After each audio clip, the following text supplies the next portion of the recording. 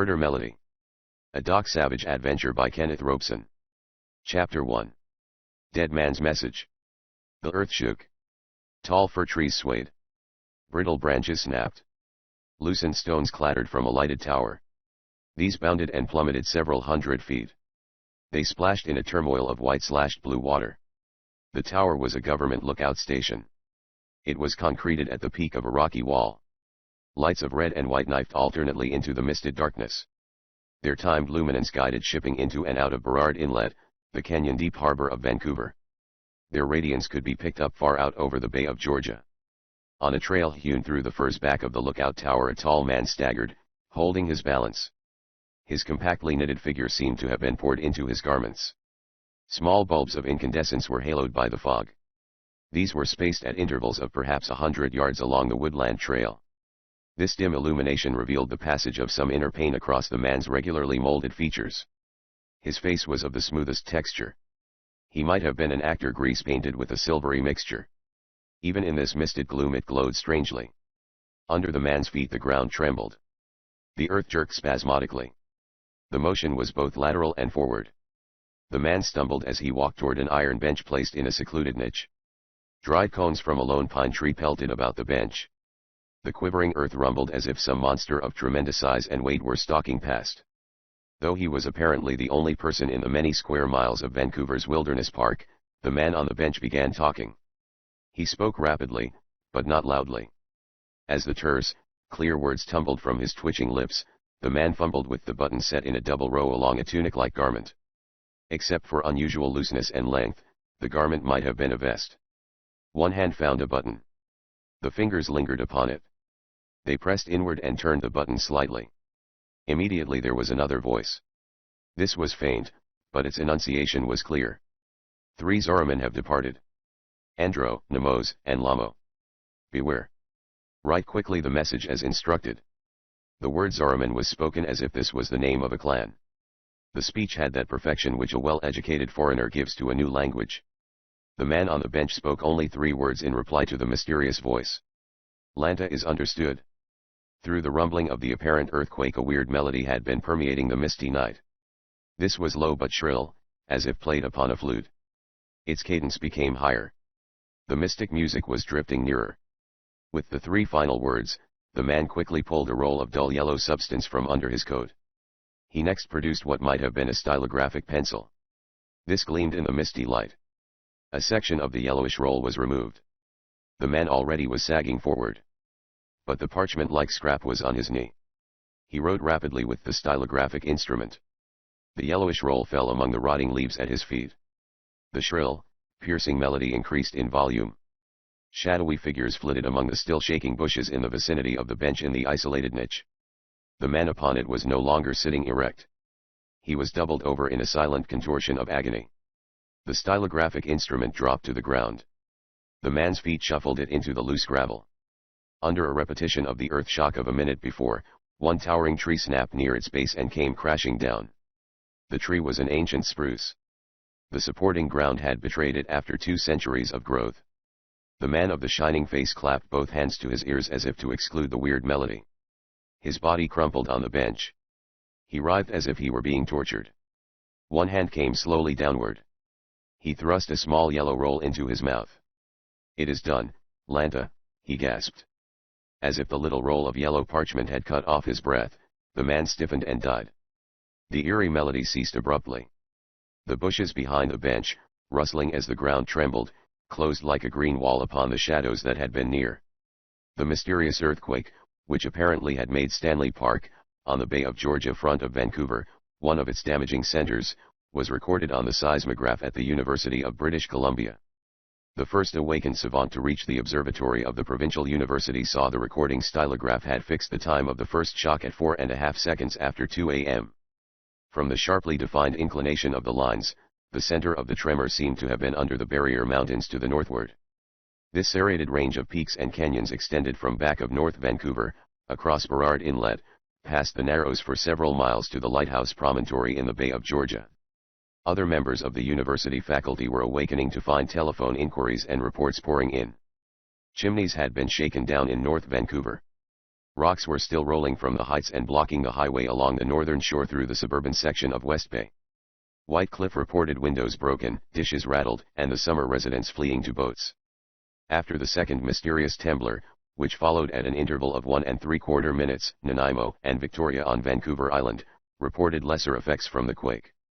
Port Angeles on the American side, and much of the Olympic Peninsula, had experienced slight tremors. Much slighter recording on the seismograph at Washington University in Seattle brought the quick deduction that the earthquake was unusually localized. "This is a strange coincidence," remarked one of the professors at the University of British Columbia. "The two American coasts have had similar tremors within 48 hours. His fellow savants recalled the newspaper accounts of only the previous day. These had been, briefly, fishing villages and towns in the vicinity of Provincetown, Massachusetts, at an early hour today, were visited by slight but distinct earthquake shocks. The seismograph at the University of Harvard recorded the center of the disturbance 77½ miles from Harvard at Provincetown. Audiences fled from motion picture theaters and apartment buildings, but none has been reported injured. A Coast Guard station reported the shock was such as might have been caused by some ship being blown up at sea. Seldom is an earthquake so accurately anticipated as to have a recording close to its point of origin. Such was the case with this mysterious double tremor in the British Columbia Mountains. A tall, bony man was standing with two others near the cement reservoir topping the main trait above the Zoological Gardens in Vancouver's Stanley Park. At the moment the trembling earth and the weird wailing melody sent the man staggering to die on the bench below the lookout station, the skeletonish figure placed a leather, box-like case on the ground. The lid of the case was opened. There was a low whirring sound from the leather-covered box. A stylographic needle moved so sharply it jumped from the recording roll. The only light was a finger as thin as a pencil playing upon the portable seismograph. "This prearranged phenomenon might well be merely some combustible manifestation," spoke the dry voice of the bony man. "We are at considerable distance from the identified geological fault from which a major trembler might be promulgated." "It don't seem possible," piped up a thin voice, all the more remarkable because the childish tone was emitted from a barrel chest set between shoulders a jungle gorilla might have envied. "You think, Johnny, that's what's doing it?" The first speaker, Johnny, or world noted as William Harper Littlejohn, eminent geologist and archaeologist, never employed words of only one or two syllables when multi-syllables would serve. The second speaker was Lieutenant Colonel Andrew Blodgett Mayfair, a quite impressive and dignified name for his quite undignified person. For his long, dangling arms, his sloping forehead and general anthropoidal contour had given him the name of Monk. Though Johnny's high flights in the English language often went far over his head, Monk was one of the world's greatest industrial chemists. The seismograph needle continued its abrupt gyrations. Johnny steadied the case by holding it in his long, thin hands. The third man, the one holding the flashlight with its steady pencil ray, swayed easily to the movement of the jumping ground. He was in darkness like the others, but the slight reflection from the pencil ray showed a face of smooth, golden bronze. His eyes, too, were of a flaky golden hue. Just now, as he watched the demonstration being given by Johnny, the bronze man's eyes were stirred by whirlwinds of motion, as if they were pools suddenly rippled. His voice seemed low when he spoke, but it was possessed of a carrying, penetrating quality that made each calm, unhurried word distinct. "Perhaps our friend will arrive with the demonstration," he stated. It was exactly 2 o'clock. As if his words had signaled it, an eerie, flute-like melody quivered through the grumble of the complaining ground. "What shall hear, Doc?" questioned Monk instantly. Johnny shifted the recording seismograph and peered intently into the gloomy tunnel of the main trail under the canopy of firs. "Is someone approaching?" "I haven't heard anything but the underground rifling of strata." Both men then shifted their gaze to Doc. The eerie melody, though it was faint, was similar in its musical running of the scale to the weird whistling emanation which always came from Doc Savage in periods of deep concentration or at the moment of some impending happening. The companions of the bronze man always took it to mean that danger, swift action might be expected in such a moment. The weird music really was coming from up the main trail. Doc snapped off the generator flashlight. For seconds he stood as motionless as a carved rock. The heaving of the ground did not disturb the bronze man's balance. His massively cored legs were immovable as pillars of granite. When Doc Savage spoke, the weird wailing in the distance continued. "The woman has spoken the truth," he said quietly. "There is danger. We shall investigate." Johnny and Monk knew the Bronze Man referred to the mysterious message which had brought the world's most amazing adventurer and his 5 companions to the British Columbia coast. This message had required much extra postage because of its weight, though it had been contained in an envelope of ordinary size. The letter had been addressed simply to Clark Savage, Jr., New York City. Such general address was sufficient. The postal authorities of the big city knew of only one such man. His regular address was the 86th floor of Manhattan's most impressive skyscraper. The message had been sent by registered mail from Seattle. It was unique in that the paper on which it was written was not paper at all. It was thinner than the average onion skin parchment, but it was very heavy. For it was, amazingly enough, of rolled gold leaf, virgin gold. The writing upon this was stylographic, couched in perfect English. The words seemed to have been etched into the gold leaf with what might have been silver ink, or some similar chemical. Doc had known instantly a woman had written it. A young woman. The letters were firmly formed. The style was gracefully flowing. The Bronze Man had read the character of the writer. He knew she was a girl of determined and extraordinary personality. The message read: Clark Savage, Jr., your safety is threatened. Watch Aleutian Islands. Come to Stanley Park, Vancouver, BC, at 2 a.m. on the 16th. Be at Old Reservoir above Zoological Gardens. Perhaps slight earth-shaking will precede my messenger. You will learn more. This message had been unsigned. The uncanny intuition of Doc Savage made him know when one of the countless communications he received was of great importance. Then he had received the letter the previous day. About that time came the inexplicable temblor in the New England coastal region. Doc and his 5 companions had arrived on Burrard Inlet in 2 of his special airplanes only this evening. One of the planes had immediately taken off for the north, at Doc's order. As always, when the Bronze Man said, "We shall investigate," he was already many yards in advance of Johnny and Monk. The 3 followed the gloomy tunnel of the main trail in the direction from which the queer melody had come. Doc's swift gliding movement always was soundless. Johnny was likewise jungle-trained to cat-like progress. Monk's feet scuffed some in the trail gravel. The hands at the ends of his long arms swung below his knees. The occasionally spaced light bulbs gave them little illumination. Doc's ultra-sensitive ears, however, were guiding him directly to the secluded bench on which a man was in the final throes of death. The Bronze Man's auditory nerves were several times as selective as those of an ordinary man. Doc surprised the others by suddenly placing his fingertips in his ears. For some reason, he was not surprised when this did not seem to lessen the impact of the music. It had a knife-like piercing quality. "Sounds like a whole hive of giant bees," stated Johnny. "And I can almost feel them stinging." "Nothin' but some daggoned mosquitoes buzzin' around," complained Monk, slapping at his small ears buried in tufts of gristly hair. "Keep your ears plugged," advised Doc. "This is strange to me." Johnny and Monk hastily followed their leader's example. Anything which might be strange to the Bronze Man must be strange indeed. Even with his ears thus stopped by his fingers, Doc heard the final, faint scuffling of a man's feet in the dead leaves and gravel just off the main trail. The earth shook again. The weird music ceased as suddenly as it had begun. The rumbling crash of the dead tree obliterated all other sound. Doc had led the way around the trunk of a massive fir tree. Here the yellowish, misty glow of the string of trail lights played into a niche where sat a bench. The bench was of carved iron. It was painted green. "Some guy sleepin' on it," whispered Monk. "Gosh. You'd think all them trees jumpin' and crackin' would awake him up." Doc had glided to the bench. His flashlight was held down close, its presence nearly obscured by his cord bronze hands. "This one will never awaken," he said quietly. He was lifting the man's head. "Looks like he has been strangled," said Johnny. "Say, he's wearing some kind of makeup." Doc said nothing. He lifted the dead man's head gently.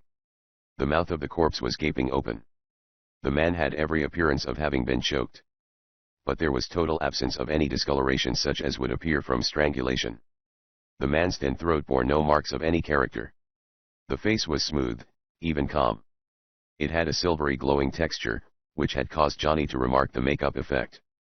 The skin seemed poreless, as if encased in a layer of tinfoil, only of a much finer color.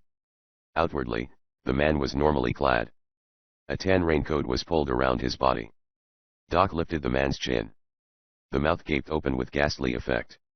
The raincoat fell open. "Look it!" exclaimed Monk. "He's the fellow was playin' that crazy tune, Doc." They could see the dead man apparently carried no weapon. Under his coat was a curious, tightly woven shirt of some silken substance. It came down like a tunic. Glass buttons of an obsidian character ornamented the front of the garment, but they were irregularly spaced. They were not employed to fasten the garment. Monk pushed forward. A slender metal tube was sticking under what seemed to be the loose belt of the tunic. Doc said nothing as Monk removed the instrument. The bronze man's fingers had moved so rapidly the eyes of his companions had not followed them. He had removed a small roll of papery gold from the throat of the corpse. Johnny took the slender tube from Monk. He fiddled it over his long, thin fingers. He tested it experimentally with the thumbnail. The weight of it was obtained by delicately balancing it over his fingertips. "This is an example of remarkable metallurgical craftsmanship," concluded Johnny. "This has 1/5 the specific gravity of aluminum with a carboniferous molecular density. I have never before encountered such an alloy." "Huh!" piped up Monk's childish treble. "It ain't nothin' but one of them flutes what the fella plays march in that picture of Washington crossin' the Delaware in the Revolutionary War." Monk's knowledge of chemistry was vast, but history was mostly an unexplored region to him. "That dead man's the fellow was playin' it, I'll betcha," Monk added. "I used to know how to blow a horn. Lemme show ya." One of his hairy paws extracted the flute-like instrument from Johnny's hands. Monk placed it to his lips. Doc hardly seemed to move. But the flute did not reach Monk's mouth for him to demonstrate how he had once blown a horn. "It was death music," stated Doc. But this man was not playing it. Chapter 2. The Flying Corpse. Johnny and Monk stared at Doc Savage. The bronze man was testing the metal of the slender instrument taken from the dead man's belt. He had seen the metal was of a hitherto unknown alloy before Johnny had announced his long-worded conclusion. "It is not only of a strange alloy," Doc stated, "but the texture of the grain indicates it contains at least two elements never before employed in a metallic combination. The tunic this man is wearing also is of woven metal of the fineness of sheerest silk." "Well, I'll be daggoned," squealed Monk. "Some kind of a new bulletproof vest." "Perhaps that is it," assented Doc, but he did not tell quite all his perceptive hands had revealed. Under the silken, metallic tunic he had touched a dozen or more compact devices. These were so made as to fit the contour of the dead man's ribs. Not the slightest bulge appeared. But one of these devices Doc had instantly identified as a new form of radio communication diaphragm. The other devices would have to await closer examination. They were constructed mostly in the forms of coils wound like springs of watches. "But how did you know it was not this man playing that thing?" questioned Johnny. "It seems as if it might have made that sort of weird music." Johnny's scholarly interest had been aroused. He had placed a monocle in his eye and was bending close to examine the texture of the dead man's tunic. Johnny's monocle was in reality a powerful magnifying glass. Doc replied to Johnny's question. "This man was seeking us. He died too quickly to have been playing this instrument. He could not have replaced it in his belt. The metal shows no trace of moist lips having touched it. The surface still retains a recent polish." Johnny arose from examining the metallic tunic. "This is also a new alloy, but it is different," he said. "But both have a strange, almost unbelievable, carboniferous texture. Look, Doc, here is blood on the man's neck. It must have come from his ears." "So I had observed," Doc smiled. "You may have noticed something peculiar about these glassy buttons." He cast the ray of his flashlight upon the tunic close to the dead man's belt. One bronze hand touched one of the buttons experimentally. Johnny was standing beside the bronze man. Monk was peering between them. Doc's metal flashlight was apparently snatched from his hand. He had been holding it loosely. Monk emitted a squawking grunt. He had been carrying one of Doc's super-machine automatic pistols loosely in his side pocket, hoping for trouble. The pistol flew through the air. Monk's frantic grab for the weapon missed it altogether. Johnny's monocle with its metal rim suddenly started dancing at the end of its cord. Only this prevented him from losing the glass. "Holy calamities!" howled Monk. "The corpse has grabbed my gun. I'll..." The pistol and Doc's flashlight plunked against the belted section of the dead man's tunic. They remained suspended there. Monk caught the pistol with one hand. His effort only pulled the corpse toward him, almost upsetting it onto the gravel. Doc again touched the button which had caused the seeming magic. He caught his flashlight as it fell. Monk's pistol came free so suddenly the big chemist tottered backward on his heels. His lower jaw dropped loosely. He looked more than ever like some ancestral ape man. Johnny's monocle ceased to snap on its cord. "I've never before heard of a magnet like that, without tremendous electrical force back of it," said Johnny.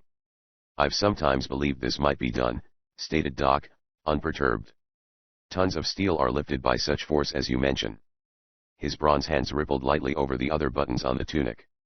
He turned one slightly. Monk was standing beside the corpse. He had pushed one hairy hand against the dead man's shoulder. As Doc turned the second button, Monk sprang back, staring at his hand. He had hardly more than flicked his thumb. The body had left the bench. But it had not fallen to the ground. Instead, the corpse seemed suddenly to become weightless. It was as light as a child's toy balloon. The dead man was floating clear of the ground, the head bobbing with ghastly nods on the rag-like neck. Doc was still close enough to reverse the turn on the button he had touched. The dead man instantly plumped back onto the bench. "I've thought someday there might be something would overcome all specific gravity," Johnny was saying. A blinding light shot from among the trees. Johnny stopped speaking as the wide ray enveloped them, throwing their figures into relief against the shadowy background of the bushes. 3 men stepped quickly into view. One man, a little ahead of the others, was operating a flashlight which seemed to play from the front of his body rather than his hand.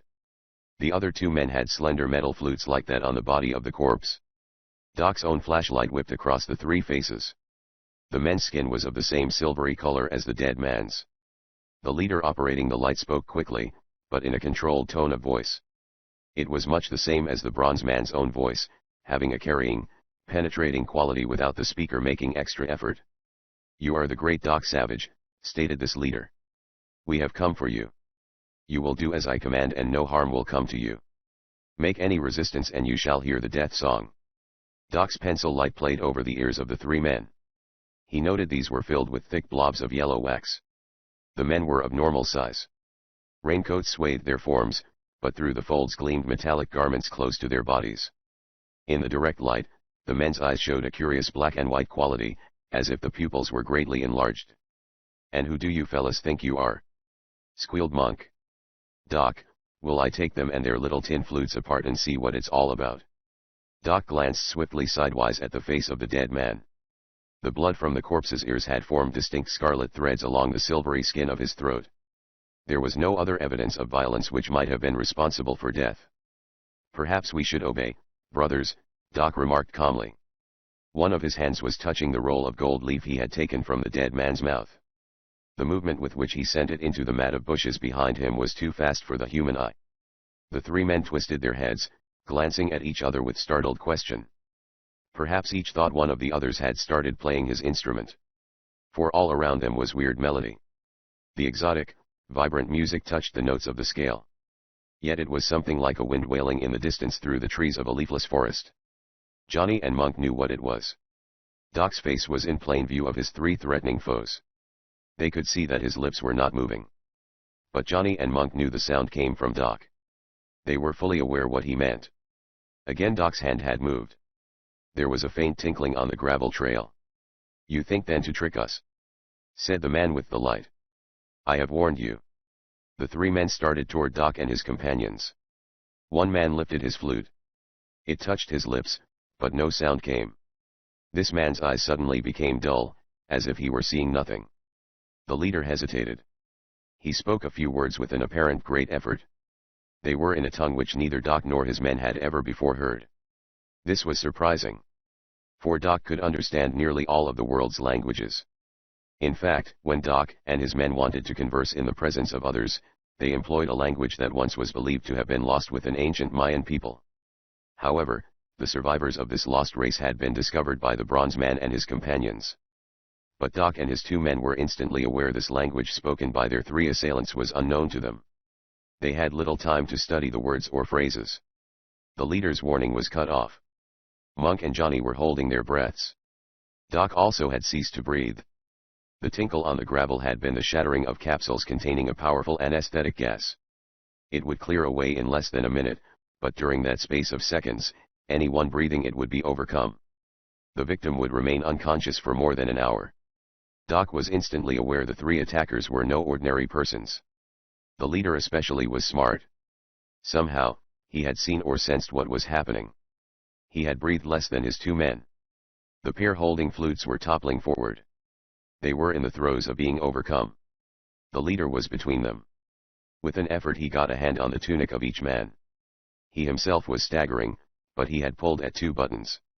Then his hands fell away and he fumbled at a button attached to his own belt. The men had given themselves a final push with their toes as they were falling.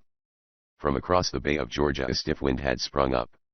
It had seemed to come as an aftermath of the mysterious shakings of the earth. Now it was whining through the needles of the spruce and firs in the park. It lifted the three men into the air. Johnny sprang ahead, closely followed by Monk. Monk had drawn his mercy pistol. "Lemme at him," he squealed. "I don't know what it is, but they can't pull any fast one like that." Doc's fingers clamped firmly on Monk's wrist. "You cannot bring them back with bullets," said the bronze man. "It is just as well. Soon we shall follow them." Monk stared at Doc. "Daggone it. Follow them." The ape-like chemist saw no possibility of doing as the bronze man had so calmly suggested. His open mouth indicated he had no such inclination, even if it had been possible. There was no doubt but that their three late attackers were unconscious now. Doc's pencil light followed their floating bodies. One man was blocked for a few seconds by the gaunt limb of a fir, but the wind caught him and his figure floated away. All three disappeared, dancing and bobbing with the vagaries of the wind. The stiff breeze was carrying them in the night out over the Narrows. This dangerous bottleneck of water connected the harbor of Vancouver and nearly 100 miles of deep tidal waters in the mountains with the outside Bay of Georgia. Except at full flood or lowest ebb, the rush of the sea through the Narrows made it one of the most perilous spots on the coast for shipping of all classes. Doc judged if anything happened to restore the three bodies to the force of gravity, the men were in an extremely ticklish position. Monk was still muttering. "I didn't see it, for it couldn't happen," were his words. Johnny turned his monocle reflectively between his long fingers. His long, scholarly countenance indicated he was seeking the proper words in which to couch his opinion. He never used a short word where a longer one would serve. He said solemnly, "We have witnessed a manifestation of practical ethereality, or the dissociation of gravitational impulse from the humanized inert mass." "That ain't so," howled Monk, who, with Doc's direction, had composed the gas of which the stupefying capsules were made. "There ain't any ether in that anesthetic because I helped make it myself." Doc had returned to the side of the corpse. All three were unconscious before they departed, or immediately thereafter, he reflected aloud. He retrieved the roll of gold leaf from the bushes. Johnny and Monk stared at it. They had not even seen Doc take it from the dead man's mouth. When it was unrolled, the gold leaf bore the same silvery writing as the message that had summoned Doc Savage to the coast. "Be on Canadian Pacific dock at foot of Georgia Street in Vancouver at 5 a.m. today. I but follow Lanta's instructions in event I am pursued. Lanta has matter of vital importance to confide. Tell Lanta I hear the music of death. Watch Aleutians." The message bore a signature. It was in beautiful, perfect English script of the old style. The name was Turlos. "So he knew he was being murdered and he carried out the order he had been given," said the bronze man. He studied the gold leaf more closely. "Perhaps this is a trap," he said. "It may have been intended the messenger should die in this manner. Johnny, the perfection of styloscript is amazing. We are opposed by individuals of exceedingly advanced development. Perhaps it is best we should know much more before the police authorities discover too much." Doc was, drawing a metal cylinder from under his coat. This was apparently of soft tin, about a foot in length. A short fuse was attached. The bronze man cut it even shorter. He touched a match to the fuse and dropped the cylinder near the feet of the dead man on the bench. In a few seconds the wilderness spot was briefly illuminated by a weird blue flame. The cylinder had burst with a mushy sound. As the flame died, a thick grayish vapor enveloped the corpse. The brisk southwest wind was dispelling this artificial mist.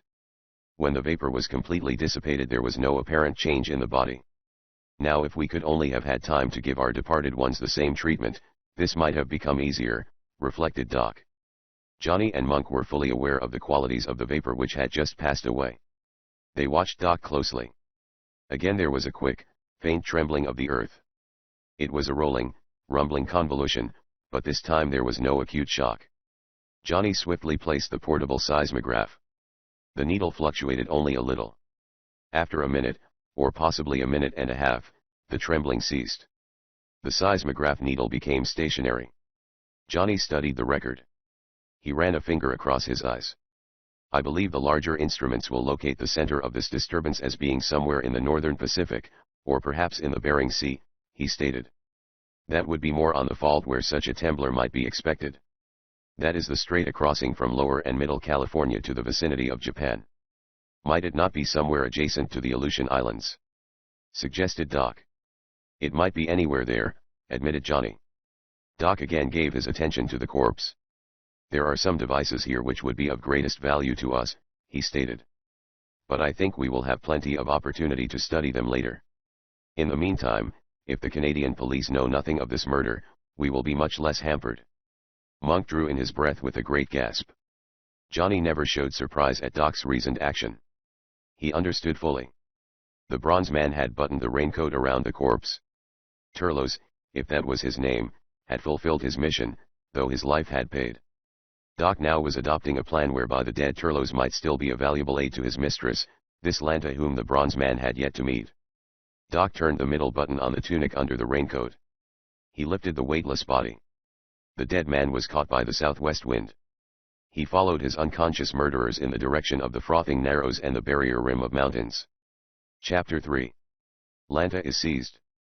From behind a small flat island the twin motors of an amphibian plane burst into the dawn. However, the word dawn in this case was a clear misnomer. Dawn might have been arriving to the eastward, northward, or southward. But in the bowl of Burrard Inlet under the barrier of the Ragged Mountains to the north of Vancouver Harbor, there was no change from the blackness of the night. As a matter of fact, with the approach of daylight time, the murk over the harbor thickened. It had settled into a combination of thick ocean mist and thicker bituminous coal smoke. London boasts some of its famous fogs are dense enough to be cut with a knife. Vancouver is the one city on the North American continent where a similar condition often prevails. At times, the mingling of mist and smoke is so opaque and dirty, it has been termed by the inhabitants a smog. This smog obliterates every object at the distance of a few feet. So it was on the early morning following the mysterious earthquakes. The curtain blanketed all of the inner harbor. It spread its greasy denseness through the Narrows and far out over the Bay of Georgia. Whistles of ferries hooted their warnings. Moving ocean vessels boomed with menace. Bells clanged in many tones aboard anchored ships. At the regular municipal airport, the early morning passenger planes were cancelled. The hardiest pilots had no desire to tempt fate by trying to feel their way out over the encircling mountains. Doc Savage was not held by any such timidity. He was making ready to lift his streamlined amphibian from the hidden bay behind the island where he had landed the previous evening. This choice of anchorage had kept him free from the annoying queries of newspapermen. He was free for a few hours from registering with the provincial authorities and detailing the purpose of his visit. Doc could not yet have explained his purpose.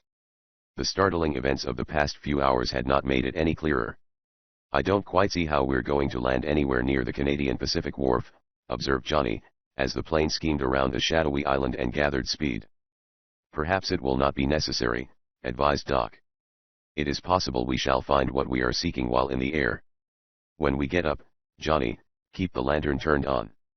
You think then we may find the body up there, Doc? If I have judged the air currents correctly, this southwest wind creates a whirl and a dead spot this side of the mountains, said Doc. We probably will find it comparatively calm at only about 1,000 feet. A few minutes later, the bronze man's judgment was justified. Banking over the bay, flying solely by special radio-amplified sound finder, the streamlined amphibian had ceased pitching. Doc held the plane at this height. The sound finder gave back the echo of their own vibrating motors from the mountains surrounding them. From the city airport came occasional reports.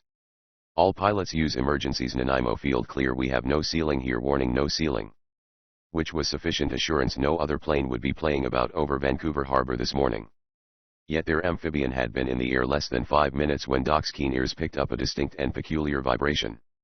This was not the definite sound of an airplane's motor. Rather there came an intermittent interference with their radio directional finder. This cut into the sound amplifier until even Doc became unsure of his distances from the mountains. At the same time the compasses and altimeter were visibly affected. Compass needles took on a peculiar tendency to wander off at impossible tangents. Had Doc Savage been any less than the amazing flyer he was, the amphibian might have plunged into the high promontory above the Narrows or into the sheer mountains across Burrard Inlet. The gyro compass was off by many points. Faults in the instruments extended to the motors. Each of the roaring twins took turns in coughing protest. Doc's quick sense for the unusual traced the trouble instantly. The gas lines were clear. The failure was in the ignition system. Several times, the amphibian swooped down. It dived dangerously close to the surface of the harbor. Here the smog was the densest. The bronze man moved a lever. This operated two special walls. These were slat much the same as the heating shutters on an automobile engine. With the walls closed, the motors settled down to a steady rhythm. These walls completely insulated the engines. The cabin was as nearly soundproof as any plane could be made. Doc's usual quiet voice carried distinctly. "We are combating something like Hertzian waves," he said to Johnny, who was sitting beside him. "We may be accidentally in the path of some powerful magnetic ray, but I am inclined to believe the interference is intentional." "Then this message about the Canadian Pacific Wharf must be a trap," commented Johnny. "You've never seen this woman who seems to be called Lanta. Perhaps she is only the tool of some powerful organization that has set out to get you, document." Doc slowly shook his head, saying nothing audibly. His knowledge of character as evinced in writing had never failed. He was convinced the writer of the golden message calling him to the Pacific coast had been sincere. The Melody murder in Stanley Park indicated opposing forces. The dead messenger who had been loyal to the last gasp represented one of these forces. It was clear he had been loyal to Lanta. Johnny was grasping a contrivance which resembled an old-time magic lantern. This had a round projector with a switch on the side. It was this device Doc had referred to as the lantern. Johnny moved the switch and played it from side to side. He could have held it immovable and covered much territory with the swinging of the amphibian plane. His effort might have appeared to be useless. No light proceeded from the lantern lens. Yet there was one of the most powerful rays known to science sweeping the smoggy space all about the plane. This was an ultraviolet light. Because of its invisibility it was known as black light. Doc held the plane in rising and descending spirals in what he knew to be the area of slowly whirling dead air under the mountains. For a time nothing appeared. Then the three men saw what they had been seeking. "Gosh!" gasped Monk in an odd voice which indicated the furry hair with which his body was covered must be rising on end. "Look it! There's the dead man." "I had hoped we would be able to trace it," stated Doc. Monk could well be excused for his feeling of awe. The black light lantern had revealed what appeared to be a flying green ghost. Only the apparition had no movement of its own. Rather the inert form of the corpse floated slowly past the plane, with its arms and legs projecting with grotesque stiffness. Rigor mortis had set in. Every feature and contour of the dead man glowed with vivid green. This was the effect of the ultraviolet ray from Johnny's lantern. The black light had the quality of thus creating fluorescent reaction on certain chemicals. These chemical combinations were to be found in common Vaseline or aspirin. It was used by Doc Savage in two chief forms. One of these was a chalk with which his men could write invisibly. Only the black light would bring out such writing. The other form was the grayish vapor with which he had bathed the corpse on the bench in Stanley Park. These chemical particles now adhered to the floating dead man. Johnny's lantern revealed this, even in the smog, while the body was close. "Well, I'll be super amalgamated!" exclaimed Johnny. "Now that we see it, what can we do about it, Doc?" The bronze man smiled a little. "It being obvious we have no means of picking it out of the air, we'll continue to watch it as far as possible," he advised. "I judge there are those who will be interested in removing the corpse. It would create much speculation and inquiry if it happened to be still floating around when this murk clears up." Though Doc had a wizard's hands on the controls, keeping the corpse within the black light was difficult. They lost view of it several times. The fourth time it floated slowly past the circling plane, the southwest wind stiffened over the harbor. Immediately the smog began lifting. The rising sun displayed its warming rays. These produced some surface vision across Burrard Inlet. The calm water of the harbor smoked with dissipating mist. Hooting ferries and booming ocean vessels could be seen. All boats were moving at slow speed. Squat, awkward ferries with double-end propellers were crossing between North Vancouver, a popular residence suburb, and the business city of Vancouver. "Something's wrong down there besides the fog," announced Johnny. "Those ferries are apparently having trouble with their steering apparatus." "Yeah, chimed in Monk. Looks like a couple of them got stuck in the mud. The depth of Burrard Inlet varies from 100 to 300 feet, said Doc. It has an all-rock bottom. They are having engine trouble. The whistles of the ferries hooted wildly. They seemed like human voices in a panic. Doc and his men could see clearly down along a strip covering the dangerous Narrows. The southwest wind blowing against a swiftly ebbing tide was piling up high white waves in the bottleneck. A small ferry propelled by gasoline motors was floundering in the rough water of the Narrows. Its motors had stopped. As Doc and his men glimpsed it, the small craft was caught in the suck of the vicious tide rip. Bobbing like a cork, it danced out toward the Bay of Georgia. Far out in English Bay, beyond the other watery expanse, the hoarse, booming whistles of laboring freighters were sounding. Doc lifted the amphibian again into the higher smog. The space all around was filled with trembling vibration. It might have been another plane, but none appeared. Doc reached over and clicked a switch. This switch was on what seemed to be an elongated black box with a window of dark glass. Blurred figures appeared instantly in this darkened square. The bronze man increased the power of the light. This device was Doc's special television receiver. It was capable of picking up the scene where any televisor, or vision broadcaster, might be in operation. The man of bronze had made a quick deduction. If the strange force now opposing him was so far advanced as to have conquered magnetic and gravitational elements, then television must also be present. His theory was instantly confirmed. It was an amazing scene which leaped into the television receiver. This receiver was operated on a cathode ray tube which reproduced a surface similar to the retina of the human eye. The scene, which for seconds held Johnny and Monk speechless, was accompanied by a liquid voice. In the center of the glass appeared the slim figure of a girl. She was of average size, but the perfection of her form and the fitting of her clinging garments gave her the appearance of a miniature woman. The face was delicately patrician. Her nose was small and straight. Even in the television, the skin had an alabaster texture. Widely spaced eyes seemed to be appealing to the men in Doc's plane. Howling calamities! Shrilled Monk. It's a girl and she can see us. Certainly it was indicated the girl was either staring at them, or some freakish force of television made it appear that way. The girl's eyes were large. The pupils were round and black. At the instant she appeared, the girl's lips moved in speech. Clark Savage, look out for the Zoroman. I have been betrayed by spies among my own crew. You are in danger from Zorro. He wants to take you alive. Suddenly the girl's face filled the whole space of the television window. It was as if she were floating directly into their plane. Monk made a choking noise in his throat. Then the girl's voice cried. They are coming. I am Lanta of the... The television glass blurred in a tangle of figures. The hard, shining faces of men replaced that of the girl. Hoarse voices were scrambled in the radio receiver. Doc's window went black. Gosh! Squealed Monk. He's back again. Look it. Johnny's lantern, forgotten during the interval of the girl's dramatic appearance before them, had picked up the floating corpse. Visibility was better now in the higher smog. The dead man was not floating so steadily. He was slowly falling toward the harbor. All space around the amphibian became filled with a throbbing pulsation.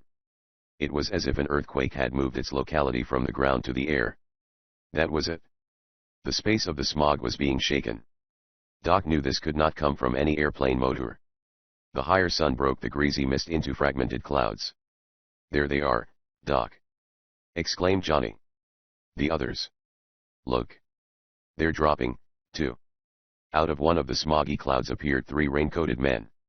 Their bodies were rigidly upright, as if they were walking through some gummy element instead of being supported by only the insubstantial air. But they were swiftly descending toward the surface of the harbor above the rushing wave-tossed water of the Narrows. The corpse of the murdered Turlos, if that was his name, was not far from the other suspended figures. The body still glowed a ghastly green under Johnny's swinging black light. What effect these apparently supernatural men were having on persons who might be observing them from the boats below could only be conjectured. But at this moment, the passengers of the ferries had their own worries. 2 of the North Vancouver boats drifted into each other. There was a grinding collision. Doc was scanning every inch of the smoggy clouds as he kept the streamlined amphibian on half throttle and seemed to be lazily circling around the harbor. But though the pulsation continued with an increasing beat, nothing visible rewarded his keen vision. All 4 floating figures were being drawn to the surface of the Narrows. The force doing this was invisible. The vibrations affecting the plane abruptly ceased.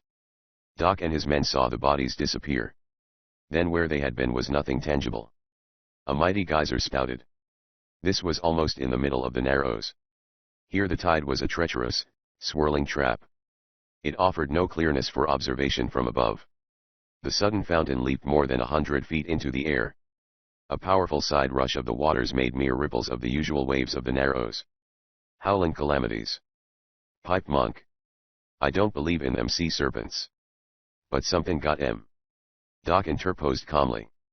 He was holding the amphibian in a tight spiral over the turmoil of the sea below.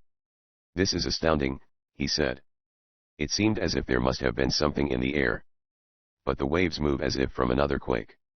The blue water continued to be disturbed. It was like some giant hand might have slapped the surface repeatedly. Doc was watching the jutting rocks of the high cliff. These did not appear to be shaken. The waves continued their wild lashing. Doc was forced to bank the plane sharply and take on altitude. As he returned, the corpse and the 3 live men who had been in the air close to the Narrows had disappeared. Johnny looked at the slash of still dancing currents ripping under the promontory point of Stanley Park. I believe we have just looked upon what is commonly known as retributive justice, he remarked solemnly. The killers wouldn't have a chance in that whirlpool. Perhaps, Doc stated, but I would say retribution has been somewhat delayed. Watch those fishing boats. Doc was bringing the nose of the amphibian down. He pointed for a quiet space of water near an old abandoned lumber mill. This was safely out of the tidal channel, but close to the Narrows on the harbor side. Johnny and Monk followed Doc's direction. Directly opposite Stanley Park Point on the Narrows was the broad sand and gravel bar marking the mouth of a creek. This stream was known as Capilano Creek, emerging from a deep mountain canyon of the same name. Though in the dry summer season there was little water in this creek, it was one of the favorite spawning streams for spring salmon. The big fish came in from the ocean in schools of thousands. Until the rains came to flood the creek in Capilano Canyon, the salmon played in English Bay and the Narrows. Instinct brought them to their birthplace. They waited for the rains. At the side of the Narrows next to the Canyon Creek Bar, many fishermen had anchored their small boats just beyond the dangerous channel. They caught the salmon by trailing flash spoons down the current. Johnny and Monk saw a score of these small boats being tossed aside. They seemed to be lifted by a giant hand. Fishermen spilled into the shallow water. Johnny was trying to fix the origin of the disaster. The first great waves had subsided. Then he noted this was a new disturbance. As the fishermen floundered toward the shore, a new earthquake started. Rocks were bounding from the side walls of the canyon. The bar extending into the Narrows heaved and cracked. Doc's plane was slapped by a succession of choppy waves that threatened to capsize it. Only its clever streamlining prevented the amphibian from overturning. On the highway paralleling the shore, an automobile hurtled into the air and turned over 3 times. The new quake was splitting the road concrete into uprearing slabs. Chapter 4. The Great Diamond. Doc Savage ran the amphibian pontoon on a shelving beach. The ground still quivered as he led Johnny and Monk toward the highway. Huge boulders bounded and boomed in Capilano Canyon. A woman screamed. She was crawling from the wrecked automobile. A man with a limp, dangling arm was trying to pull her from one of the crushed doors. The bronze man was quickly beside the man with the broken arm, giving him assistance. This help was invaluable. Doc's bronzed and corded hands simply grasped the metal sides of the shattered doorway. His muscles flexed without apparent strain. The door of the smashed car was torn loose. Doc lifted the woman to her feet. He saw there was another man in the automobile. The bronze man knew it was useless to bring him out until an ambulance could arrive. Above the echoing fall of rocks boomed an explosion. It was repeated with sharp concussion. Doc whirled, and led his men swiftly toward the shore of the Narrows. He made for the place where the fishermen's boats had been whipped from their moorings. In the Narrows a long blue vessel was tossing about. The British ensign, the Union Jack, flowed from its flagstaff. A bright brass 1-pounder was mounted on its foredeck. The slim snouted cannon spouted and boomed again. The shot skipped into the middle of the Narrows. Canadian Coast Guard, announced Doc. The shots are by way of informing us explanations of our plane are in order. They did not have long to wait. Officers of the Coast Guard boat had seen the landing of the amphibian plane. They had seen the bodies of men floating in the air. Then the bodies had mysteriously disappeared. A small boat was dancing toward shore. Upright in the bow was a man of short stature. Insignia on his arm and cap marked him as an officer. When he stepped out he was belligerent, and possessed a Cockney accent. "Hisy, you chaps." He hailed Doc and the others. "What bloomin' blizes you Yankees think you're doin'? Fill in the air with floatin' blighters and chicken up everything around. I am arrestin' you blokes in the name of the king." Though he was impressed with his own importance and more than a little shaken and puzzled by the recent happenings, the Cockney officer had one long look at Doc Savage. Apparently he was impressed in another way. The bronze man's flaky gold eyes were fixed upon the Cockney's pale blue orbs. "I am meanin' as 'ow you've got some explainin' to do," the bantam officer sputtered in a greatly modulated tone. Even if you are Doc Savage some NS gotta take the blame for." "I am Doc Savage," stated the bronze man calmly. "I assure you we shall be able to explain to the proper authorities. We know as little as you of the phenomenon you have just witnessed. Perhaps you saw more than we have." "Doc Savage repeated the Cockney officer. "I can see that's OOUHR. And I'm only a-doin' my duty, sir. If as 'ow you'll be reportin' what you've seen, I'll take it as a greedy favor." "I shall report to the nearest police inspector shortly," said Doc. "If you saw nothing, we can add little to your account." "I thought as 'ow I seen dead men tumblin' from the plane, sir," replied the Cockney. "They seem fallin' unnatural out of the evens. If they was livin' humans they'd ave no chance among them whirlpools in the Narrows. Your plane was the only one as was up, sir." Doc made no comment on this doubtless vaguely taken observation of the much subdued Coast Guard officer, except to thank him for his courtesy. "Yes Irie," proffered one of the several dripping salmon fishermen. "The whole middle of them danged Narrows reared right up. Then the bottom poked clear to the top of the water between my boat and another one. Why can see where there was a whole chunk tore out of the bar. It was the bottom moved clear out into the bay." "And you saw some men in the air?" suggested Doc. The wet fisherman grinned sheepishly. "I wasn't wantin' to admit that right off, mister," he explained. "The fish wasn't hittin' so good and it was cold, so I had almost reached the bottom of a crock of scotch. I'm doggoned glad somebody else mentioned them. 'Cause I'd have sworn I saw some dead men floatin' around in the air. And then they went right down into that boil, after the quake or whatever it was."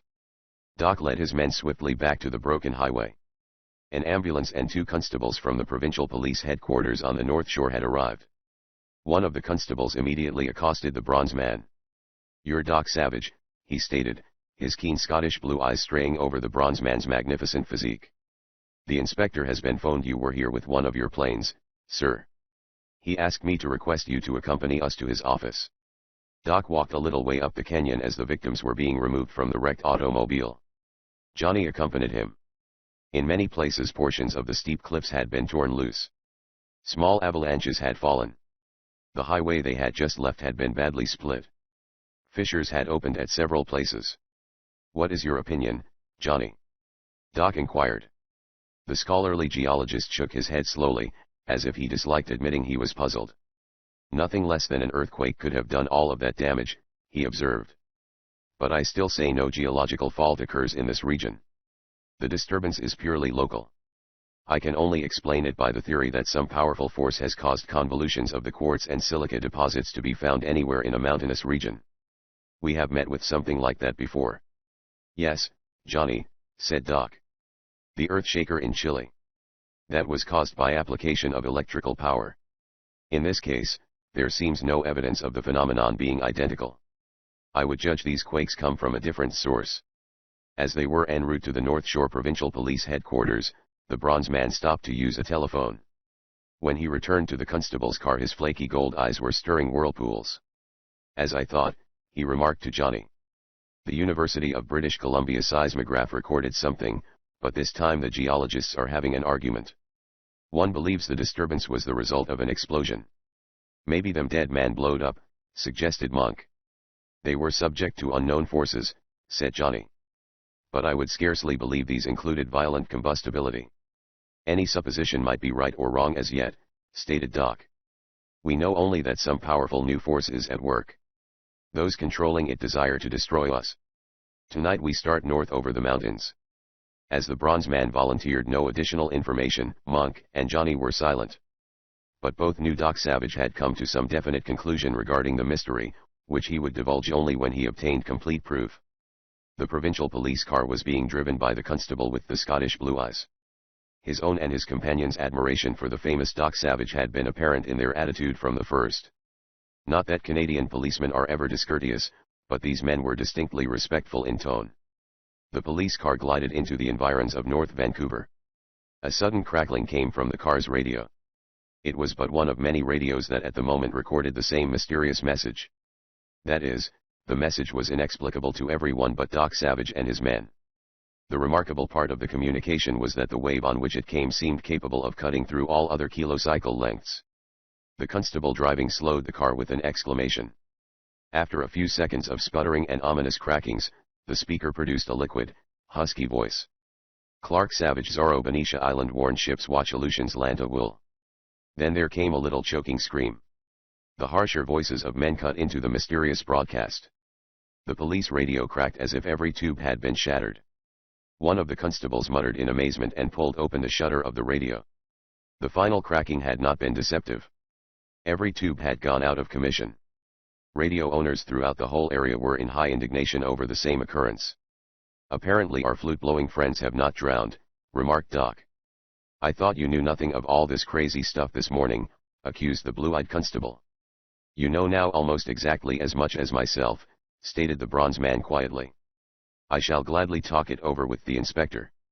Talking it over with the provincial police inspector proved to be far more complicated than it had appeared. This official proved to be one of those Scotchmen with one-way ideas. Moreover, as Doc and his men entered the sparsely furnished office, the inspector was burring his R's and profanely walking around a table. Nevertheless, he calmed down to extend his hand and say in his broad accent he was very pleased to meet Doc Savage in person. He also mentioned having heard of several of the bronze adventurers' exploits. This over, he switched abruptly to an object occupying the middle of the long table. "And no, Mr. R. Savage, dinna ye ken this?" he burred. This was obviously a container composed of a glassy surfaced metal. Doc and Johnny instantly identified the substance as similar to the strange alloy in the flutes of the silvery-faced men they had encountered in Stanley Park. "I know nothing of it," replied Doc quietly. "I see my name inscribed across the end, that is all. It appears to have been cut or etched into the metal. How did it come here?" "Yed be a skin," barked the inspector shrewdly. "And yeri sir rre ye would na ha seen it afore Reno." Doc smiled slightly, but said nothing. He ran one powerful bronze hand along the container's surface. The vessel had the general shape of a miniature coffin or casket. A lid slid back in smooth grooves. Doc was looking at the contents of the casket, but he gave no sign as to that. Instead he said, "It is of solid metal, but I gather that it was picked up floating somewhere in the harbor." "Yeah, admit thought Noah," barked the inspector. "We are rethinking ye would ken the same." "Merely supposition," smiled the bronze man. "The metal shows it has been in water. It was one of your reasons for sending for me. And it is a metal that is so light it floats with probably less specific gravity than cork." The Scotch inspector nodded emphatically. His tight lips indicated he believed Doc had convicted himself of knowing all about the strange casket. But his manner showed clearly he had no conception whatever of what the casket contained. Across the top of the container were etched only 3 words. "To Clark Savage." The etching was in the same beautiful, flowing old-style English script of the message written on gold leaf. The inspector was talking rapidly. His R's burred with the rapidity of a vocal machine gun mechanism. His theme was his disbelief in reports of men floating over the harbor and causing an earthquake. Doc listened patiently as the inspector reached the accusation that he believed the bronze man to have been playing some kind of a trick with balloons shaped like humans. When the bronze man finally spoke, he ignored the excited words. "Inspector, would you grant me a favor, one that will perhaps redound somewhat to your credit when some of this mystery has been cleared up?" he suggested. The Scotchman cooled speedily. Something that might come his way was a horse of a more profitable color.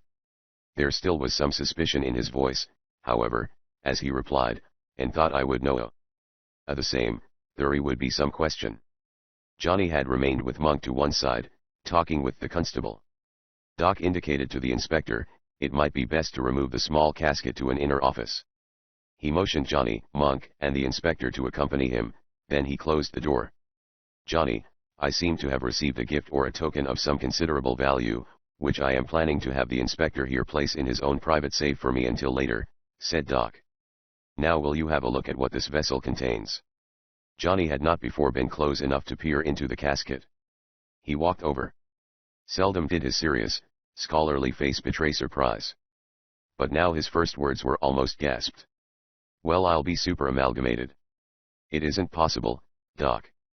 Johnny was looking down at a clear, glass-like block nearly a foot in length and perhaps 4 inches square. Doc's reply was extraordinary. "I fear very much it is exactly what you think it is, Johnny. Which may mean one of the greatest experiments that has engaged the world since the substance first was discovered has at last been successful." Johnny hardly seemed to be listening. He was bending over the casket closely, inspecting the glass-like block through his powerful magnifying monocle. "It's true, Doc," he murmured in a low voice. He did not want the Scotch inspector to catch his words. "But I don't believe it is artificial. It is even more astounding. The frayed grain indicates this has been separated, by some medium of which we know nothing, from a natural silicon dioxide strata deeper than man has ever penetrated. I would say some hitherto unknown mountain region has erupted the stratum near the surface." Johnny spoke with the authority of a geologist who could not be deceived. Except for Doc Savage himself, Johnny was probably the greatest living student of geological formations. His authority on this was equaled only by his knowledge of archaeology and the races and living forms of antiquity. Stepping close to Doc, he said in hardly more than an odd whisper, "If this should ever become known, it would be disastrous. This block is in its natural state, as you've undoubtedly already judged. I see evidence of a bit of jasper in one corner. That means it has been removed from a deposit where carbon originally was combined with oxygen and other elements. It is grayish in character now because of its natural state. It might have been found in an area where chalcedony, flint, and jasper are common. Why, faulty as it might be, it could still be cut into a diamond of many, many thousands of carats." "Howling calamities!" squealed Monk. "You mean that's a diamond? Then it would be worth—" "The world's finest collection of jewels wouldn't be worth a dime a dozen, if this were known," interrupted Johnny. The Scotch inspector's face had been red and white by turns. "Yeri intimatin," he gasped, "thought glass brrx a demon." His one-idea brain was struggling desperately with the computation of values. "That is it, Inspector," said Doc quietly. "And that is why I am asking the favor of putting this away in your private vault and saying nothing. We must find its source. Possibly we may discover a plot to unbalance all the values of the world's gems." The inspector readily gave his almost reverent promise that the brick of carbonate and its secret would be safe with him. Doc was sure he could depend upon this assurance. Chapter 5. Snatched into space. Doc Savage avoided the deep shadows as he walked rapidly along the highway leading to the place where he had purchased a small boat to reach his amphibian plane. This was not for the purpose of evading possible attack. In fact, the bronze man was deliberately making his movements conspicuous. As Doc turned from a lighted section of North Vancouver into the darker shore road, 2 other men also passed from the illuminated area. Apparently these 2 sailors were feeling the effects of an evening of jubilation. One long arm of the taller sailor was laid affectionately across the broad shoulders of his short companion. The 2 sang loudly and with bibulous lack of harmony. At an intersection they turned into the same road Doc Savage had taken. In the darkness their singing ceased. They weaved from side to side, but remarkably maintained about the same distance behind the bronze man. Doc reached the small wharf where his launch was tied up. From this dockage he had about a mile of water along the harbor shore to reach the beached amphibian. The purpose of his visit was to make radio contact with his 3 other companions. He judged they now should be in the vicinity of Juneau, Alaska. The 2 sailors halted about 200 yards from the wharf. Their apparent intoxication vanished as 2 shadowy figures darted from bushes near the highway. The latter pair came under one of the infrequent lamp bulbs in this sparsely settled section. Nothing about either of the pair would have aroused the suspicion of any resident of the neighborhood. Some with dirty turbans enwrapped their greasy black hair. Their faces were the dull mahogany hue of the Hindu. Hindus, being British subjects, perform much of the labor in British Columbia. These 2 dark-skinned men had come from the vicinity of a lumber mill. The 2 sailors cast aside all pretense of intoxication. They sprang aside into the shadows and ran forward. The 2 Hindus were hiding in the brush just above the wharf where Doc Savage had got his launch motor coughing. They remained motionless until the bronze man cast off and the small launch moved away. The Hindus started sliding down the shore. One was untying the rope of another launch when the tall and short sailors plunged down through the bushes. "Grab that one in the boat, Monk," commanded the tall sailor. "Okay, Johnny," squeaked the pleased chemist. "It ain't much, but it's something." By that Monk meant the size of the Hindus promised little excitement. The ape-like chemist was sure he could take care of a couple dozen of such natives of India. Monk whisked past the Hindu still untying the short rope and landed with an agile jump in the middle of the launch. Johnny was close to the man on shore. Now he could see that even the mahogany makeup could not quite obliterate the fine texture of the man's skin. The Hindu's face possessed that same silvery fineness of features of the attackers they had met in the park. Then Johnny became aware of something else. He had reached a long arm to seize the man. A hissing laugh of mockery greeted his effort. The bogus Hindu moved with the speed of a cat. Johnny heard a solid thump in the launch. That would be Monk knocking the other man down. Johnny sprang again upon the Hindu who had eluded him. The man laughed again and Johnny identified the voice as that of the leader of the 3 killers of the previous night. Johnny was quick. He had dropped one of the gas capsules and was holding his breath. The bogus Hindu squirmed away like an eel. He was speaking. "The trick of the great Doc Savage will not work again," he mocked. "I speak but I do not breathe. You will fail." Monk had flattened the other fake Hindu. He was scrambling from the launch to help Johnny. From the boat behind him floated a shrill, ear-piercing series of notes. The man on the floor of the launch had not moved, but a gleaming flute showed in his hands. Monk pivoted to leap back upon him. His legs seemed to become weak. A dizzying sensation surrounded his brain. It felt as if his skull was swelling suddenly to enormous size. Johnny had succeeded in getting a grip on the other Hindu. The man appeared to have ceased resistance. He was going to his knees under Johnny's steel-like grasp. Monk went to one knee. From his side pocket he pulled his super machine pistol with its mercy bullets. He realized this was the only way he could end the eerie wailing music that was robbing him of his strength. As if the hand of a monster had seized it, the pistol was torn from Monk's grasp. It flew through the air toward the tunic belt of the man in Johnny's grip. At the same instant Johnny's monocle jerked on its cord. It smashed with the tinkling of glass on the same belt where Monk's pistol now hung. Johnny tried to get his own pistol. His fingers tightened inexorably on the Hindu's throat. The other man seemed to be clawing feebly at the buttons of his tunic. Johnny decided the man was nearly out, and he wanted to keep him alive. That had been Doc's order if they surprised anyone following him. Johnny relaxed his hold. Sinewy arms as powerful as metal rods swiftly pinioned him around the waist. Johnny felt his feet leaving the ground. He attempted to renew his hold, but his arms abruptly had no weight. He was being carried into the air. Monk was almost unconscious when the flute ceased playing. As his senses returned he could see Johnny and the other Hindu floating nearby. In the first moment the big chemist's dazed brain told him they must have fallen into the harbor. Johnny's bony face and the mahogany countenance of the Hindu holding him danced before Monk's uncertain vision. Monk attempted to direct Johnny. "Push the greasy Indian under," he shrilled. "Drown Johnny." He made a supreme effort to give the geologist an example of how to drown a Hindu. His big hands were upon his own opponent's shoulders. Fighting the numbness in his brain and the terrific agonizing ringing in his ears, Monk tried to gather strength to shove the smaller man underwater. Then he discovered his arms had no weight. His stringy, cord muscles had become powerless. The Hindu was still tightly bound to his body by the clasp of persistent hands he could not loosen. Monk gasped chokingly as Johnny and the other Hindu arose from what the chemist had mistaken for water. The big chemist realized for the first time they were in the air. Lights of vessels on Burrard Inlet strung out like rows of moving beads. The glow of the city illumination was under their dangling feet. "Howling calamities!" squealed Monk. "You greasy heathen, I'll pull you apart." Monk's intention was laudable enough. But his muscles lacked all pull. Another glance at Johnny showed the geologist's head rolling limply on a raggy neck. The white teeth of the Hindu clasping Johnny flashed at Monk. "The great gorilla will become quiet," spoke Johnny's captor. "Below are many rocks. They are hard. We have only to touch a thumb to the gravity button and both of you will die quickly." Monk retained just enough of his senses to hear. He ceased all attempt to struggle. Now he could feel the Hindu's arms being loosened. The grip of the other men had no feeling of tightness. Monk felt as if he were about to take a long parachute jump without any parachute. Some mysterious attraction held him close to the Hindu. The man bearing Johnny's relaxed body vanished in the darkness. But this Hindu spoke again. "Lamo, turn on the directional finder," it commanded. "If necessary, play the music, a very little of the music will be sufficient.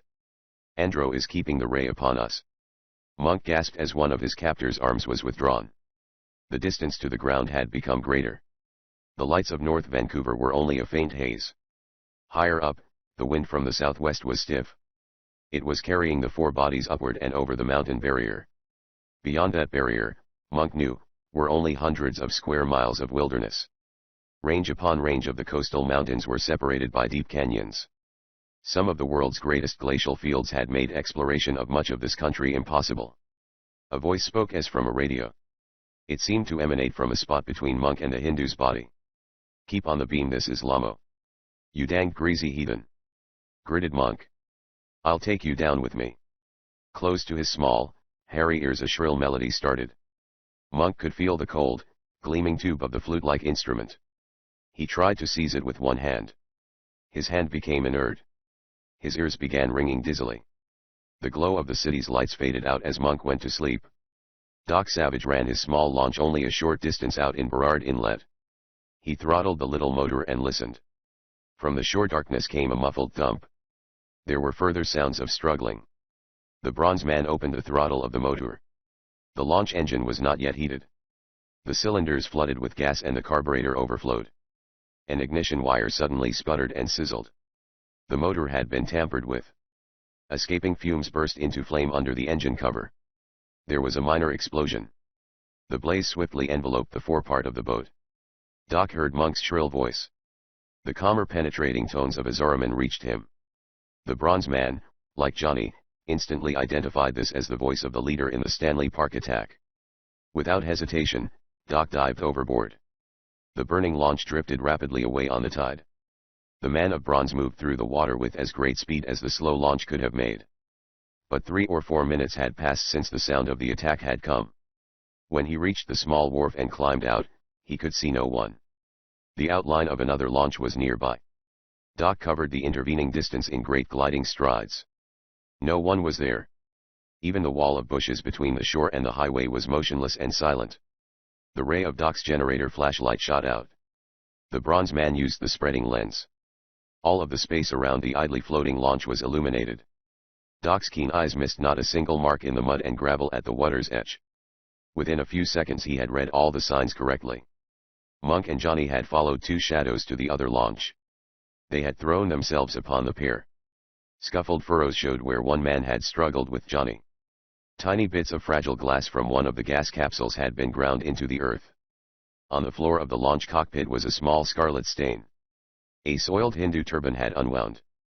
Some of the blood was upon it. Doc flashed the light along the water's edge. No person had entered the water. Not a single track in the mushy mud and gravel indicated that anyone had passed up or down the shore. No one had moved toward the highway. Doc flicked off the light. He stood for a few seconds pondering deeply. His bronzed head slowly nodded in confirmation of the thought in his mind. Then a voice spoke. Again it was the voice of the Zaraman who had led the attack in the park. The words were faint but clear. "Lamo, turn on the directional finder. Andro is keeping the ray upon us." Before the voice had ceased speaking, Doc Savage was yards away along the shore. He was moving swiftly in the direction of the beached amphibian plane. The bronze man covered the distance almost as quickly as it had been traveled earlier by the provincial police car. Doc used perhaps a minute to make sure the motors and other mechanism had not been tampered with. He did this even though 2 constables had been assigned by the Scotch inspector to guard the plane. These constables spoke to Doc with deepest respect. The inspector had given them their orders. Though he held in trust the mysterious casket with the great uncut diamond, the Scotchman was not a man to take chances. When Doc had finished his quick inspection of the twin motors from the outside and started to enter the cabin, one of the constables barred his way.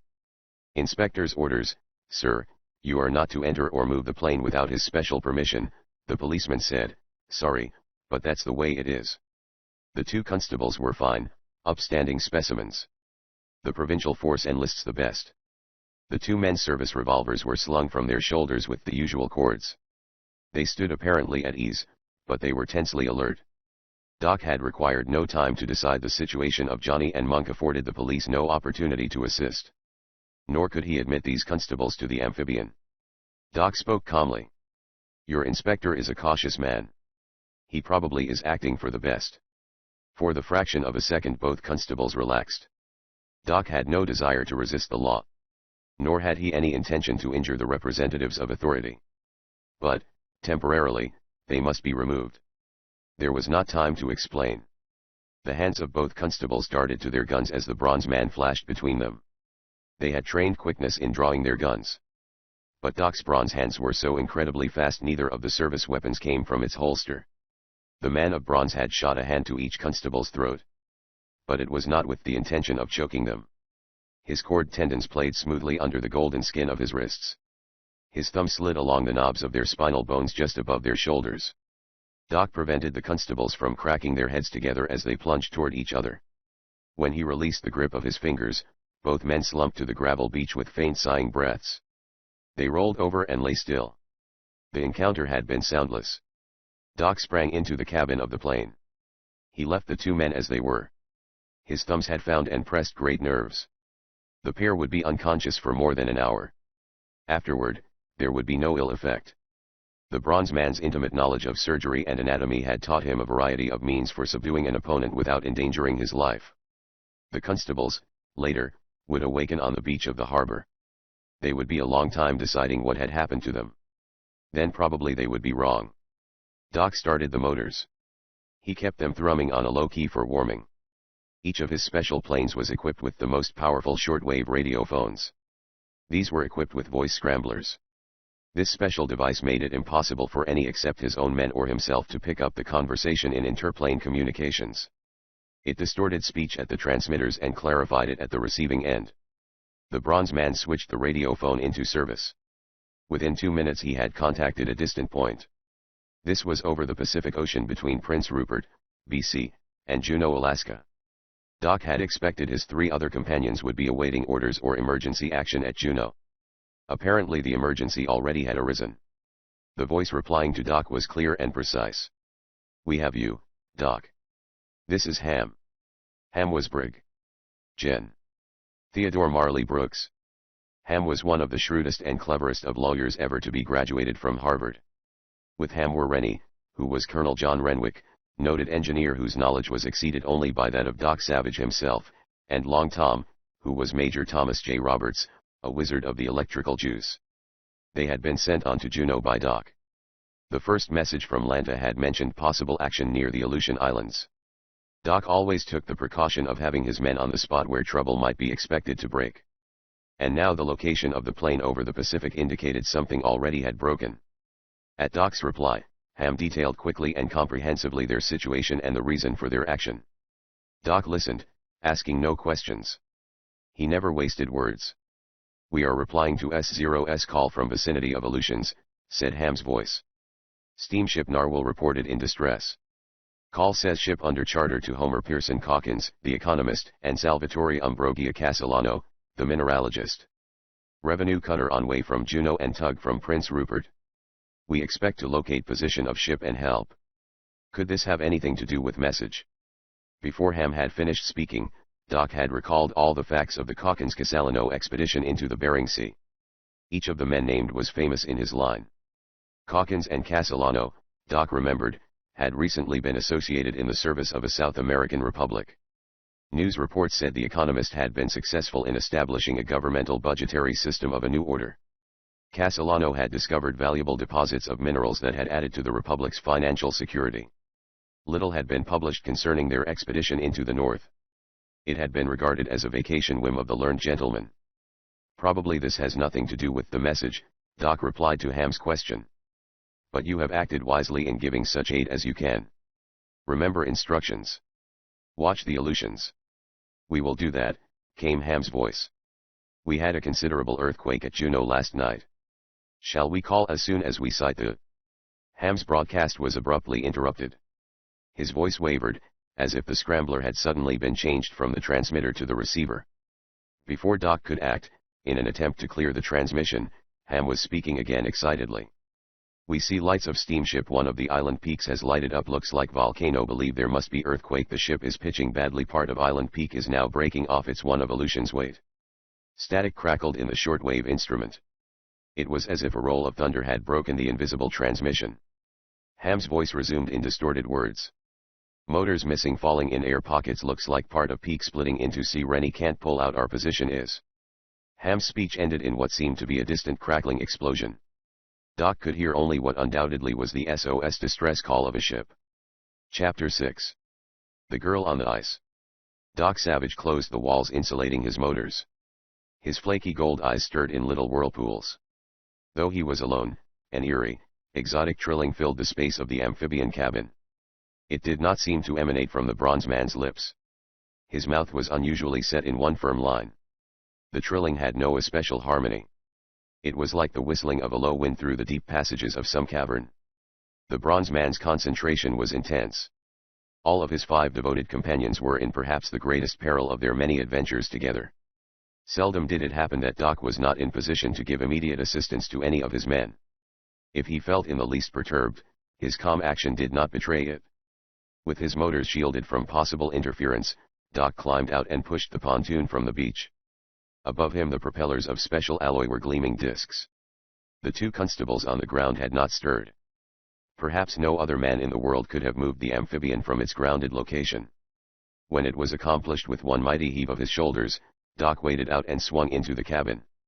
The Scotch inspector of provincial police was walking up and down his office and swearing wildly 3 minutes later.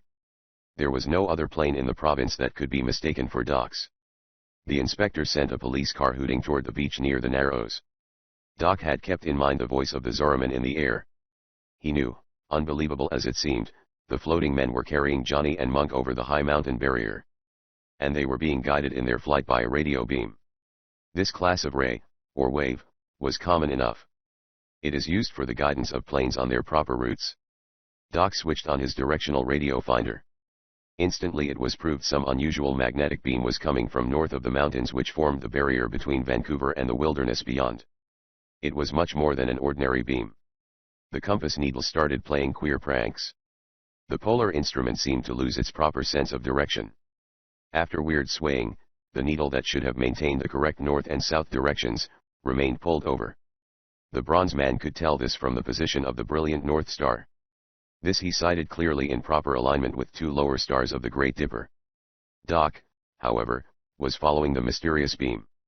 He knew of only a few places in the world where physical composition of the Earth deflected magnetic compasses. One of these was in the direction he was flying. But it was in Yukon territory, much too distant to have been effective here. In the Yukon, one great mountain had been named the Magnetic Mountain because of its highly sensitized elements. With his directional finder holding the amphibian on the strange beam, Doc discovered he did not have to waste time gaining altitude to rise above the ragged peaks to the northward. His plane was being directed straight into the wide cleft of Capilano Canyon. The bronze man had been pondering deeply. Glancing down into the abysmal darkness of the canyon cleft, the magnificent bronze head nodded slowly. It was thus he confirmed some of his own conclusions when alone. Blasts of wind from side canyons tore at the wings of the plane. Only its streamlining prevented the amphibian being hurled from its course. The sheer walls of Capilano Canyon loomed higher. Doc discovered blind flying had become perilous. At any instant some jutting shoulder might trap a wing. The side sway of the wind currents could crash the ship into one of the cliffs. Doc slipped a leather headgear over his sleek bronze hair. It much resembled a headguard worn by a football player. But what appeared to be clumsily constructed binoculars were attached. Before he pulled these over his eyes, Doc moved a switch in a half-arc on the instrument board. This switched on a searchlight set in the streamlined mounting of the plane. The human eye, unaided, would have seen nothing. The canyon darkness would have remained as opaque as ever. But now Doc was able to watch far ahead. Each jagged corner of the canyon was clearly etched. The light shooting ahead of the plane was intensely brilliant, almost like the clear illumination of the sun. Every part of the canyon and peaks ahead appeared as photographs. They were without color, except those of a photographic negative of black and white. The searchlight operated on a filament which produced a profusion of rays in infrared wave bands. The lens was a filter which shut off all visible light, but which had the quality of passing the infrared ray, invisible to the naked eye. The clumsy appearing binoculars brought out the objects ahead as clearly as in some movie scene. Doc flew by this illumination, invisible to others, for the purpose of preventing possible enemies ahead from detecting the coming of the plane. The motors themselves were silenced to the lowest possible vibration. For the space of perhaps 15 minutes after Doc had taken off from Burrard Inlet, the directional radio beam of mysterious origin remained steadily on. A few times Doc lost it in the curves of Capilano Canyon, but new swings picked it up again. Miles up the canyon loomed two saw-edged peaks. Doc viewed them with startling distinctness by the infrared ray.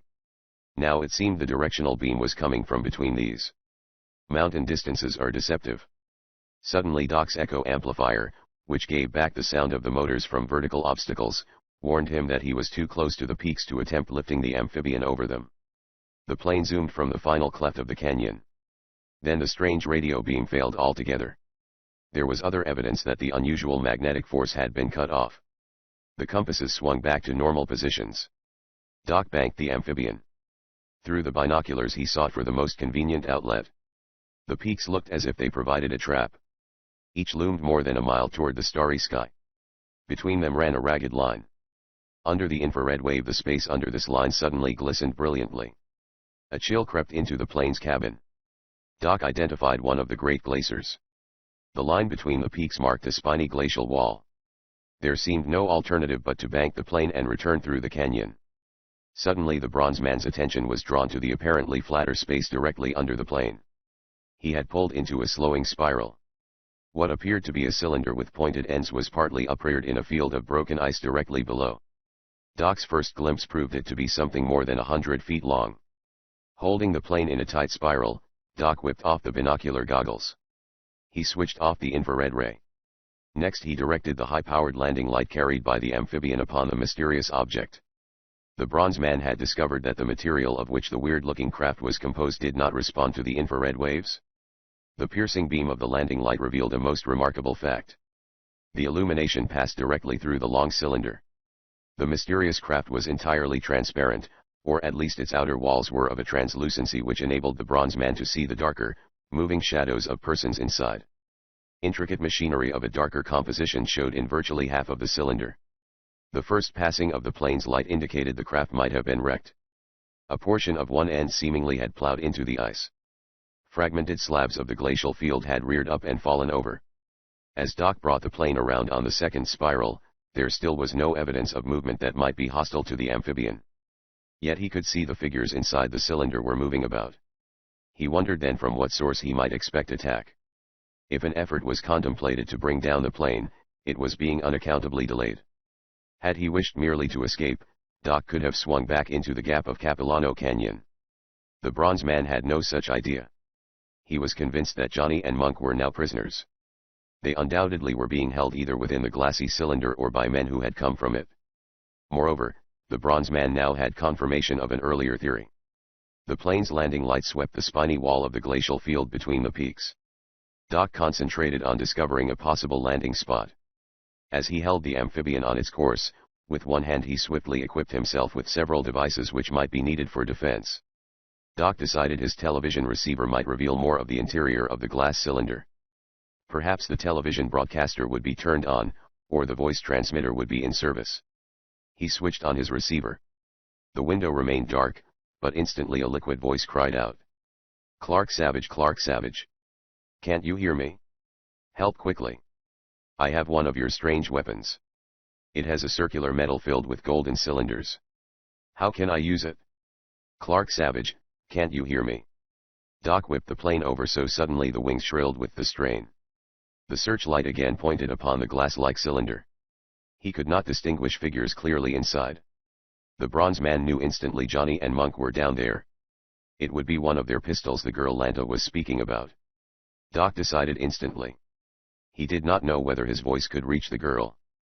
But he spoke quietly into the radio transmitter. Push down catch on right side of gun and start drum revolving with thumb on button at top.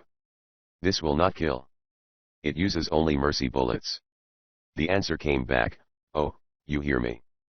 I understand. Look up here on the wall. I am Lanta. Doc again whipped the plane over. The searchlight beam shot across the shining glacial cliff. So small at the distance they seemed to be only large insects. Half a dozen figures were outlined against the ice. One small dot was far above the others.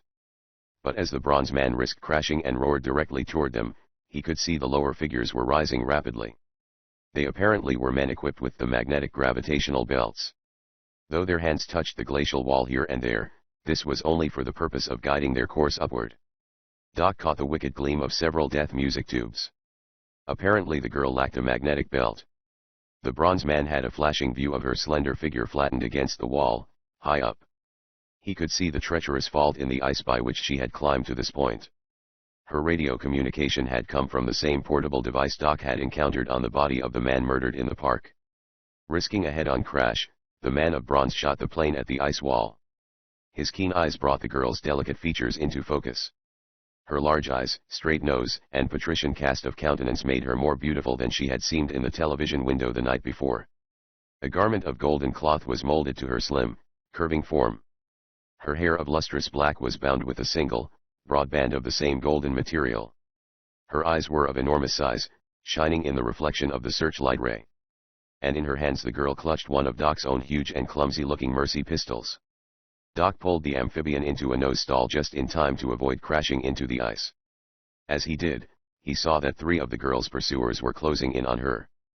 Apparently she had reached the highest point to which she could climb. Doc glimpsed the shining of the murder flutes. Compact as it was, the tail assembly of the bronze man's plane cracked a warning so abruptly, he brought the ship around.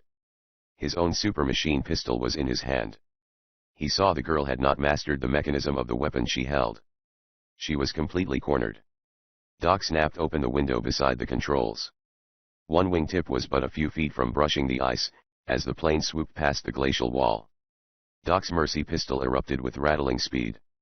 The weapon was capable of discharging 60 drugged Mercy bullets faster than the most efficient machine gun. As the plane went by, the 3 closest figures seemed to lose interest in Lanta. Their death flutes flew from their hands.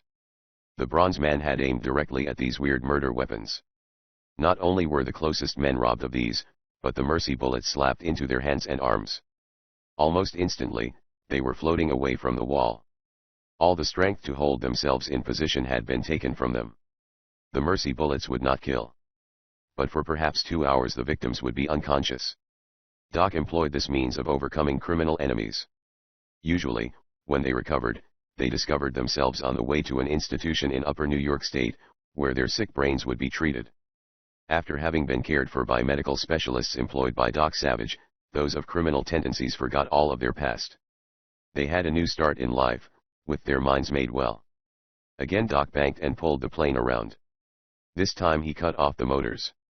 Within the cabin sounded the eerie, exotic trilling that came to the bronze man in moments of stress, or of intense concentration and decision. Sometimes he was unconscious of this weird sounding of notes. And now, as silence fell inside the plane's cabin except for this trilling, Doc's exotic melody mingled with another weird, but slightly shriller, wailing. The girl's other pursuers were close upon her. 2 or 3 were blowing upon the death flutes. Doc saw the girl shrink back. Still holding the Mercy pistol, she attempted to stop her ears. She seemed to be slowly slipping from her perilous hold on the high ice wall. The bronze man was compelled to bank the plane and come around before he could again employ his own Mercy pistol. He throttled the motors into power once more. And as he did, he heard the rippling staccato of a gun. The plane's light picked out the girl. She was still clinging to the wall. All of the men who had pursued her were floating helplessly close to the ice. The death music had ceased to play. The girl waved one hand, as if directing Doc's attention to the ice field below. The bronze man slanted the nose of the plane. From the glass-like cylinder 2 dark figures were running across the flat ice field. Doc identified the tall, angular Johnny and the curiously loping ape-like monk. They were apparently making a dash for the wall on which the girl was clinging. But Lanta was no longer there. Risking a bad crash, Doc dropped the plane swiftly upon the glacial field. It was not nearly as smooth as it had seemed from the air. Rough hummocks wiped out both RETR active landing wheels. The pontoon slid along for many yards. Then one wingtip caught an uneven break in the ice and the amphibian went nosing over, shattering both propellers.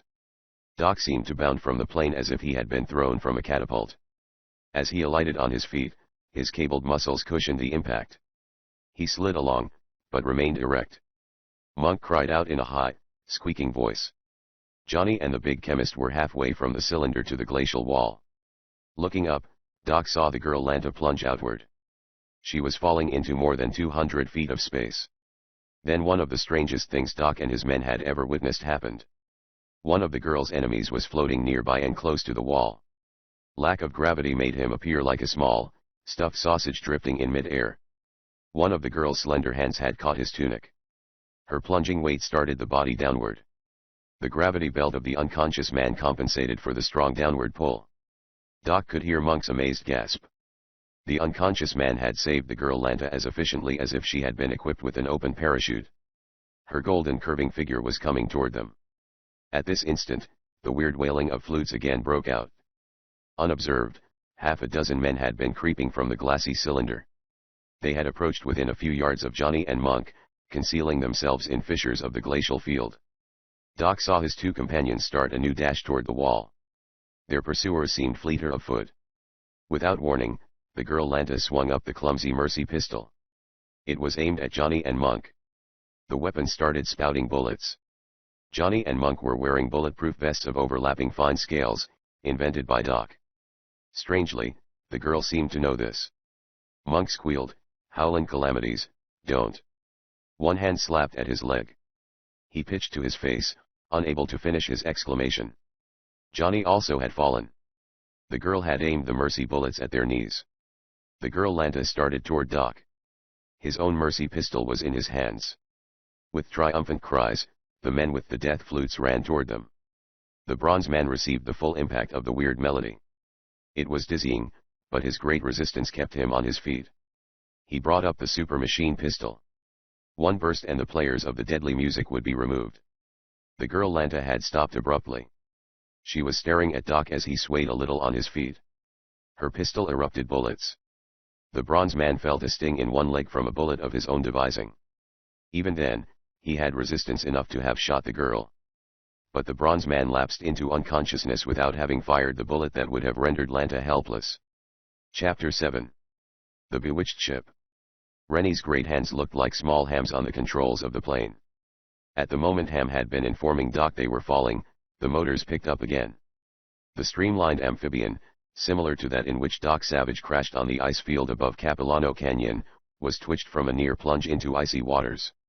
In the blackness of the night the cold gray sea which washed the rocky, forbidding Aleutian Islands, had been only a white-toothed space far below. Doc's three companions, daringly following the directions given by the SOS calls of the SS Narwhal, had seen the peaked shadows of sudden mountains rushing past. Though the plane was equipped with special heating and oxygen devices, the chill of the Arctic crept in. Rennie's booming voice had been the first to announce sighting the distressed ship. The lights of the little steamer had showed as merely a blob of dancing illumination. At times, the ship vanished in vagrant fields of fog which drifted perpetually around the barren rocky chain of the Aleutians. Then had come Doc's radio call. Ham's announcement they were out of control had only been uttered when their radio reception was blanked out. A vast roaring filled the space around them. Rennie's success in snatching the plane from the very tops of the rough and hungry waves left them speechless until the motors were working in smooth rhythm. Ham jimmied around with the radio broadcaster. All of its elements seemed to be dead. As Rennie pulled the plane into a wide circle, they were looking almost directly down upon a cone-shaped island. In the heart of this cone glowed a dull fire. For the second time in a few minutes the volcanic peak burst into eruption. One side of the small mountain seemed to crumble into the sea. On the resultant tidal wave the small steamship rolled wildly and danced. For a few seconds it appeared as if the ship had been overwhelmed in a rushing wall of water. Long Tom had been watching the island peak closely. He was an undersized man compared to Doc and the others, and his face had an unhealthy bilious cast. Usually slow of speech he was almost the equal of Doc himself in being sure before he spoke. Long Tom said suddenly, "Something came out of that crater on that second eruption." Ham, who was inclined to some sarcasm at all times, most of which he employed to bedevil the now absent Monk, replied, "Sure, something came out of it. And it's still coming. I would say it's molten lava and it's plenty hot." "That isn't what I mean," said Long Tom. "There was something else. It was long and shiny and it went into the sea." "Holy cow!" bellowed Rennie, his big frame shaking with an inward chuckle. Next we'll be seeing. Rennie did not complete the sentence. The three companions were all seeing the same thing at the same time. Reflection of the volcanic fire against the low scudding clouds had cast an eerie light over the ocean swells for a mile or more. The steamship Narwhal was like some toy craft in the middle of this light, as viewed from the plane above. Rennie ceased speaking through amazement. "Well, maybe you did see something," murmured Ham. "And now I'm seeing something else. Is that ship moving backward in a circle, or are my eyes deceiving me?" "The ship is moving backward in a circle," said Long Tom solemnly. "And look. I'll bet it never moved that fast before." True enough. The Narwhal seemed to have been suddenly bewitched. Stern first, it was whirling into a motion that slapped great waves high over its single smokestack and the two wireless masts. The motion became so rapid the vessel was almost submerged from view, several times. "If we could only get the radio working," complained Ham. "Now that we're out here we can't even direct that revenue cutter or the tug. That ship looks as if it were getting ready to blow up or tear itself to pieces." "Say!" exclaimed Long Tom. "This Calkins and Castellano. You don't suppose they've been trying some experiments and they went haywire? Ever since we've been within miles of the Narwhal, our compasses have been a way off. Now it's the radio, and there was no reason for the motors to conk out like they did." "That's an idea," admitted Ham. "But if Calkins and the other fellow are responsible, why don't they stop it?" "Well, maybe they can't," supplied Rennie. "And that isn't so good either." His last words were brought forth by a renewed sputtering of the twin motors. A string of blue sparks ran from the framework of the television and radio receiving set to the instrument board. Suddenly the television receiver went into service. Against the dark glass of the window appeared a face. The features were those of a man with a glowing, silvery skin. The surface had an extremely fine texture, but the face itself was of a heavy, prognathous type. There was no evidence of there having been any beard. The man's eyes were big, all black and white, as if the pupils were enlarged. The vision remained for only 2 or 3 seconds. Then a slow voice spoke. "You will land carefully your skyship close to the boat," it commanded. "Make no effort to escape. I would look upon the strange weapons of Doc Savage. Refuse, and I shall bring you down." "Holy cow!" rumbled Rennie. "Land carefully in that stuff down there. Either I'm crazy or we're all hearing things." To the amazement of the three, the slow, deep voice replied instantly. "You are not crazy or hearing things, as you express it. Bring the plane down. You can expect no assistance from your great chief. Doc Savage is in the hands of Zoroman." "I'll bet that's coming from the ship itself," declared Ham. "Perhaps you're right, Long Tom. Those crazy scientists have been making some experiments. It looks as if they're a couple up on us on radio communication. Look at the Narwhal." The small ship had ceased sailing stern first, but it was still moving. It appeared to be spinning as if placed upon a pivot. Swells of the gray sea were being lashed into mountainous waves. "I'm for getting away from here," muttered Rennie. "We couldn't land if we wanted to, and if we—" "You will land," again came the slow, mysterious voice. The radio receiver crackled as if it had exploded. The twin motors ceased their revolutions without so much as a preliminary cough. Dead-sticked, wholly out of control, the amphibian plunged downward. Only by the quickest effort was Rennie able to level off partly before the plane ripped off the high top of a comber and buried its pontoon in the following swell. Battering water poured through a smashed window. The cabin was filling rapidly. Ham was pulling down their special life preserver coats. Before the three men had fitted into them, the plane seemed to be sinking. Incredibly, the sea seemed to calm considerably. The Narwhal had ceased its peculiar spinning. This confirmed the belief that the inexplicable attack had come from the vessel. An officer was bellowing orders. Heavy oil poured from the Narwhal's side, smoothing off the break of the waves. A small boat was being put down. The black oil continued to spout from the ship. But something more potent than this was leveling the rough water. For the circumference of 1/4 of a mile around the vessel the sea became like a mill pond. Rennie and Long Tom were floating easily in their inflated preserver coats. The usually dapper Ham was having more difficulty. He paddled with one hand. Rennie looked at him and bellowed. "I'll bet he'll want to wear that cane to his own funeral." Ham was carrying his cane. The sporty black stick was hampering his progress. However, this was more than a dandified gesture. The cane was of metal. It was really a hollow sheath for one of the finest of sword blades. Though Ham also was armed with one of Doc's mercy pistols, the pointed rapier was all he customarily used. In the weird calmness a voice boomed. The chunky ship captain was built like a barrel. He was rotund, round, and red of face. "By the great horn spoon," was his shout. "Get them fellas h'ist on board where we can look 'em over. Nobody can be making crazy shenanigans with my ship. Haul 'em out and we'll see what the devil it's all about." The rough hands of sailors were dragging them into the small boat. The members of the boat crew looked pale around their mouths. Sailors are a superstitious lot. They had just been taken for a ride. If they could have dared the trackless waste of the Arctic seas in the vicinity of the Aleutians, it is likely they would have kept on rowing away in the small boat. This had been their first experience on such a ship. Even the fabulous tale of the old Flying Dutchman, the ghost vessel, could not compare with it. Their sturdy craft had sailed stern foremost. At the time, its great propeller had been driving in the opposite direction. They had heard the blades of the propeller bend and break. Then their bewitched ship had gone into its spin.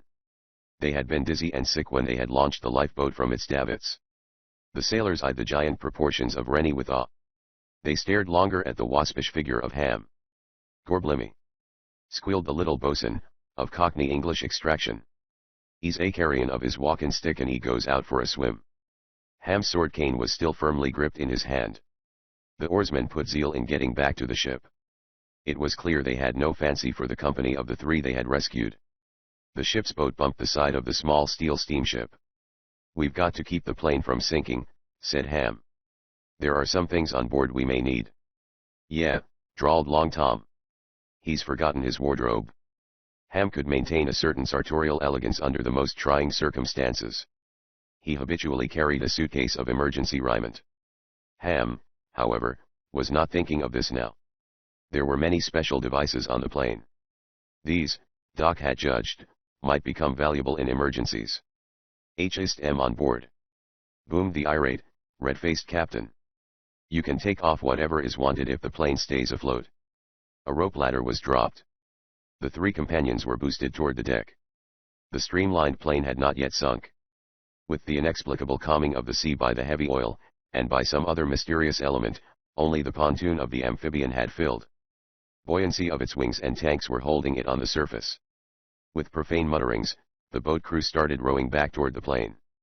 "Bring back everything that's loose," commanded the chunky captain. "I'm thinkin' there's what we'll be wantin' to be lookin' into." The eerie illumination from the erupting volcanic island was dying down. Still there was light enough to see the plane distinctly. The sailors bent to their oars. But as the small boat moved, Rennie let out a yell. "Holy cow, Ham!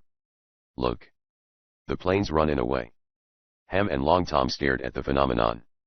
The streamlined amphibian no longer floated placidly. It was jerking from side to side. A wounded pelican of enormous size might have made the same motions. The water boiled around the wings.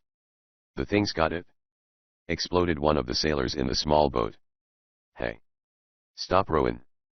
The oars of the crew hung in mid-air. Then they dipped violently. The small boat swung around and made back for the ship. "By the great horn spoon!" raged the red-faced captain to Doc's men. "I'm putting you lubbers in irons till we can see what this is all about." The half-sunken plane had picked up speed. It swung away in a half-arc, moving swiftly. Some monster of the deep apparently had it firmly in its grip. The speed became so great one of the wings tore off. The plane disappeared in a foaming smother beyond the rim of the light cast by the dying volcano. "I wish Doc could see this," muttered Long Tom. "Maybe he'd be able to figure out something." "I take it you mean the illustrious Doc Savage," stated a cool, brittle voice. "Then you are three of his men." A man almost as tall and as bony as Johnny, the geologist, came toward them. He emerged from a small group of shivering, white-faced men. The members of this group looked as if they were in an alien place. About a dozen altogether, their countenances retained an indoor pallor, except for the roughening by climate and weather. "I'm Calkins, Homer Pearson Calkins," stated the man who had stepped from the group. "Perhaps you have heard of me." "You're the economist," said Ham promptly. "Lately of South America. Let me congratulate you on your work down there." The lean, ascetic face of Homer Pearson Calkins lighted with apparent pleasure. His grey eyes gleamed frostily alongside his beak-like nose. The red-faced captain grunted, "By the well, of all the cool lubbers. You know Mr. Calkins. I would vouch for the companions of Doc Savage anywhere," came the dry, brittle voice of the economist. "Perhaps they have been trying some of their many scientific devices. That would explain the strange behavior of our ship." "Holy cow!" exploded Rennie. "That's the same thing we were saying when things began to bust. We thought you fellows on the ship were doing some experimentin'." The red-faced captain snorted.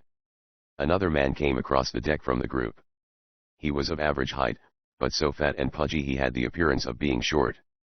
His small eyes twinkled in a rotund face that had a double chin. His mouth was small, but smiling. "So you thought we might be experimenting?" he questioned pleasantly. "You're sure Doc Savage hadn't equipped your plane with some new apparatus that took it away suddenly? I have heard Savage is capable of many strange demonstrations." "We know as little about all this as you seem to know," stated Ham. "If I'm not mistaken, you're Castellano, the mineralogist." The fat man bowed. "It is a compliment to be so readily recognized. But perhaps you knew of our ship?" "Yes, we know of your ship," replied Ham. "We were responding to your SOS calls. 2 boats are coming out." Salvatore Ambrogio Castellano spread his pudgy hands. "That's very good," he said. "When the volcano broke loose on the island, our steering apparatus refused to work. Until only a few moments ago, we were being pulled toward the rocks. It looked as if we would be smashed." Captain Jarnigan had lost control. The red-faced captain rumped indignantly. "By the great horn spoon!" he bellowed. "And why did we lose steerageway, I ask you, Mr. Castellano? Maybe I wasn't handling my ship as right as any man could. Maybe you think I could have." "It's all right, Captain," interrupted Calkins's brittle voice. "We fully realize you were doing your best. No man can be expected to cope with the supernatural." Ham and his companions were dripping. Long Tom's anemic-looking figure shivered. Castellano's unctuous tone broke in. "But we shouldn't be keeping these men here on deck freezing," he said. "If you'll come on down to our cabin, we'll have out some dry clothing for you." "We'll." Salvatore Ambrogio Castellano never completed his kindly meant suggestion. Members of the narwhal crew had remained huddled in a muttering group near the forward hatch. Though the chill of the Arctic night was biting, they were loath to descend to their cramped quarters. One man shouted. Others joined in a chorus. There were 20 of the sailors. Suddenly they were rushing toward the captain and the group near the waist of the ship. By the great horn, Captain Jarnigan started to roar, his hand dragging a snub-nosed revolver from under his coat. The captain apparently believed his men's nerves had broken. He thought he was facing a mutiny. He waved the revolver. "The thing's got us!" squawked a sailor. "It's grabbed us by the bow. Take to the boats, mates." The members of the crew divided. In their panic they ignored the menace of the captain's weapon. Ropes loosened and davit chocks squealed. A lifeboat went tumbling down, with men piling into it. Some men were spilled into the sea. Others jumped in terror. Captain Jarnigan bellowed with rage. His snub-nosed revolver spat vicious fire. A sailor fell to the deck, screaming. One of his legs was broken. The bony figure of Calkins interposed. He seized the wrist of the red-faced captain. "We don't want bloodshed, Captain," he said peremptorily. "Myself and my colleagues are paying for the ship. I'll try and calm the men." Calkins strode forward. "He's a cool one," commented Long Tom. "But what do you suppose?" The narwhal quivered. All the air around it was crackling with some form of frosty static. Another piece of the volcano rim sheared off and fell into the sea. "Holy cow!" rumbled Rennie. "Look down there." With a slight grating sound, a long glass-like body had attached itself to the steel side of the ship. No grappling hooks appeared. The submerged shape seemed to be holding onto the steamer by some sort of suction. "Electromagnets!" exclaimed Long Tom. "It's one of them subs. That's what took the plane. Look out! This way, quick!" This was Ham's voice. Everyone had been staring forward where the sailors were still milling in confusion. The lowered small boat with half a load of panicky men of the crew was pulling away. Coming up behind the captain and the others, moving on soundless feet, were a dozen figures. Others were emerging from a small open hatch in the top of the glass-like submarine. "It ain't human," growled Rennie. But come on. The giant engineer's enormous fists were doubled. His face was long and solemn. Rennie always had that expression when he was pleased. He was now pleasantly anticipating the smashing of a few heads. The fact that the stream of men coming from the submarine was apparently clad in some sort of silvery armor, did not deter him. "Look, Ham, at them coming up," breathed Long Tom, in an amazed voice. Ham needed no urging to see what Long Tom meant. The men issuing from the glassy submarine reached the ship's deck without much effort. In fact, they seemed to give only a little push with their toes and floated upward. Yet when they were on the steel plates they walked forward in a normal manner. There were now more than a score of the strange visitors. All were of medium height. They were clad in close-fitting tunics with what seemed to be loosely woven metallic belts. More amazing than this, none appeared to be armed in any manner. Their hands swung free at their sides. "By the great horn spoon!" thundered Captain Jarnigan. "What the devil do you think you are? Get off my ship! No pirates are going to board me." The foremost of the boarding men halted abruptly. "Holy cow!" exclaimed Rennie. "If he wasn't so tall and didn't have that funny color, you'd think it was Monk himself." The leader did have a considerable resemblance to Doc's ape-like chemist partner. His arms were long. His shoulders were wide.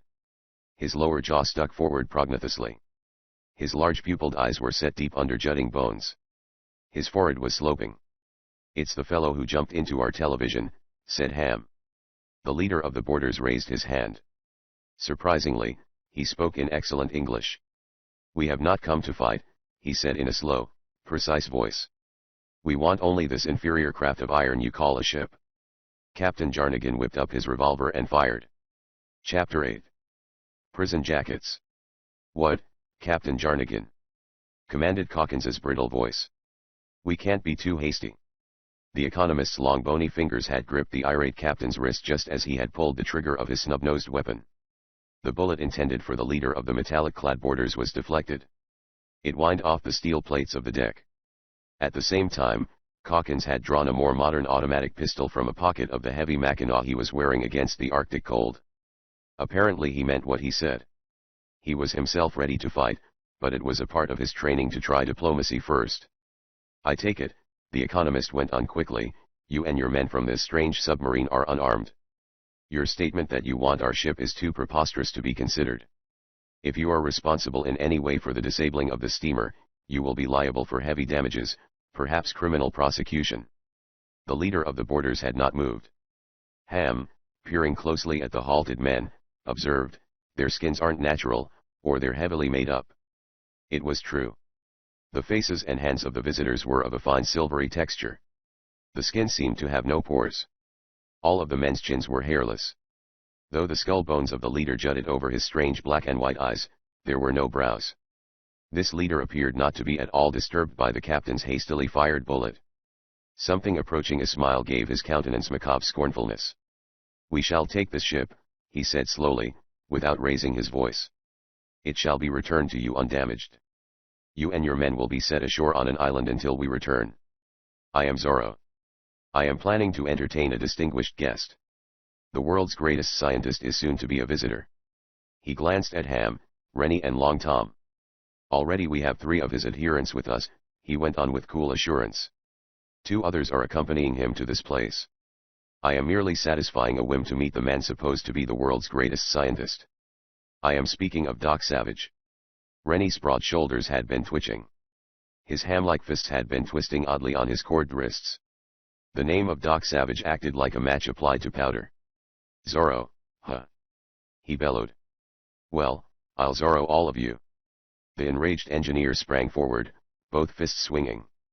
The leader, Zero, evaded him with a movement incredibly fast. The next man in line was not so quick. The blow aimed at the leader caught this man and another. It happened so suddenly they were smashed like mere wooden tenpins into the deck housing. Their long tunics rustled metallically as they sank to the deck. Captain Jarnigan wrenched his wrist free from Cawkins's grip. He aimed the snub-nosed revolver again at Zorro. Then from Zero came his first hastily spoken word.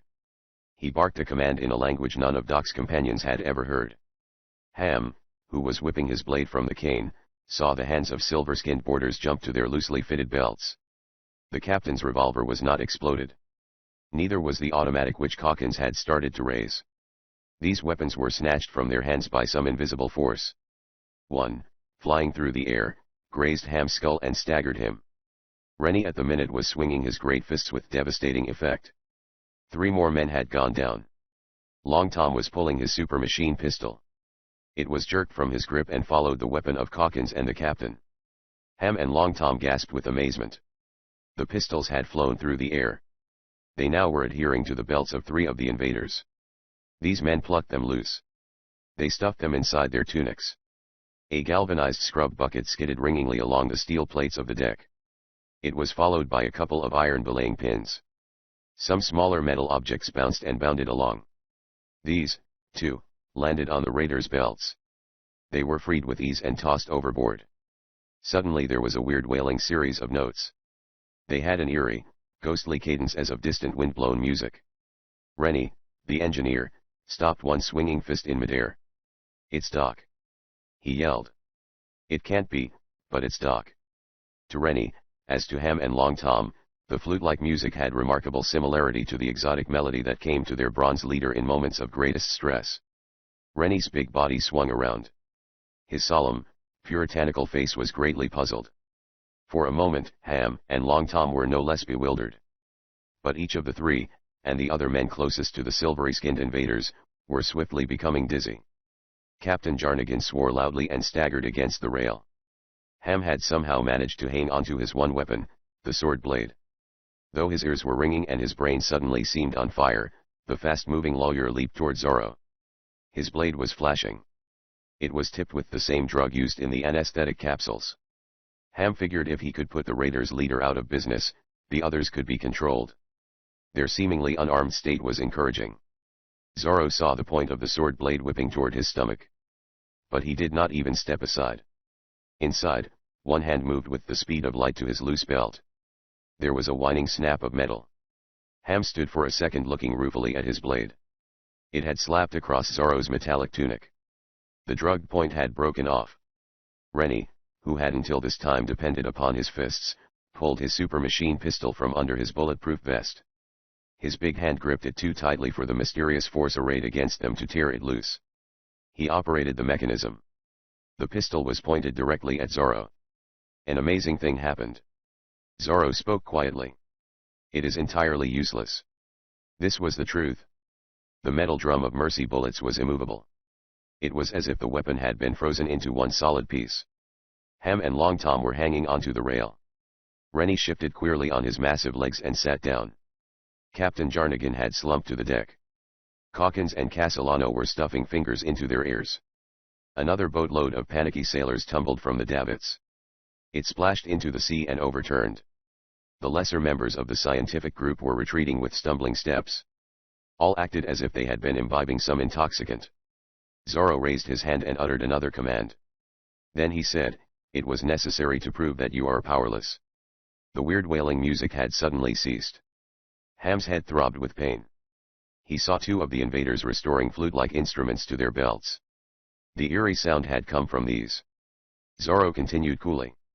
"We could as easily have played death music. We have been merciful. We merely want this worthless ship for our own purposes. The captain will be repaid well." Homer Pearson Calkins pushed forward. His lean, ascetic face was lined with apparent pain. His words surprised Ham. "You call yourself Zorro," the economist said. "Your demonstration has been most remarkable. It will be even more astounding if Doc Savage is to be your guest, as you say. You know 3 of his famous companions are here." "Zorro knows many things," stated the raiding leader calmly, and named each one of Doc's 3 aides aboard the narwhal. Calkins turned to Castellano.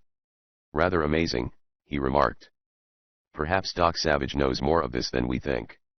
It could hardly be sheer coincidence that his men should be here. So, Zorro, suppose you explain something of all this? Why do you want our ship?" Ham was looking at Castellano. The mineralogist's double chins were trembling. The twinkle had gone from his shrewd small eyes. "Doc Savage is a dangerous man with whom to fool," stated Castellano. "You and your men are wearing strange garments, Zorro. I have never seen that composition before, and I know my metals." Zorro spoke again. A slow smile overspread the ugly smoothness of his face. It seemed to mock any knowledge Castellano might possess. True, you know much of some things, he stated. But you cannot even surmise why all of you are helpless before us. Possibly this wonderful Doc Savage can find out. It is my purpose to see that he does not. Doc Savage has the strange faculty of knowing all before he is told, said Castellano. I warn you. And by some remarkable intuition, you seem to believe Doc Savage will come to this place. This Doc Savage will arrive in a very few minutes, said Zorro confidently. By mischance, some of my plans went wrong. But this bronze man is being delivered into my hands. You're crazy. Ejaculated Rennie, who was beginning to recover. Less than 2 hours ago, Doc Savage was talking to us from the harbor at Vancouver, British Columbia. That is more than 2,000 miles from this spot. You may be some sort of a magician, Zorro, as you call yourself, but you've guessed wrong. I never misjudge, said Zorro mockingly. Even now, your chief of the bronze skin is coming. Just another bedtime story, drawled Ham. If that sword blade hadn't broken. Then the air shook. The strangely calm area of sea around the narwhal danced with choppy waves. Thunder racketed along the grey shores of the Aleutians. A new fracture appeared in the side of the dying island volcano. Another portion of the cliff split off. A mighty splash was heard. Arunda spurts. Rapped out Zorro, or the words sounded like that to Ham. Before anyone could move, the silvery-skinned men had swarmed upon them. Rennie's fist started slashing a swath through his attackers. The shrill melody broke from half a dozen flutes at once. Ham was first to feel himself enveloped in what felt like a metallic net. Vainly he sought to free his hands. He saw his companions also had been enmeshed. The nets had been cast over their heads. They slid down like long jackets and tightened around their legs. In the space of seconds every man of the nearest group was clad in the imprisoning affairs. Ham's hands were loose inside a blouse-like affair, but his legs were held so tightly he fell over. And when he moved his arms it had the effect of tightening a metallic band around his throat. The least pressure of his hands shut off his breath. Ham rolled over. Rennie and Long Tom were lying beside him on the deck. Calkins and Castellano were similarly jacketed. Captain Jarnigan was swearing with all of a seagoing master's fluency. But each time the captain moved his hands, his round, red face grew redder. The metallic jackets were infernally clever in their design. The sea around the ship glowed more brightly. Evidently another part of the volcanic cap had been blown off. Zorro stood with folded arms, looking down at his prisoners. Doc Savage has arrived, he announced, without raising his voice. Something grated along the side of the narwhal. It was on the opposite side from which Zorro's raiders had come. Chapter 9. A ship in the night. Doc Savage awoke. His return to consciousness was like the snapping of a camera shutter. Every nerve and instinct was instantly alert. The bronze man did not move. His inner eardrums ached. They rang with twinging pain. He opened his eyes slowly. Doc had experienced many strange transitions. But, of all, this had him the most deeply puzzled. His last conscious memory had been seeing the mysterious, beautiful, golden-clad Lanta shoot down Monk, Johnny, and himself with one of his own super machine pistols. Doc reflected that before his senses went blank he could have brought the girl down with one of the mercy bullets. The bronze man's swift, intuitive reasoning had stayed his hand. Now he reflected further that he had known the girl had a deep, intelligent purpose in firing those bullets. Yet this did not account for his present position. Just now he decided that his highly trained olfactory sense was hardly an asset. His nose was assailed by the sour, rotten, salty odor of bilge water. By that alone, he would have known he was in a ship. But being shot down on a mountain glacier and wakening in a ship, was somewhat of a new experience. Doc, at the moment, could only surmise the vessel might be somewhere in the vicinity of Vancouver. He was lying on an iron grating. The bars were uncomfortable. His muscles, though impervious to most outer shock, were aching a little. Within a few seconds, he had discovered he was not on a ship near Vancouver. Not by many hundreds of miles. For the bronze man had that keen sense of knowing by feeling and smell, many parts of the world. At this moment, he judged he was not far from the Arctic Circle. Freezing, bitter chill filled the space about him. The ship was moving. The rushing suck of water along nearby plates told him that. And it was moving swiftly. Its speed was greater than he had ever known even the most modern vessel to have. More amazing than its mere speed, this ship was traveling stern foremost. A dim light bulb revealed this. Close by was a quivering rudder post. The blade of a broken propeller slapped viciously against steel plates. The rudder cables did not move. Apparently the rudder itself had been snapped off. Doc hitched his body over. Until now, he had seemed to be only partly bound. His massive legs were immovable.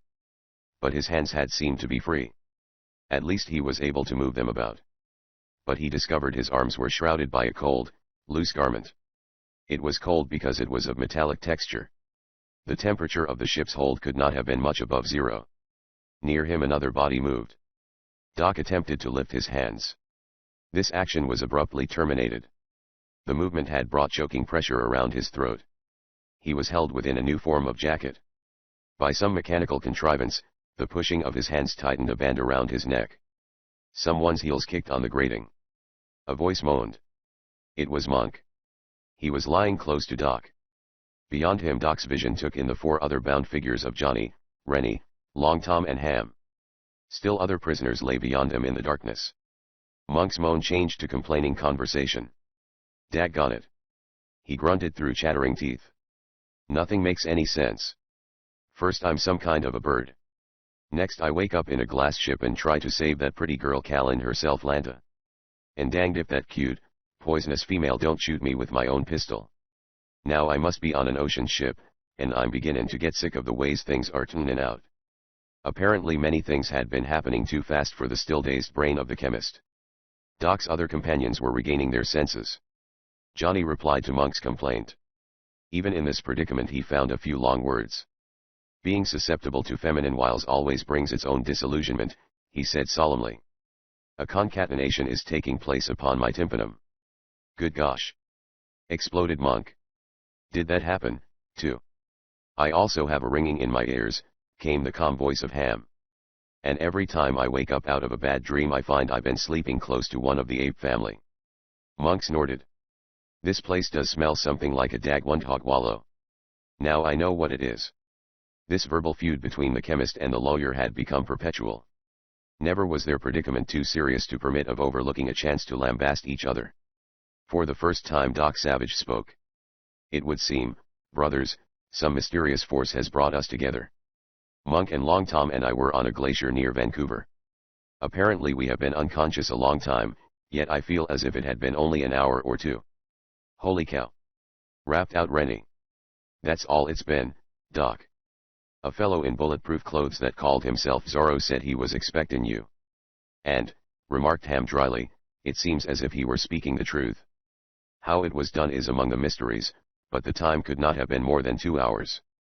Zorro seems to have known his means of transportation, said Doc. We were shot down, as Monk has told you, by one of our own pistols in the hands of a girl. But the ringing in our ears comes from the instruments resembling flutes. Then you ran up against some of the same gang, declared Rennie.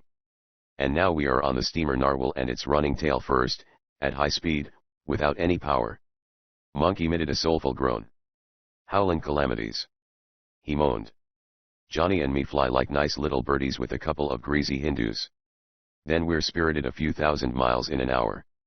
Next time I wake up I suppose I'll be an angleworm or maybe a fish. Ham let out a laugh of delighted glee. Even that might be an improvement, he stated solemnly. But seeing you've got as far as the trees in the scale of evolution, it seems impossible. If I could only get my hands loose. Howled Monk. Ouch. His sudden effort had tightened the metallic choker. You daggone shyster, you made me do that. Ham chuckled, then he said seriously, what have you discovered about this Zorro, Doc? The bronze man said nothing. The space of the hold was suddenly filled with an eerie exotic trilling. Though his companions were aware this emanated from Doc, all instinctively rolled their heads. The weird music of the flutes was still an acute memory. Doc had sensed the slowing of the ship. The Narwhal had been shooting through the water at tremendous speed.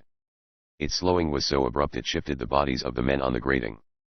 2 figures in the metallic jackets rolled from the darkness. They were Calkins and Castellano. Doc identified them without speaking. He was listening intently. The Narwhal had been stopped as quickly as if it had been grounded. But it had not. There was no impact.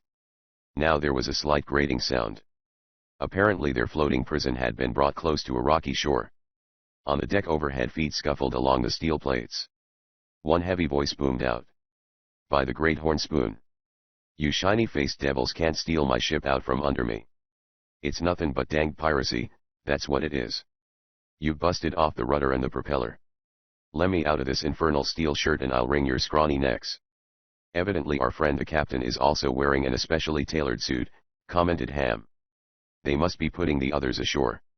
A slow, unperturbed voice instantly confirmed Ham's conjecture. You will have your ship returned, my good captain. We have use for it only a short time. Your men have been left plenty of food. When we return you shall be paid in virgin gold more valuable than several inferior iron vessels such as this would be worth. Your own men can easily free you from the tunic when we have departed. Captain Jarnigan's protesting voice roared once more. But the scuffling feet passed overside. In a few minutes the ship moved again. Now its speed seemed even greater than before. Doc rolled his giant body closer to Monk, who lay nearest on the grating. At a glance, he had solved the device by which the imprisoning jackets were fastened. But he saw this was of such ingenious construction that only the human hand could unlock it. He had hoped it might be possible to gain their freedom by using their teeth. Homer Pearson Calkins contrived to squirm his body over to Doc. The economist's lean face was blue with cold, but his courage seemed unshaken. I had always looked forward to the pleasure of meeting you, Clark Savage, he stated, but the circumstances are somewhat strange. However, I know of no other living human I would rather have beside me in the present emergency. This man who calls himself Zorro seems to have some greatly advanced scientific weapons. Your work in the South has been good, Doc stated. Both of us apparently chose an unfortunate time in which to meet Zorro. Calkins seemed somewhat surprised by the bronze man's words. Surely, Savage, you would not put it that it was by choice you are here. He said quickly. I certainly never would choose to meet anyone like this Zorro. It was by choice, advised Doc calmly. Only I have not yet had the opportunity to see him. That will soon be granted, I hope. He can only be some sort of a madman, declared Calkins. By the way, Savage, you know Castellano, the mineralogist. I have been greatly impressed by his wide knowledge, said the bronze man. Thank you, spoke up the bound professor of minerals. Did you hear this Zorro telling the captain he would pay for the ship in virgin gold? Huh. Snorted Monk. And they write their messages on paper made out of pure gold. Not often did one of Doc's men disclose so much, but Monk often let his enthusiasm betray him. Messages. Put in Calkins quickly. Then you have had some messages from this Zorro? I thought it was more than mere coincidence 3 of your men happened to be in the vicinity of our ship. There was no doubt but that his tone was filled with suspicion.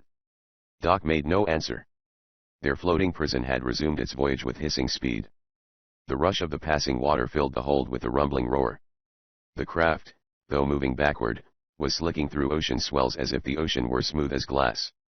The thick steel plates could be seen to tremble and weave under the strain. Doc and his men became quickly aware of a rising temperature in their prison. It seemed impossible in the short space of time, but Doc knew they had entered the Japan Current. This is the great river in the Pacific Ocean which makes California a winter resort, and gives Oregon, Washington and British Columbia coasts much higher temperatures than places of the same latitude on the Atlantic. Calkins had not spoken again to Doc or his men. He had shifted to one side and was conversing in a low tone with Castellano. Looks like they think we're in cahoots with this Zorro, remarked Long Tom in a subdued voice. Doc ignored this statement. He had maneuvered himself to a position where he had been watching the sky from a small porthole. The breeze wafted in suddenly had a changed odor. The bronze man breathed deeply. We're proceeding dangerously near the lower Washington coast, he stated. At the terrific speed we are traveling, we are not many minutes from the Columbia River bar. Daggone it, Doc! Exclaimed Monk. How could you know that? There could be no mistaking the whale rendering plant below Gray's Harbor with this offshore breeze, obliged the bronze man. The harbor is the next above the Columbia River entrance. We have been pulled through the sea at a speed never before attained by any craft on land, or sea, or in the air. Doc Savage had spoken the truth. While its irate master was cooling his heels on an isolated island off the lower British Columbia coast, his narwhal had fled through the night with the speed of a ghost ship. Though it was not yet dawn, The vessel was indeed approaching the great bar across the mouth of the wide Columbia River. Since his awakening, Doc had been working steadily with his hands. Tensing his cord muscles against the tightening choker of the metallic jacket, he had discovered one surprising fact. Though he had been rendered temporarily helpless, the Zoroman had overlooked several of the small devices which Doc carried in concealed pockets over his bulletproof vest. Or perhaps they had regarded certain small vials as inconsequential. Clearly Zorro had vast faith in his own weapons and thorough scorn for those he had chosen to make his enemies. The bronze man's groping fingers encountered a new object. It was a round, flat disc. This was close to his breast. The bulletproof vest overlaid it. Innumerable as were his inventions, Doc knew always where to place his hands upon them. This contrivance had not been there when he was on the glacier. It had been placed upon him during the 2-hour interval of his unconsciousness. Doc might have suspected a trick. It could have been some deadly infernal machine. But the bronze man's memory was as perfect as a recording disc. Once he had seen or touched anything, its details remained etched in his brain. And once before he had come in contact with just such a contrivance. It had been under the tunic of the murdered man in Stanley Park. Someone had equipped Doc with a radio broadcaster and receiver of a miniature variety. His experience of the past night proved this to be far superior to any other he had ever encountered. But who had placed it there? Lanta had shot him down with his own mercy pistol. At the time, she had been hedged in by those she had said were her enemies. She had named Zorro as her foe. Zoroman, she had said, were among her crew. Then she must have gained access to Doc while he was unconscious. But what use did she expect him to make of the portable radio set? Each movement of Doc's sensitive hands caused him to tense his neck muscles against the devilish choker. Working out the intricacies of the broadcaster was an involved problem. If he could make use of it, would it connect by shortwave with police radios? The rushing speed of the narwhal had lessened somewhat. The hull of the vessel seemed mushing through some substance more resistant than water. "Brothers," announced Doc, "we are passing over the shallow Columbia River bar. We must devise some plan to reach one of the portholes." "Daggone it!" exploded Monk. "I wish we could see something. I'm beginning to feel like some kind of a mole." "Our present means of transportation apparently has been adopted with reason," observed Doc. "I surmise we are visiting one of the Columbia River ports for some definite purpose." Zorro told the ship captain he only wanted to borrow the steamer. "He has a cargo of something he plans to take aboard." "What makes you think that, Savage?" came the voice of Castellano. "I'm inclined to believe you do know much more of this crazy submarine commander than you have admitted." "The deduction is only obvious," said Doc calmly. The bronze man betrayed no resentment at the open suspicion in the economist's voice. "Very apparently he has a means of transportation of his own much superior to this iron ship," he continued. "For some as yet obscure reason, he wants this vessel to be seen. Perhaps there are other circumstances he desires to be made public." "Just what do you mean by that, Savage?" Calkins said, with more snappishness in his tone than he had previously used.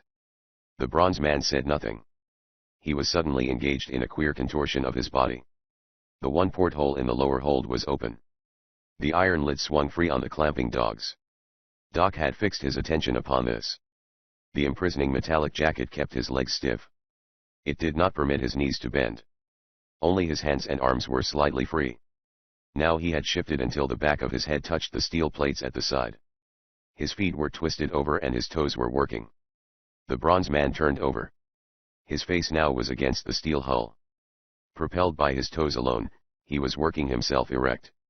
The skin was rasped from his bronzed jaw. His hands were useless. Only his feet were free to work up and down. His chin came to the porthole. Hooking his lower jawbone over the rough steel, Doc was in position to see the outside. So fast was the narwhal moving, the green water was only a foot or so below the porthole. "Holy cow, Doc!" exclaimed Rennie. "Where are we?" Before the bronze man could reply there was a soft whirring. Its vibration was close to his chest. Electrical waves ran through his muscles. Whispered words began to penetrate. Doc knew these were not audible to his companions or to the other prisoners. The progress of the narwhal was a great hissing sound. "Clark Savage," spoke the vibration. "I am close. Can you speak to me? Press the second and fourth knobs to transmit. You can use this to The words died on a choking sound. They had been in the liquid voice of Lanta. She had been trying to impart some new message. Doc pressed the designated buttons on the strange portable radio broadcaster. He spoke in a low tone. "Where are you? What is it you want me to do?" He could tell the words were being transmitted. But no reply was received. He tried 3 times. Still no answer. Something had happened to the girl while she was speaking. She had said she was close. Doc conjectured if that meant the glass-like cylinder following the narwhal. Perhaps the girl had managed freedom only long enough to attempt a communication. Chapter 10. The narwhal anchors. Doc left the porthole, and suddenly started rolling across the iron grating. Without a word to his companions he was making for the darkened area beyond range of the light bulb. His amazed men heard him speak. "I was sure you were somewhere nearby. Your men lost their battle." A liquid, resonant voice replied. "Of that, I am not sure. I was overcome and taken away by Zorro. Unless we can escape the metallic tunics, our cause is hopeless. Zorro will keep you alive. He will destroy your men. They cannot aid him." From the darkness, beside Doc, appeared a slim form. One of the metallic jackets bound the girl's body securely. Only the gold of her other tight-fitting garment and the golden band around her lustrous black hair were showing. When she rolled under the light, her face appeared. Ham gasped with amazement. The lawyer was not immune to the impression of a beautiful face. Never had he seen features more perfect. The girl's small, straight nose and her large, dark-pupilled eyes completed a lovely oval of patrician cast. "So that is the girl Lanta?" Ham questioned softly. "Well, she is some looker." "Huh," grunted Monk, for once apparently unimpressed. "And goes around shootin' people with their own guns. She's the one that shot me and Doc and Johnny. It's really too bad she didn't make it a more complete job on one of you," stated Ham. "And you don't have to guess twice to know which one I mean." Calkins and Castellano were staring at the girl. As she looked at them, Lanta murmured in a low tone to Doc, "Are these other 2 of your company? I thought there were but 5. Doc made no answer, however. He rolled nearer to the hull of the ship. His hands had been exploring as far as they could the inside of the metallic jacket. By twisting the garment he was now able to reach another of his concealed pockets. The narwhal was moving slower. The bronze man became too intent to note the direction the ship was taking. His agile fingers had succeeded in extracting a flat, little vial inside the metallic jacket. With infinite caution, Doc tested the looseness of his prison. His hands could move only a few inches without causing the collar to tighten with choking effect. Between his body and the outside jacket was the scale-like, bulletproof vest. The metal of this was perhaps the most impervious material ever invented by the Bronze Man, or any other person. Doc pondered grimly. If he failed in what he was about to attempt, he was threatened by torturing, terrible death, such a death as might make any man hesitate. It would be like having a hot iron pushed slowly into his vital organs. The Bronze Man glanced at his captive companions. He did not delay longer. He rolled carefully over. His back was toward the others. One hand pushed the metallic jacket as far from his body as he could hold it. To do this he was compelled to lie on his stomach, arching himself on his toes and shin. No other man could have remained in that position for more than a few seconds. The Bronze Man's body became as rigid as a steel bar. With his thumb he cautiously worked the stopper from the small glass vial. He could only guess when he had permitted a few drops to spill upon the loose outer fold of the metallic jacket. A vile liquid was trickling slowly from the bottle. Doc's stomach muscles contracted until nearly all of his vital organs were forced into the cavity of his upper ribs. After some of the liquid had oozed out, Doc replaced the stopper of the bottle and managed to get it back into its protective pocket. Balanced on chin and toes, he waited. He scarcely breathed as a noxious vapor permeated the loose weaving of the metallic jacket. Even then, the Bronze Man was not sure he would succeed. Perhaps the alloy of which the jacket was composed would be too resistant. If so, Doc knew he had trapped himself horribly. Nearly a minute passed. The narwhal was sailing at a much more normal speed than it had moved previously. Odors of pine and spruce indicated the vessel was being piloted close along some shore. Doc judged that Zorro was now approaching some goal where he did not wish to be detected. The Bronze Man pushed experimentally with one hand. His arm suddenly emerged outside the jacket. The liquid he had used had been a deadly, cutting acid. Often it had been employed to remove steel bars. Had any of it touched Doc's body before it evaporated, no remedy could have been found to prevent it eating inward. Doc relaxed and rolled over. Ham was now lying close to him. Just beyond was the slim body of the girl Lanta. The bronze man whispered a caution. Don't move any of you, until I give the word. I shall loosen the jackets. Wait until all are freed before you cast them off. Lanta's wide eyes stared at the bronze man unbelievingly. His capable hands already were loosening the automatic bindings back of her throat. None ever has accomplished that, she whispered. I had begun to lose all hope. Now I am sure it was no mistake when I made contact with you. There was much more being uttered by her expressive eyes. The bronze man ignored this. Lanta was as lovely a woman as he had ever seen. It was no conceit on his part to believe he had made a great impression upon her. But Doc Savage was not interested in making any conquest. Women had no part in his life. He didn't even pretend that he understood them. The bronze man had devoted his life to aiding those who were oppressed, wherever they might be. His allegiance was to all the world. He helped the distressed. Their oppressors he punished, but with the idea of correcting their mistakes. Calkins and Castellano apparently had not seen Doc was free. The mineralogist spoke.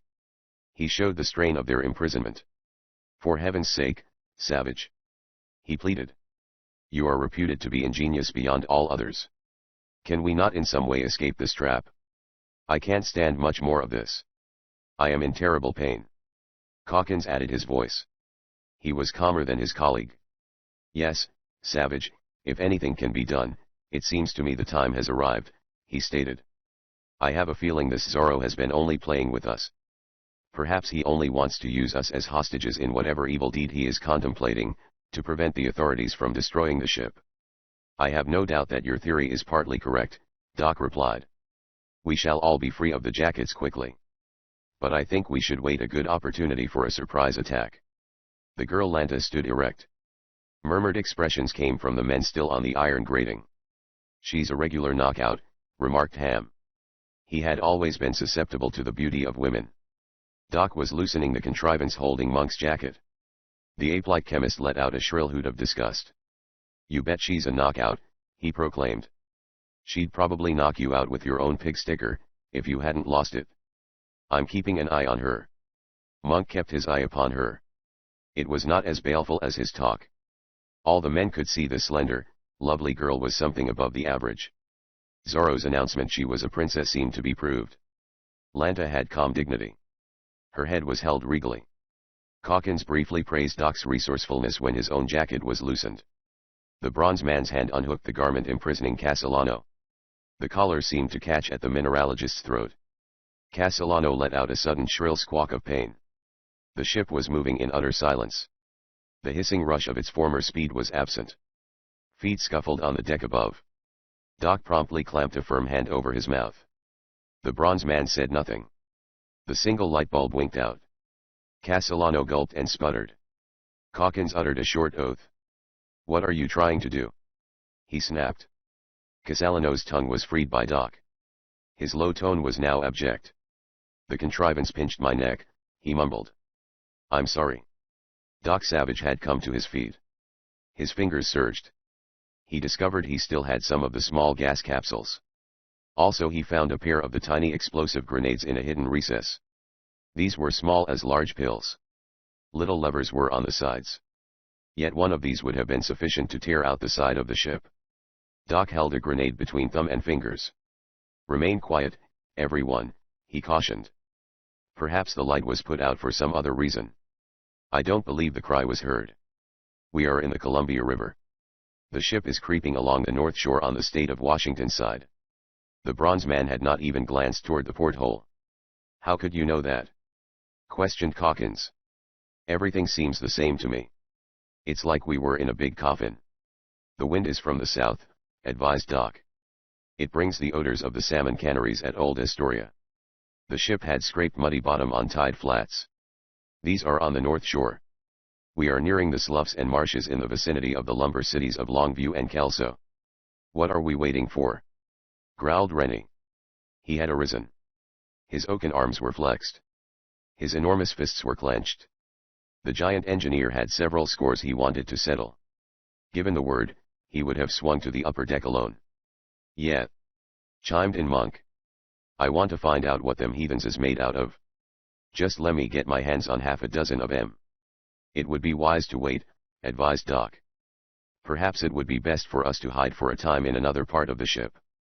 The bronze man had a clear idea. The mysterious Zorro must have a definite objective. The Columbia River region had been his goal. Doc reasoned the stealing of Captain Jarnigan's ship was connected with this. Zorro must have the intention of loading the vessel with some sort of cargo. Perhaps his own glass-like cylinder had little cargo space. If this were true, Zorro needed the narwhal. Doc judged his intention was to convey whatever the load might be to some more remote place. Then it could be stored and removed at Zorro's convenience. Doc's theory later proved to be correct. And for the moment, the bronze man deliberately delayed escape or attack. He desired to know more. Keep all of the jackets in place, Doc suggested. But be prepared to drop them instantly. The ship is about to land. Calkins and Castellano followed this advice. Doc's own men heeded the suggestion, but reluctantly. All were aching for an opportunity to even things up with Zorro. Again the hull of the ship scraped. It was sandy bottom. The vessel was pulled through this by invisible force. The dim light bulb flashed on again. Zorro's men had made no movement toward the lower hold. Apparently they had not heard Castellano's cry. In comparison with the reeking darkness, the light now seemed brilliant. Monk was the first to exclaim. Doc had noticed the same thing. He had said nothing. His only sign had been the whirlpool of light in his flaky gold eyes. Daggone it. Monk squealed. I told you. I don't trust any woman, especially that one. Now she's double-crossed us. We'd better be getting out of here, Doc. Lanta had disappeared. In the darkness they had heard no movement. But the girl was gone. A swift exploration of the cramped space of the afterhold revealed nothing. Doc Savage was smiling slightly. He said nothing.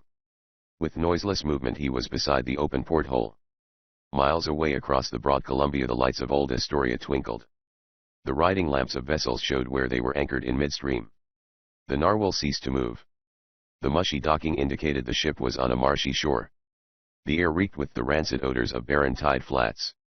The lighthouse on the point at the mouth of the wide river winked intermittently.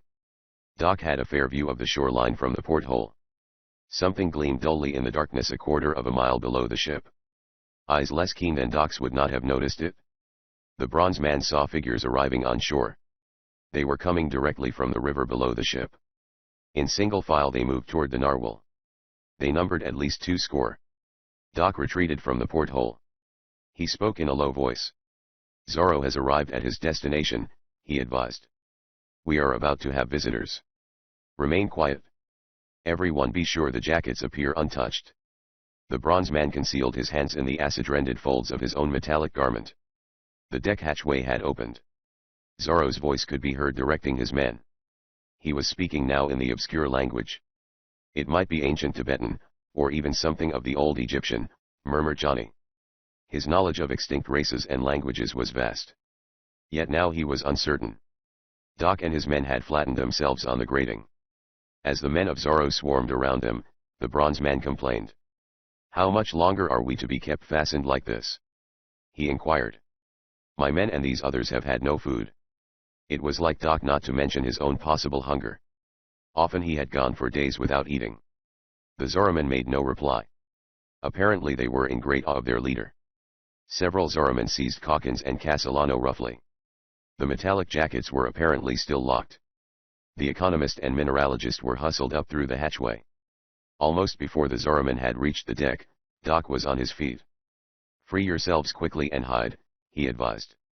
I believe you will find a door through the bulkhead to the boiler room. That probably will be the best place. Wait word from me. The bronze man was climbing the steel plates of the hull. Though these were smooth except for the rivet heads, Doc's fingers found holds. Another small hatchway gave access to the deck. Doc discovered this to be unlocked. The bronze man glided into the deep shadows along the housing. Zorro was standing beside the gangplank. This had been pushed to a high spot on the shore. Two of his men brought Calkins and Castellano to him. Their metallic jackets had fallen from their shoulders without having been touched by the Zorromen. Zorro betrayed no great surprise. Reports of this Doc Savage have been confirmed, he said calmly. Return and seize all of them quickly. Half a dozen Zorromen disappeared through the hatchway. Shortly they returned. They reported the bronze man and his companions had vanished. "We will find them later," announced Zoro. "They cannot escape. Place a guard around all of the deck. Watch the shore. We cannot be delayed." More than 20 Zoromen were available after the guard had been placed. So close had the watch been set, no person could have left the narwhal. Lights played upon 3 concrete buildings. These were windowless and set low in the ground. Evidently they were mere excavations roofed over. While Zoro had been setting the guard, half a dozen of his men had vanished ashore. For a brief interval the weird music of the death flutes enveloped the small structure. The figure of a man, evidently a watchman, leaped into view from one of the buildings. Another man followed closely. Each held a revolver in his hand. The first man lifted his weapon and fired at a shadowy form. The bullet went wild. It impinged ringingly on the hull of the ship. The eerie music continued. The watchman ran only a few more steps. The revolver flew from his hand. He slid on his face in the mud of the marsh. The second man apparently had not the strength to use his weapon. He sat down suddenly on the runway constructed between the buildings and the shore. Then he wilted limply. The isolated location of the low concrete buildings was quickly explained. Lights from the ship flared upon small signs on each structure. These were of red paint on white boards. "Danger. High explosives. Keep away. Trinitromite Chemical Corporation." Keys taken from the watchman quickly opened the doors sunken in pitted spaces. Zoro ordered the bodies of the watchmen dumped into the marsh. They sank immediately into the oozy mud. Clearly the weird music of the flutes on this occasion had been of the lethal variety. The 2 watchmen had died quickly. 20 or more Zoromen formed a double row. Small, compact cases passed from hand to hand. These were being placed in upper cabins of the narwhal. Doc Savage observed the taking aboard of this cargo from various points about the deck. The bronze man eluded Zoro's guard with ease. He could have left the ship at any time. Instead, he darted from cabin to cabin. He spent several minutes in a double stateroom that apparently had been occupied by Calkins and Castellano. The economist and the mineralogist were being held on the deck while the cargo was being brought aboard. But the girl Lanta had not come to the scientist's cabin. Nor was she to be found in any of the other staterooms. Doc had left no cranny of the upper portion of the vessel unsearched. His hunt was accomplished though Zoro's guard was as alert as men might be in fear of the quarry they were set to watch. The bronze man made no effort to interfere with Zoro's purpose. Though this was one objective, Doc believed the silvery-skinned chief had another. Only the whereabouts of Lanta had him mystified. Chapter 11. Captives of Lanta. Monk growled from the grimy depths of a coal bin. His sloping forehead and hairy face appeared briefly. The black smudges of dust only added to his homeliness. "Leave it to that daggone shyster to pick out a place like this," he grumbled. "I'm danged near strangled." Ham himself grinned at Monk through a black mask. The lawyer had followed Doc's directions. The 5 men were concealed in the half-filled coal bins of the boiler room. Though the narwhal had made an amazing voyage, its fire had died down. "How much longer have we gotta wait to smash them fellows?" was Rennie's complaint. A rime of coal dust also coated his lugubrious face. It made him appear more solemn than ever. "Anyway, the ship's on her way again," observed Long Tom. "Now I wouldn't be surprised if we paid a visit to the equator. I could use some food myself." "Daggone it," groaned Monk. "I was trying to forget that." Zoro had seemed supremely confident that Doc Savage was powerless to combat him. His setting of the guard had been plainly only for the purpose of preventing escape. Apparently he thought that all of the bronze man's weapons had been removed. Doc and his men were not aware of it, but some of the devices that had been aboard the plane near the Aleutians were in Zoro's hands. As the narwhal moved away from shore into the Columbia, the earth nearby trembled slightly. The shock was communicated to the hull of the ship. Johnny spoke disgustedly. "Ever since this expedition was promulgated we have been the subject of subterranean manifestations. It has been just one earthquake after another." As the ship left the shore, Doc Savage was in perhaps the most secure place he could possibly have been. From this he could clearly see all of the space of the narwhal's upper decks. Apparently Calkins and Castellano had been placed in one of the cabins. Perhaps they had been returned to the lower hold. Zoro called his guard. The majority of the Zoromen who had aided in loading the cargo of trinitromite had vanished when the earth had trembled. They were not aboard the ship. Zoro issued instructions. His voice carried clearly to Doc. "Seize Doc Savage," instructed the silvery-skinned leader. "When you have him, for the others you can play the death music. Find Princess Lanta and bring her to me. There is no reason for our playing a double game any longer. Once we have obtained the explosive weapons to accompany this new force, we shall return immediately to our own country." Half a dozen Zoromen flitted through the hatchway into the hold of the ship. The narwhal was making its way toward the mouth of the Columbia. Its speed was greater now than during its arrival. The ship was beginning to make hissing progress through the calm inner river. The bronze man was looking down upon the deck. Zoro had a few of his men drawn into a group. They were conversing in the unknown tongue. Doc fingered one of the tiny grenades. He replaced it in its pocket. Too well he knew the destructive force of trinitromide. The world had not yet been given this new and ultra-powerful explosive. With the boxes of the trinitromide had been loaded 20 smaller cases. Doc knew these contained the special concussion caps required to set off the new chemical element. If he had attempted to wreck the ship in the river with the tiny grenade, the resultant explosion would have blown it to atoms. Only by the concussion caps could the trinitromide be set off. The main chemical composition was impervious to heat. Even the shock of an explosion would not have set it off. But the grenade would have touched off the concussion caps. And these in turn would have released the greater force. While the Zoromen with their death flutes were searching the lower hold, Doc pondered the recent strange words of Zoro. The leader had said it was time to end the double game between himself and Lanta. The complete disappearance of the girl hinted at some form of connivance. Surely she would have been apprehended. The bronze man himself had been unable to discover her hiding place.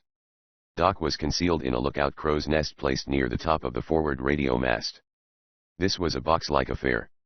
It had been put there, without doubt, for observations to be made by scientists in the Arctic seas.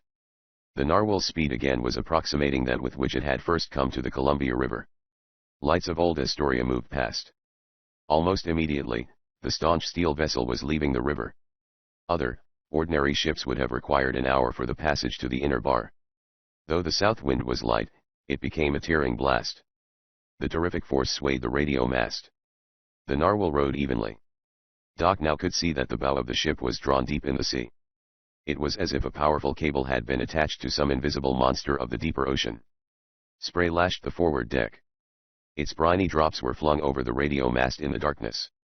They had the impact of small pebbles. Doc shielded his flaky gold eyes. The ship now had crossed the outer bar. The polar star showed the bronze man the ship was bearing directly into the north. Neither sight nor hearing told Doc he was not alone on the radio mast. Though the space below him was shrouded in darkness and thickly strung with ropes and wires, the bronze man could feel the approach of a stealthy climber. Suddenly the climber was talking. The rush of the wind was high and shrill. The voice was only an indistinct murmur. Doc had an idea. He touched the second and third buttons of the radio receiver close to his body. Some mishap had occurred. The device failed to respond. Doc produced one of the anesthetic capsules and waited. His position was such he could not see below the crow's nest in which he had crouched. His only view was over the edge to the deck below. The voice close under him ceased talking. At this instant a cry resounded in the wind. Zoromen were rushing along the deck. They were coming toward the radio mast. Doc produced a second gas capsule and waited. In order to subdue the climber, he judged he had best crush the gas capsule against the mast. The other he held ready to drop to the deck. Lights flashed around the base of the mast. One of the Zoromen lay huddled motionless. His silver skin glowed oddly. He had been stripped of his loose magnetic belt with all of its devices. "Doc Savage got him," announced Zoro. "I know now where he is. Swing the light upward." The bronze man was looking directly into the beam. His bronzed features were plainly revealed to Zoro. The light also enabled Doc to get the first glimpse of his stalker. The girl Lanta was clinging to the mast. In one slender hand she was gripping the handle of a long-pointed knife. This seemed to be of some obsidian substance. It had the shine of some great dull gem in the light beam. It was almost the same character of weapon as used by the ancient Mayans. Doc swung lithely over the edge of the crow's nest. Below, the climbing girl supporting ropes were stretched toward the deck. The bronze man released his body as if he were falling. The girl's eyes were looking at him. They held a terrified, desperate light. Zoromen cried out. The giant body of the bronze man was hurtling down upon them from the high mast. The speed of the ship had given Doc greater impetus. Apparently he was about to be crushed. One bronze hand flashed out. Doc's fingers touched one of the ropes. To have gripped it tightly would have exerted strain enough to have torn an arm from its socket. The man of bronze performed an amazing feat. The palm of his hand acted as a brake along the slanting rope. The hempen cord actually smoked for a few feet. Then Doc was swinging over the deck supported by the one hand. From below immediately floated the weird strains of the death flutes. Doc saw the gleaming obsidian knife flash in Lanta's hand. In an instant the death music had ceased abruptly. Minute fragments of thin glass were sprayed about the deck where Zoromen had been grouped. Some with flutes still in their hands appeared to suddenly fall asleep. The anesthetic gas had taken quick effect. The place where the Zoromen had stood was sheltered by the high prow of the narwhal from the rush of the wind. Doc had no need to hold his own breath. The air around him was swaying his body. None of the gas could reach him or the girl on the radio mast. The bronze man loosened his hand and dropped to the deck. The mighty sinews of his legs cushioned the impact. He saw that 3 of the Zoromen had escaped the gas. Doc was upon them with a single leap. One man he gripped, but the 2 others eluded him with light movement. They were using their belts. The quick pressure of Doc's thumb on the spinal nerve was sufficient to render the first man unconscious. The girl Lanta had descended the mast. Doc caught a glimpse of her swiftly moving figure behind him. He whipped around. Lanta was wearing the belt of the Zoromen he had first seen crumbled on the deck. Her great black and white eyes held an intense gleam. Doc would have seized the girl, but he saw she was not looking at him. She was past him so swiftly and lightly she appeared to be gliding without weight. Then the bronze man saw her objective. Calkins, the economist, and Castellano, the mineralogist, lay inert close to the deckhouse. They had been taken out of the metallic jackets.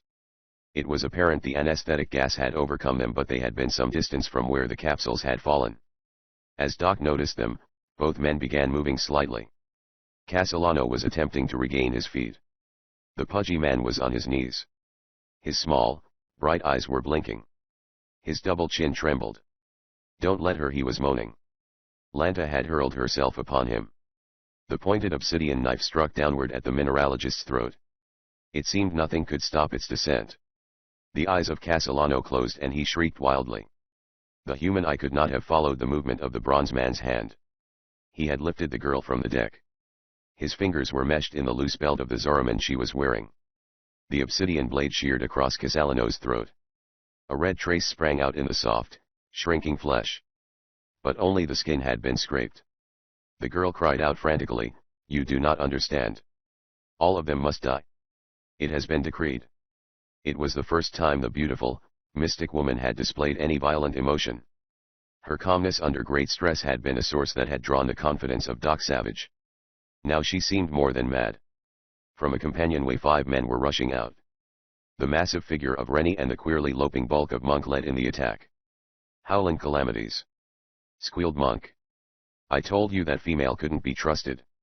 Take them other devils apart." But the only 2 conscious Zoromen eluded them maddeningly. Doc was still holding the quivering form of the girl. She stared at him. A sob fluttered from her red lips. Rennie was bellowing with rage. He had almost trapped one of the Zoromen. The silvery-skinned man floated away from him. Rennie's smashing fist cracked one whole panel out of the deck housing. Doc was releasing the girl. She had let him take the obsidian knife without resisting. Her wide eyes turned from him out to the sea. She had the expression of one who is listening intently. The rushing speed of the narwhal suddenly ceased. The ship was rolling only to the impulse of the ocean swells. Its much-abused hull swung broadside to the waves. With a sickening lurch, it went into the trough of the sea. Lanta stood motionless. She was as beautiful as a carved statue. A figure in silver and gold. The metallic belt covered her curving shoulders and hung to her waist. The remainder of her garb was of the golden cloth. This did not seem to have suffered any from the treatment it had been given. It, too, was of metallic stuff. Now the narwhal moved again. But it had changed direction. The bow was turned and pointed to the south. The girl's liquid voice cried out triumphantly. "Crado has won. At last they've heard." The narwhal slowed. The hull trembled. A jarring, grating sound swept the vessel from bow to stern. From 2 points, forward and aft, silvery-skinned men flooded onto the deck. "Howling calamities!" squawked Monk. I told you not to trust any woman. The big chemist was in the midst of the first arriving stream. His long arms reached. His shoulders hunched and snapped. Two heads cracked violently together. The silvery-skinned men dropped. Monk was reaching for two more. Rennie's coal-blackened face was as solemn as an undertaker's. His deep voice bellowed with joy. The big engineer was the most morose in appearance when he was happiest. He was happiest when his fists were swinging. And these oversized attachments were in fast action. Half of the forward group of new arrivals were lying on the deck or attempting to regain their feet. Ham, Long Tom, and Johnny were moving to meet the tide of attackers flowing from the after part of the deck. Doc Savage alone had remained motionless. This was so unusual as to afford bewilderment to Ham, who was the first to glance in his direction. The bronze man was watching the girl intently. Suddenly two oversized pistols with drums appeared in the hands of the new raiders of the Narwhal. They were Doc's own super machine pistols. The bronze man whipped toward these men. It was for this he apparently had been waiting. Lanta's voice rang out peremptorily. Shoot for their legs. Their tunics are bulletproof. The two pistols erupted. Mercy bullets streamed across the deck. Doc knocked one weapon flying into the sea. But as he accomplished this, the cord legs collapsed under him.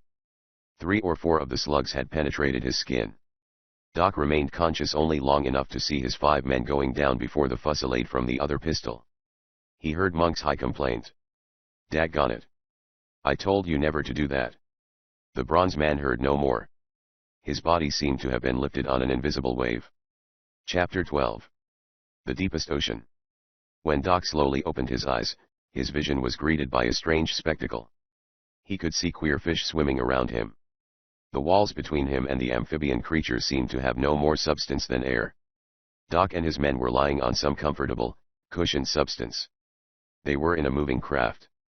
But its walls were so transparent, all had the sense of being transported by magic. If you'll drink this, Clark Savage, it will revive you quickly. The liquid voice of Lanta was speaking. She was holding a clear glass. This contained a white, milky liquor. The bronze man tasted it. It was pleasant and he swallowed some of it. The effect was almost instantaneous. His head cleared. His companions had been similarly treated. All were half crouching on what seemed to be springy robes of metallic cloth. They were staring at the sloping walls around them. Lanta's beautiful features were now composed. Her lips smiled slightly. I regret exceedingly the methods, but I was forced to employ them, she said calmly. There was no other way. You are now aboard my own ship, or submarine as you probably would call it. Along the walls the translucent green of the ocean flowed by at terrific speed. Deep-sea fish and other denizens passed so swiftly they were merely distorted figures. Doc Savage glanced about. They were in what seemed to be a middle compartment of a long, glassy cylinder. Whatever its motive power, the vessel glided without throbbing or vibration. Through transparent divisions, Doc could see multiple metal coils. There were a great number of what might have been magnified clock springs. In the forward portion, many men could be seen moving about. Only 2 or 3 seemed to be engaged with the business of operating the peculiar craft. The operators were stationed in cubicles nearest the needle-like nose. A multiplicity of dials and levers were near these. Doc discovered the air was pure, energizing. He heard the very faint hissing of escaping vapor. The craft was equipped with oxygen tanks of pipe-like construction. While the bronze man was looking at these, 2 silvery-skinned men appeared bringing food in glass-like vessels. The food seemed to be composed of a variety of roots and sprouts, all vegetables, but the odor was appetizing. Monk viewed it with hungry, but suspicious eyes. Doc had not replied to Lanta's statement. She stood waiting. His silence plainly was disturbing. The bronze man's companions were not surprised at his delay in speaking. They had long been accustomed to Doc's habit of clearly envisioning any new situation before he voiced any opinion. Monk accepted a vessel of the food with muttered complaint. Wouldn't be surprised but what she'd poison us next, he said. Every time she gets a chance, she shoots us. But his hunger was greater than his doubt. I surmise we are your prisoners, stated Doc at last. You have left us free because you believe us to be powerless to escape. Perhaps you wouldn't mind enlightening us now as to your purpose and as to where you are taking us. Lanta smiled slightly. Temporarily, you are prisoners because of circumstance, but not in the sense your companions seem to imagine, she said quietly. It is only that I must have your help or many of my people will perish. When all have eaten, I shall return. With a swift, little movement she was gone. But in this queer, speeding cylinder her slender figure could still be seen moving among the men in the forward compartments. The girl had spoken to one of the men at the controls.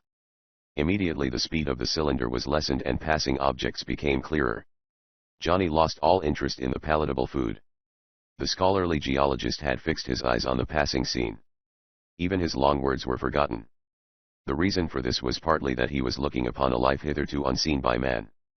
Johnny was gasping mentally. Rarely had he ever seen anything for which he could not supply offhand the proper scientific name. We are at a greater depth than man has ever penetrated, Johnny stated. Very little of the fauna is recognizable. The very few I know have only been brought up by the deepest sea machinery. The pressure down here must be terrific. If this thing we're in were to collapse we would be instantly crushed to jelly. Monster fish with broad heads appeared in schools. Only the light from the cylinder revealed them. The fish had no eyes. Others of grotesque shapes pressed close to the gliding wall. They had eyes set on knobs that retracted as they touched the vessel. These eyes glowed with phosphorescent illumination. What appeared to be monster squid extended their tentacles. These were like long, curving tubes filled with purple neon light. If this crazy submarine fails us, I'd rather be crushed to jelly than be out there, observed Long Tom. Doc, there are electrical generators somewhere in this thing, but I can't locate them. I had noted currents of both high and low frequency, stated Doc. But the impulse is being drawn from some outside source rather than being generated within this craft. The cylinder was passing through what appeared to be a veritable undersea forest. The trees or plants waved gigantic fronds. In these were myriads of small fish of every color. Each of these fish had illuminated eyes. Johnny had been looking around for some sort of depth recorder. There was none. We have no means of knowing how far down we are, he observed. But we must be as deep as the spot near the Friendly Islands. That has been sounded to a depth of more than 6 miles. No diving apparatus ever devised could resist the pressure. Doc had been making an inventory. Though he and his companions were under no physical restraint, his gas capsules, tiny grenades, and other devices had been left intact. Lanta suddenly reappeared. The craft again moved with great speed. I had Kratos slow down to enable you to look about, the girl explained. Now we must be hastening to our destination. I am choosing a passage which I hope will frustrate Zorro's pursuit. The calm statement was a surprise even to Doc Savage. Lanta seemed to read a question in the silence. The iron ship called the Narwhal is unharmed, the girl said. Then she added, if I had possessed the means, it would have been destroyed, but my enemies pressed me too closely. Those who are now with me are my own adherents, the loyal subjects of my father, King Lemos. We were forced to flee to the greatest depths. We escaped only because Zorro would not abandon the explosive force on the iron ship. And of what use would this cargo of trinitromite be among the advanced developments of science very apparent in your kingdom? Inquired Doc Savage. Your radio and television and the death flutes prove your land has in some manner outstripped investigation in other parts of the world. You have a language of your own we have never heard. Yet all of your people employ English as if you were born to speak it. Lanta smiled. You are a most wonderful person, Clark Savage. All these things shall be explained. Explosive force is all that our kingdom has lacked. Rather it has been the force from which our land has been preserved. We have no such weapons, and my father, the king, has wanted none. Holy cow! Ejaculated Rennie. You hear that? Howling calamities! Shrilled Monk. She keeps shooting us all the time, then she tells us her people don't want guns. If they're like her they'd go around shooting each other up. Except for that one outburst when she had tried to knife Castellano aboard the Narwhal, Lanta had proved herself a calm person. She smiled sweetly upon Monk. The homely chemist looked away and twisted his ungainly, hairy hands. I'm telling you the truth, Clark Savage, she said. My land wants none of these explosive weapons with which terrible wars are made. Zorro now has them. My father, King Lemos, needs your help. And you are right, your man with the funny face I like, but I found it necessary to have you shot with the mercy bullets to save your lives. You will find my land much different from your own. It lacks many things you have. Ah, spoke up Ham, with a pleased eye upon the princess. If your land only has trees, it will be all right with Monk. he will be able perhaps to meet some of his immediate ancestors. There are no trees, learned one, spoke Lanta, inside the world. Did you mean inside the world? Ham gasped. Hooey! Exploded Rennie. Doc, can't we have this crazy sub reversed? Nobody could ever get inside the world. As they were speaking, the progress of the strange craft had changed. While its speed did not seem lessened, a jarring vibration was running along the glass-like cylinder. It was much the same as the earth trembling which had been puzzling all geologists. Lanta spoke quietly. We have not discovered a means of making trees grow inside the world as yet.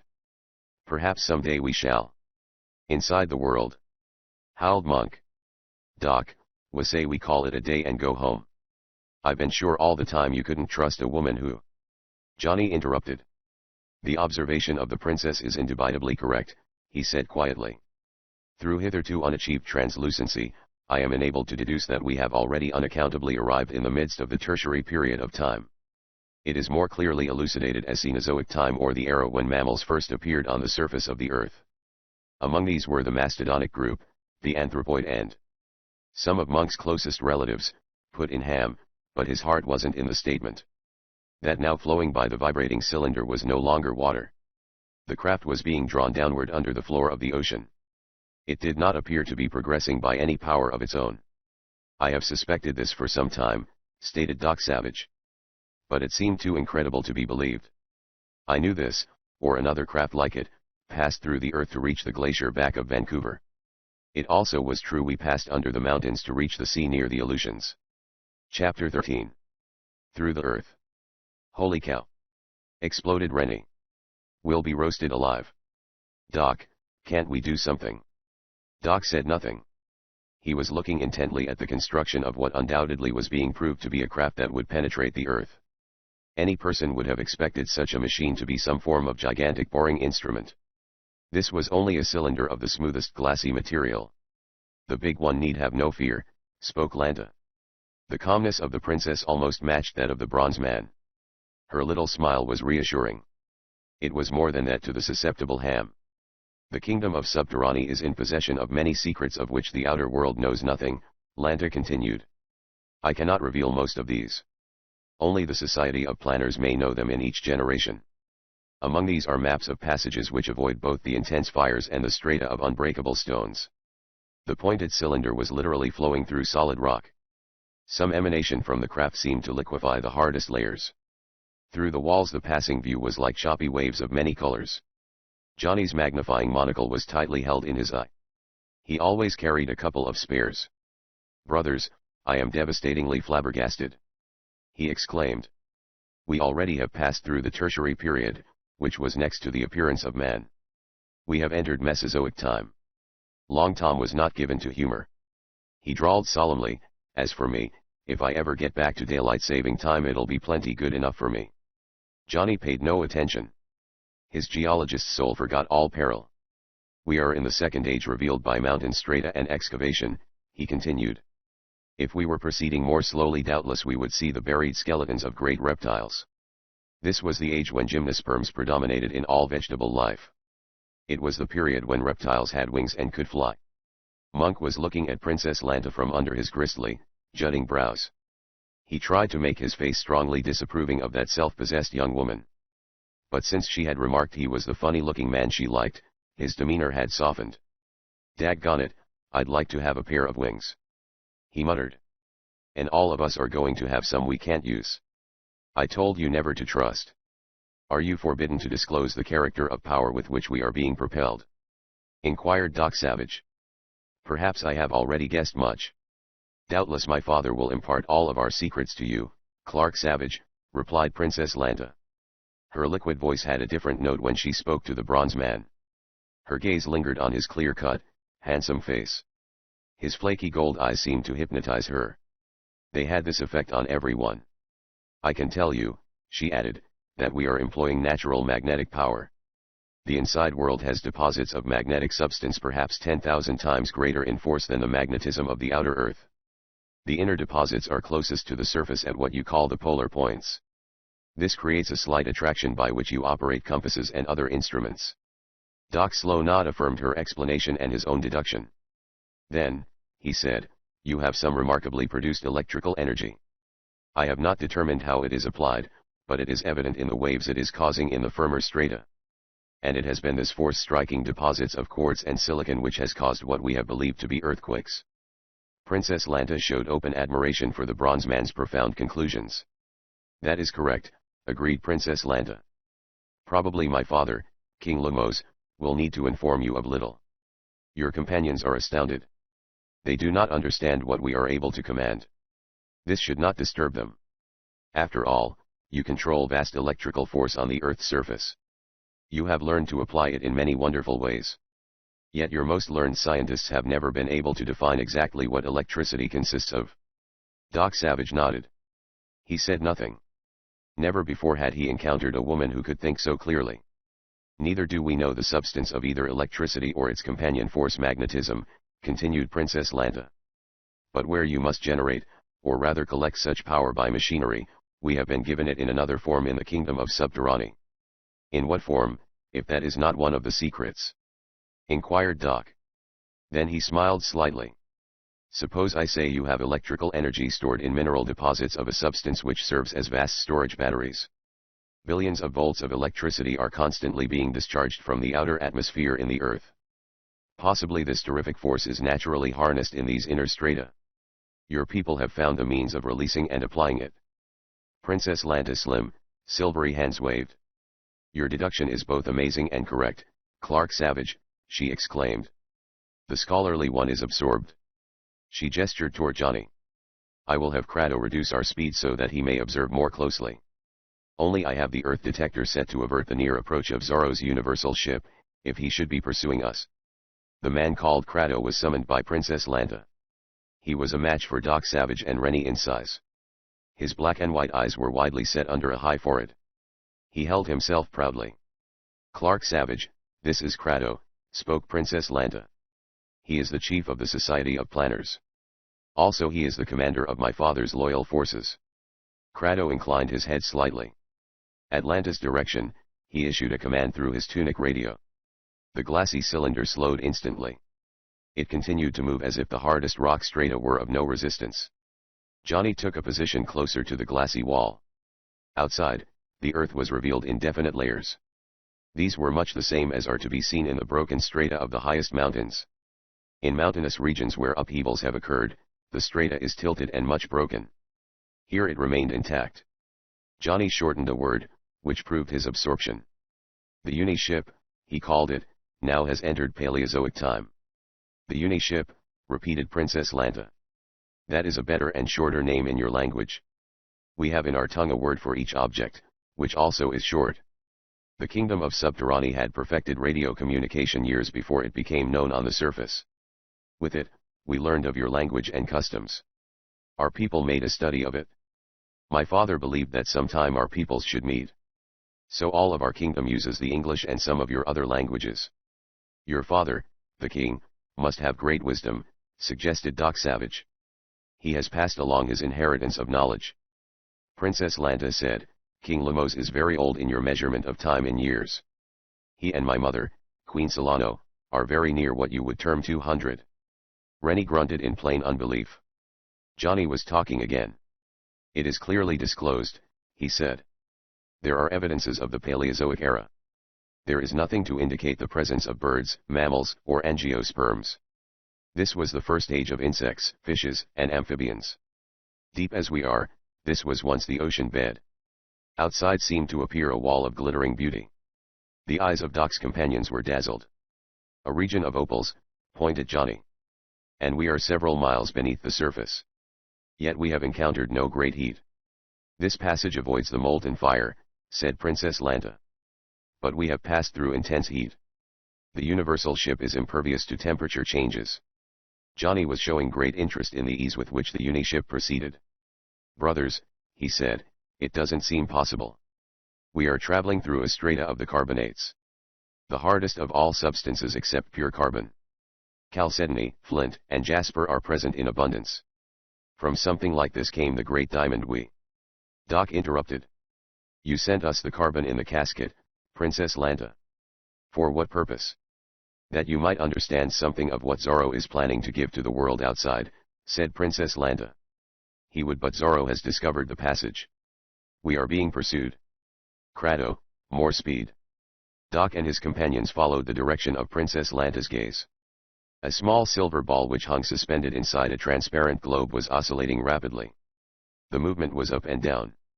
Kratos' order started the Uniship into faster motion. Johnny grunted disgustedly, but he could still catch glimpses which enabled him to define their surroundings. The Uniship sliced through beds of mica, a silicate of aluminum and potash. This passed by in huge, unfolding leaves. Lanta spoke quickly to Kratos. Leave the passage, she directed. Perhaps Zorro will be unable to deflect his course to follow. The Uniship immediately took on a more lateral direction. The sharp point was now smashing trough of brittle strata. Johnny identified this as hornblende and pyrazine, composed of calcium, magnesium, and iron. This area was succeeded by walls of what appeared as green glass against the moving wall of the Uniship. Chrysolite, Johnny informed the others. Silicate of magnesium, talc, or serpentine. It's hydrous and easy to penetrate. The Uniship was indeed passing through as if it were a submarine in the depths of the sea. Look at this, Doc, Johnny suddenly exclaimed. We must be a few hundred miles down, but the rocks are calcareous. And they are like those discovered in only two places on the surface. They are in the Travertin of Tivoli, near Rome, and in Gardiner's River, in the region of Yellowstone Park. I had noted it, said Doc Savage. It would seem the oceans must have gradually built the land from great depths. It might even somewhat upset the theory that the Earth was originally a molten ball of fire. It indicates shellfish and coral have been buried in seas hundreds of miles deep. Scientists have been able to study only about 8,000 feet of the Earth's crust. And this strata is composed of the minute shellfish known as rhizopods. Before the Bronze Man had ceased speaking, the Uniship was completely shrouded in a flowing black substance. The strata was vast. The Uniship was making great speed. But the black substance surrounded it for several minutes. If some of the oil companies only had access to this! Exclaimed Johnny. We are in the greatest reservoir of graphite, coal, and oil ever remaining undiscovered. The supply is inexhaustible. If only we could. Beside the Earth detector, a radio diaphragm suspended on a single metal cord started hissing. Princess Lanta spoke a few words into Kratos' ear. The king's command issued an order. The Uniship began dropping at such speed the outside Earth became only a blur. Princess Lanta was watching another row of indicators set in the middle of a transparent tube. 7 points over, Kratos. She commanded. Her voice had become crisp. Her composure was gone. The Uniship ceased its smooth penetration. For several seconds it vibrated as if it had at last encountered a strata which even its strangely stored electrical waves could not shatter. Look, Doc. Johnny shouted. There's the answer. That's carbon, hundreds of feet of it. The Earth never saw a diamond. The strata beyond the wall gave forth glistening light reflected from the illumination of the Uniship. You are right, scholarly one, calmly announced Princess Lanta. It is of what you call diamonds. It is carbon. It is the only mineral the universal slips cannot break through. Our passages are mapped around these. Zorro is closely pursuing. Doc Savage looked intently at Princess Lanta. His flaky gold eyes stirred with little whirlwinds. You believe he would have aboard his Uniship some or all of the trinitromide, he stated calmly. You say he does not know the mapped passages well. Princess Lanta smiled faintly. Generations were required by the Society of Planners to map passages around the fields of carbonite which lie very close to the surface of the kingdom of Subterranae, she replied. I believe Zorro would bring the explosive force with him. If he should strike the carbon, it would end the menace of the land of beyond. It was the first mention Lanta had made of a land of beyond. Howling calamities! Shrilled Monk. I told you a woman like her would be the... Listen, admonished Doc. I would say Zorro is rapidly overtaking our Uniship. The vibration of the Earth around them became a distinct hissing noise. Almost abruptly, the speed of Lanta's Uniship diminished. It was apparent Zorro was coming very near. Had you considered, Princess Lanta, the possibility of Zorro striking the diamond field and causing a tremendous explosion? Inquired Doc. The setting off of the concussion caps and the trinitromite possibly would wreck your own Uniship. That is possible, replied Lanta calmly. I could hope that even this might happen. It would be better that Zorro and the few of us should be destroyed than that he reach the kingdom of Subterranae. Good gosh! Gasped Monk. And she said she liked my funny face. What a nice, friendly sort of a woman. Chapter 14. In Subterranae. Holy cow! Ejaculated Rennie. We're going down and we come up. The giant engineer's understanding of physics was topsy-turvy. The uniship of Princess Lanta had, of course, entered the Earth's crust in a downward direction. This had been quickly lost. All pull of gravitation had been absent from the interior of the uniship. So suddenly it had brought gasps of amazement from Doc's companions. The uniship had emerged from underground. Rennie's phrase had been descriptive of what had happened. At the instant the walls of the magnetic craft were suffused with a brilliant purple light, Lanta had herself flitted into the forward compartment. New controls had been swung. 1 second the uniship was boring through the earth. The next it was rising from the ground. We have arrived in the kingdom of Subterranae, announced Crado calmly. You will discover here that gravitation applies the same as on the world's surface. We have thousands of square miles of space. Perhaps our gravity is more centrifugal force, but you will find it much the same as outer atmospheric pressure. Daggone it! Moaned Monk. How's a fellow to know whether he's standin' on his head or his feet? There would hardly be any appreciable difference, even if you were swinging by a tail, replied Ham. You crazy shyster! Howled Monk. If they raise any pigs down here, I'll warn them to lock 'em up.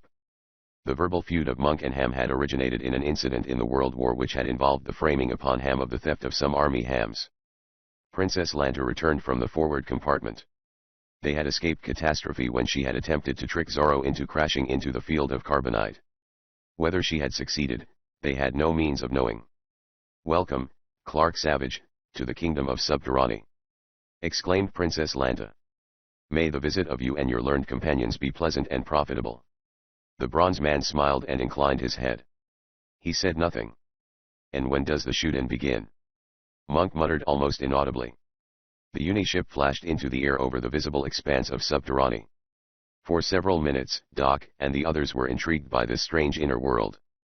In many respects the land resembled any countryside of the outer earth. Rounded patches of green dotted the region for many miles. Beside these apparent patches of vegetables and grain were glistening reservoirs. One reservoir bubbled constantly. It was being fed by some underground stream. Ditches ran between the rows of plants. Your food is produced by irrigation, stated Doc. Yes, as we have no rain, replied Princess Lanta. Our water comes from what you would call artesian wells. Lacking sunlight, there is no evaporation of moisture. The air is wholly dry. Our people have poreless skins. Because of that, we suffered some while we were in the outer world. Perhaps we could not survive in your warmer climates. The uniship floated. Crado cruised slowly. Doc observed 2 columns hundreds of feet in height. They resembled immense tubes filled with neon light. This produced a purplish glow. In this light the faces of Crado and Lanta no longer had the sheen of silver. They seemed to have become of a normal whiteness. This only added to the girl's beauty. Great gosh! Ejaculated Rennie. You fellows look like ghosts. He was staring at his companions. Their faces had taken on a ghastly, corpse-like pallor. Only the features of Doc Savage were different. Doc noticed that his bronze hands were like glowing copper. His face had taken the same hue. The sleek hair was like beaten gold. I had been wondering what we were going to use for breathing when we arrived, commented Johnny. Yet the plant life indicates the presence of the same elements as in our own atmosphere. It is our solar system, scholarly one, said Princess Lanta. Your outer atmosphere creates gravity. We also have the same character of air. Contrary to the belief of many of your scientists, the Earth's crust is only a few hundred miles in thickness. Here our vegetable and other life has set up the same oxygen renewal and the nitrogen and hydrogen gases to be found in the outside world. And Crado tells us, observed Doc, that what answers for gravity on the Earth's surface may be supplied by centrifugal force on the inside. Anyway, you couldn't fall out of the inside of a ball, put in the practical Rennie. I'm going to get a line on this solar system. He figured he would add to his far-reaching knowledge of engineering. Rennie had built many bridges, tunnels and other achievements to his credit. But a solar system was a new one. The uniship quickly arrived over a city that glistened with many towers and turrets in the purple light of the tall columns. The buildings were on a smaller scale, but much resembled the architecture in the more modern sections of the outer world's greatest cities. Doc judged the city must house more than 1 million inhabitants. This was confirmed by Lanta.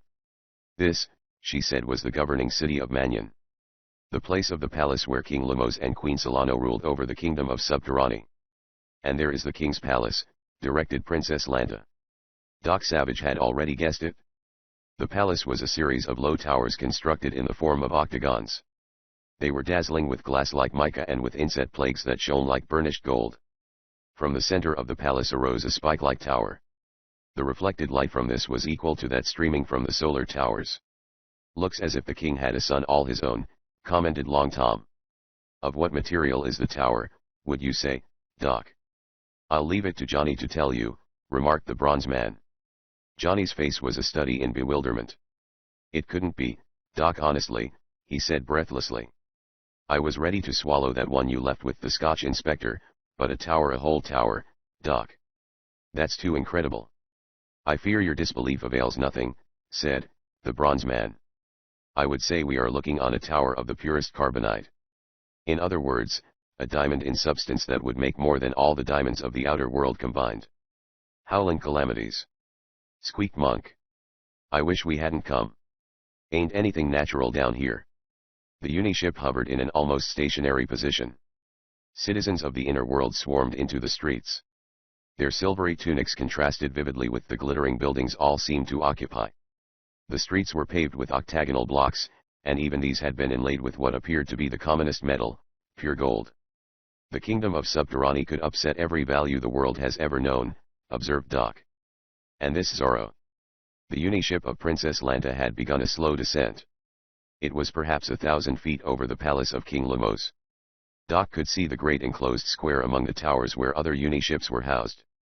It had the appearance of a mammoth patio set within the guarding walls of the ruler's dominating residence. Suddenly the air was filled with rushing vibration.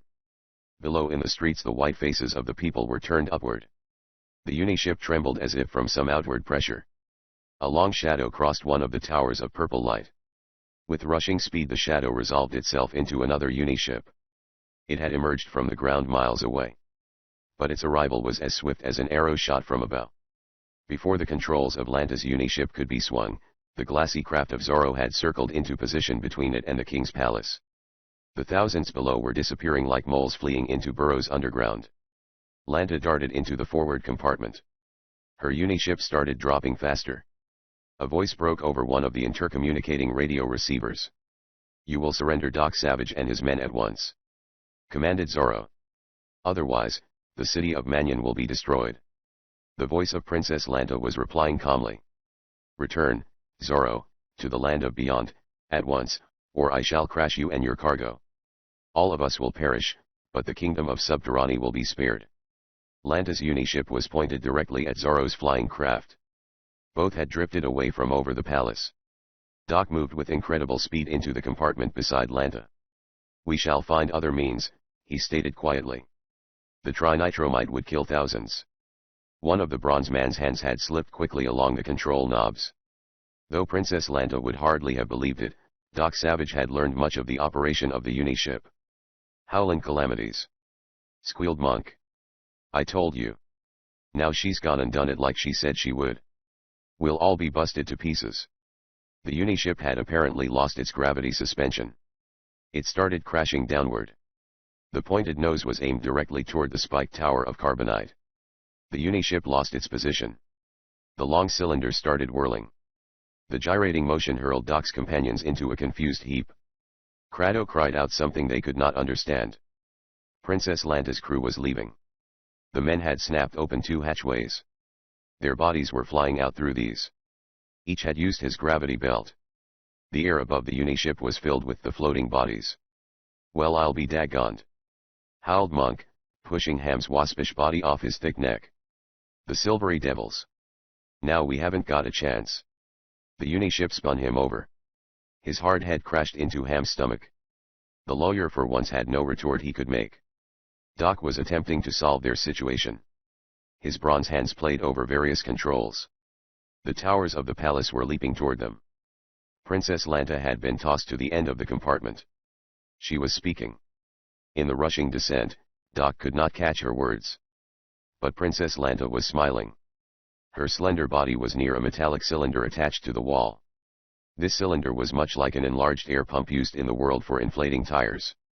The tip of the spiked diamond tower flashed past. The bronze man braced his massive legs. Then Princess Lanta swiftly pushed the plunger into the cylinder. Doc Savage and his companions were reminded of the manner in which the bronze man's own special elevator in Manhattan was cushioned. The falling Uniship was within a few feet of one of the towers. Then its descent was abruptly checked. As if gentle hands had been pushed out from the tower, the Uniship was shoved aside. It rolled from the sloping roof into the esplanade. Though it landed upside down, further entangling Doc's companions, there was no concussion. Princess Lanta smiled at Doc Savage. "I have you to thank, Clark Savage, for saving all of us," she stated. "It is only my great fear of Zorro that makes me sometimes forget all others. The people of our kingdom always come first." "I'm not sure about the saving part of it," smiled Doc. "Anyway, we have landed." Doc's 5 companions were scrambling toward one of the still open hatchways. Before they reached it, the air was pulsating. 3 other Uniships were rising from the palace. They went upward with flashing speed to the attack. Zorro's Uniship poised in mid-air. It was like some striking vulture suddenly balked of fastening claws upon its prey. From an amplifier came Zorro's voice. "You will regret having failed to heed my warning." The voice proclaimed. "I say to you now, all of the people of Mannion, you will be destroyed unless this Doc Savage and his men are turned over to me without delay." The 3 rising Uniships were coming close to Zorro. His own craft turned with a speed almost too great to be followed. But the king's Uniships had the advantage of driving toward him. Their momentum was so great the air trembled with their passage. "Holy cow!" roared Rennie. "The king's got something. They've got that fellow Zorro this time." Princess Lanta was watching the chase with parted lips. Ham was observing her instead of the aerial pursuit. The lawyer didn't believe he had ever met so beautiful a woman in the outer world. He was already beginning to speculate on their ultimate fate. Would Doc Savage be able to return them to the upper earth? Ham wasn't so sure just then whether he would be missing much if this became their permanent home. Doc's quiet, but penetrating voice snapped him out of his dream. "I feared perhaps that would happen," said the bronze man. "Your enemy, Zorro, has learned very quickly." "Oh, what could they be?" breathed Princess Lanta. What appeared to be half a dozen balloons floated from Zorro's Uniship. These were of small dimensions. They were weighted by black, oblong packages. From each balloon trailed a thread of blue smoke. It could be clearly seen against the purplish light. "Can you signal the men in the other Uniships to drop quickly?" asked the bronze man. Princess Lanta was instant of perception. She started speaking into her breast radio broadcaster. One of the king's Uniships was dropping. The other 2 were close to the balloons. One of the balloons dissolved. The air around the palace took the impact of a mighty slapping blow. 2 other balloons exploded. Though Zorro's Uniship had flashed far ahead, it was heeled off its course. The recurrent blasts of the balloon seemed to rock the solar towers. The purplish light became somewhat blurred. On the floor of the esplanade the Uniship of Princess Lanta was rolled over. The princess and Doc's companions were toppled to the tiled floor. Only the bronze man remained standing on his widely braced legs. He had been prepared for the terrific shock. 2 of the king's Uniships were directly in the zone of the explosion. For a minute or 2, they were submerged in billowing gray smoke. Then both came tumbling out. The rigid cylinders had resisted even the terrific blast of trinitromite. But it was apparent the controlling mechanism had been disrupted. The Urnship started turning end over end. "Oh! They've lost gravity control!" exclaimed Lanta. "Why don't they use the belts?" The king's men inside the Uniships never would use belts. The long cylinders were now just so much dead weight. Possibly the men inside had been killed instantly by the roaring blasts. The impact of the 2 ships shook the ground. The carbonated metallic walls did not shatter. The Uniships lay half buried in the furrows they had dug for themselves. Princess Lanta started running to the side of the esplanade. She stood there staring. The street below was empty of inhabitants. The people of Subterranae were cringing in their tower-like homes of mica and gold. They had been given their first demonstration of explosives. It was to them a force of destruction beyond imagination. Their own advanced powers seemed puny in comparison. The third uniship pursuing Zorro took on queer circling gyrations. It had been farther from the exploding balloons. But some of its controlling mechanism had been crippled. However, it retained its gravity control. Like a wounded bird, the uniship fell. Its landing was cushioned. A score of men came from the hatchway of the craft. They darted over to the other fallen ships. From the two uniships came no movement. All of their crews had perished. Inside one of the wrecked ships played vivid fire. It glowed strangely under the purple solar rays. All have died, spoke Princess Lanta gravely. This, Clark Savage, is what we have feared so greatly. It was why I came to seek you. It is the first time this murdering force of your world has ever been used in the kingdom of Subterranae. Zorro has learned much. We have now no means of combating those in the land of beyond. Doc Savage was watching the princess closely. There was sadness in her voice, grief for the men who had died. There was something more. Now I can only give myself, said Princess Lanta suddenly, as if she had come to a decision. What am I compared to the safety of my people if I will be sufficient? What is the land of beyond? Inquired Doc quietly. I forgot you didn't know, said Princess Lanta. It is our place of banishment. It is removed from our peaceful people. Those of the land of beyond are dominated by Zorro. They are those who would live only by the work and suffering of others. A place of imprisonment for what we would call crooks in our world, stated the man of bronze. I suppose that would be it, admitted Princess Lanta. Where then is this land of beyond? Said Doc. I must go there soon, very soon. Zorro himself could not in this time have learned to manufacture such bombs of trinitromite as were carried by the balloons. Zorro did not learn. Said Princess Lanta. Then you suspect? I have from the first, stated the amazing bronze man. If you go to the land of beyond, you will only be slain, the princess said. Doc smiled and made no reply. Perhaps we should now meet your father, the king, he suggested. We have had many weary hours. My men should have some rest. I see where a great task is laid before us. Doc Savage never suggested fatigue as applying to himself. The bronze giant seemed not to know the meaning of the word. None but kind and gracious rulers could have had the placid faces of King Lemos and his queen. They received Doc Savage and his companions in what for their world possibly was regarded as a very plain, undecorated room. The chairs of a slightly raised dais answered for a throne. These were cushioned with shining metallic cloth. The woven cloth itself was regarded by King Lemos and his subjects as being more valuable than the throne chairs themselves. The latter were of plain, molded gold, inset with plagues of carbon bearing a few inscriptions. In the outer world the chairs would have been worth several of the largest combined fortunes. King Lemos and the queen wore tunics and plain banded crowns, if they could have been called that. Like the apparel of Princess Lanta, the garments differed from those of their subjects only in that they were of a golden color. One long tube of the purple solar light served to illumine the vaulted throne room.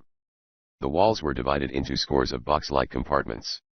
These were more like metal filing cases on a big scale than the library of the kingdom's parchments of gold, which they were later revealed to be. We deeply regret the circumstances and the tragedy accompanying your arrival, said King Lemos in a rich, mellow voice. But we more than welcome you, Clark Savage, and all of you. King Lemos was a tall, mild-mannered man of apparent middle age. The smooth, unwrinkled countenance and the alert, intelligent eyes with their large black pupils seemed to belie the statement made by Princess Lanta. Daggone it! Muttered Monk to Rennie. That woman told us they were more than 100 years old. It couldn't be possible. Huh! Grunted the engineer. After what I've seen, a moon made of edible green cheese wouldn't surprise me. Though she, too, had been represented to have reached an age far beyond the average expectancy of the outer world, the queen had hair of a glossy sheen. Among all of those who had come into the throne room, none of the advisors of the kingdom had so much as a single gray hair. We are happy and honored to be here, stated Doc Savage. The amazing inventions, alone, of your advanced people would compensate for any slight inconvenience we experienced. You hear that? Monk murmured to Rennie. We get all shot up with our own guns, and floated around by a couple of heathens, and bored right through the middle of the earth, and nearly bumped off Arrivan, and Doc calls it a slight inconvenience. King Lemos bowed, and immediately descended from the formal throne. When they were seated in an inner room, Doc Savage questioned the appearance of the people. You seem to have suffered with none of the ills of our own world, said the man of bronze. The secret of your mode of living seems more valuable to me than the astounding supply of gold and diamonds in the inner earth. The reports we have received of you, replied King Lemos, have not been exaggerated. I see you are a man more interested in the welfare of humanity than any of the artificial values. The king added, it is true we live to a greater age and have comparatively none of the afflictions of the outer earth. Our utterly dry atmosphere is partly responsible. Our solar system lacks the violet and other rays emanating from the sun of the universe. Thus we attain great age and keep the appearance of youth. He bowed toward the queen. After all, we are what you would call very old people. A radio spoke suddenly. It was the mocking voice of Zorro. The radio loudspeaker was in the palace of King Lemos. Other amplifiers at street corners informed the people of all transpiring in the kingdom of Subterranae. Unlike your world, we have no state secrets, smiled King Lemos. Our subjects are immediately informed of our problems. Such a system would be of incalculable advantage in the outer world, agreed Doc Savage. Much senseless intrigue would be abolished if the peoples of all nations were similarly informed. In this case though there was some doubt as to the populace of Subterranae knowing too much. Zorro was playing upon it. Doc Savage and his company must be surrendered, came the radio pronouncement of Zorro. Otherwise I have the means to destroy the city of Mannion. All my enemies shall die. Mannion shall fall. When I have claimed Princess Lanta to be my queen, I shall restore the city. So this Zorro has a deep personal motive, said Ham. I can't say that I blame him for his ambition. The lawyer was again observing the beauty of the girl. Zorro's words had a marked effect. The whiteness of her lovely oval face was accentuated. She was a very pallid princess at this moment. So that was what you meant when you said you would give yourself, said Doc Savage. Princess Lanta inclined her head. With this explosive force he has brought from the world, there seems no other way. Twice Princess Lanta had signified her willingness to sacrifice her own life and others for her people. Now she was prepared to offer herself alive. Daggone it! Exploded Monk, surprisingly. You won't do nothing of the kind. If I ever get my hands on that dirty heathen. Monk's immense hairy paws worked convulsively. They were expressively eloquent of what would happen to Zorro if Monk once got him in his crushing strength. I like very much the man with the funny face, said Princess Lanta. There was suspicion of tears close to her large eyes. Immediately following Zorro's radio pronouncement the ground of the city trembled. Walls and floors of the king's palace were shaken. King Lemos issued a quick order. Cut in the supermagnetic towers. The command was transmitted by radio. The miniature earthquake ceased at once. It is the time of night, proclaimed King Lemos. We have a few hours to plan. Your supermagnetic towers? Questioned Doc Savage. Those would be the apparent citadels we noted at the four corners of the city as we descended. You are extraordinarily observant, Clark Savage, said the king. As you have learned, our uniships are operated by intense magnetic attraction, which we have been able to control. To protect the city we have established a system of supermagnetism. It has been concentrated as a safeguard for the city. And when the supermagnetic towers are tuned in, said Doc, none of the uniships can operate. Is that it? That is their purpose. We are safe from attack from Zorro in the air or underground with the supermagnetic towers in operation. Likewise, our own uniships are kept inactive. It is very good protection, stated the man of bronze. That gives us opportunity to prepare to combat Zorro's forces. One question, King Lemos. You already have told us much. Of what offense is Zorro accused? The king explained briefly. Zorro was the leader of a marauding band. His henchmen numbered several hundred. All had been banished to the land of beyond. The kingdom of Subterranae operated on a tallying system. Each inhabitant of the inner land contributed his or her share to the general welfare and support of the nation. As in the upper world, a few sought to prey upon the production of others. Such ones were banished to the land of beyond more than 1,000 miles away. There they are compelled to support themselves, said King Lemos. They have their own minor solar system. Reservoirs irrigate their gardens. But they are denied all that is in the city of Mannion. They have been permitted to have 3 uniships. So Zorro decided to seek outside force to bring about his own ascension to the throne, commented Doc. That is it, said King Lemos. His own weapons alone were insufficient. But he has developed the music of death and inertia. What we have been calling the death flutes, stated Doc. A chemical, or 2 chemicals, affecting the auditory nerves. One kills, and the other is merely an anesthetic. But the warriors armed with these have their own ears protected. That feature has baffled us, admitted King Lemos. Zoro not only has developed this means of close attack, but he also has discovered an element unknown to us whereby the players of death are immune from their own music. Night over the city of Mannion was without a sky. Doc's 5 companions gazed into the blank space of darkness. The atmosphere of Subterranae was cloudless. It had no rising mists. Except for faint lights in the city's tower-like homes, there was no illumination. The solar columns had been turned off. The kingdom controlled its own day and night. But in the sky there were no stars. No drifting clouds were illuminated by a rising moon. The Stygian gloom was minus strips of blue sky. It feels as if we were at the bottom of a deep well, shivered Rennie. When I was a kid I was told a bedtime story of the sun being taken in at night. I never believed it until now. It would be great stuff to use on old Broadway, injected Ham. Trouble is, we don't have night enough outside. Princess Lanta had accompanied the 6 adventurers into the place where the king's uniships were housed. From outside in the streets there had come a sinister murmuring. This increased in volume until it was a deep, muttering menace. A few voices arose more stridently than the others. They were close to the walls of the king's palace. The more threatening voices were employing the language of Subterranae. Some shouted. Though the tongue was strange, Doc Savage read its inflections. Your people demand we be given up to Zoro, said the man of bronze quietly. That could be expected. The face of Princess Lanta was very pale in the faint light of the uniship housing space. There were a dozen of the glass-like cylinders about them. Have no fear, said the princess quickly. That will not happen. My father did not tell you his greatest source of anxiety. We know there are many Zoro spies within the city. They are fomenting trouble. Some of our people are much frightened. We have always been at peace. So we have not been prepared to combat intrigue.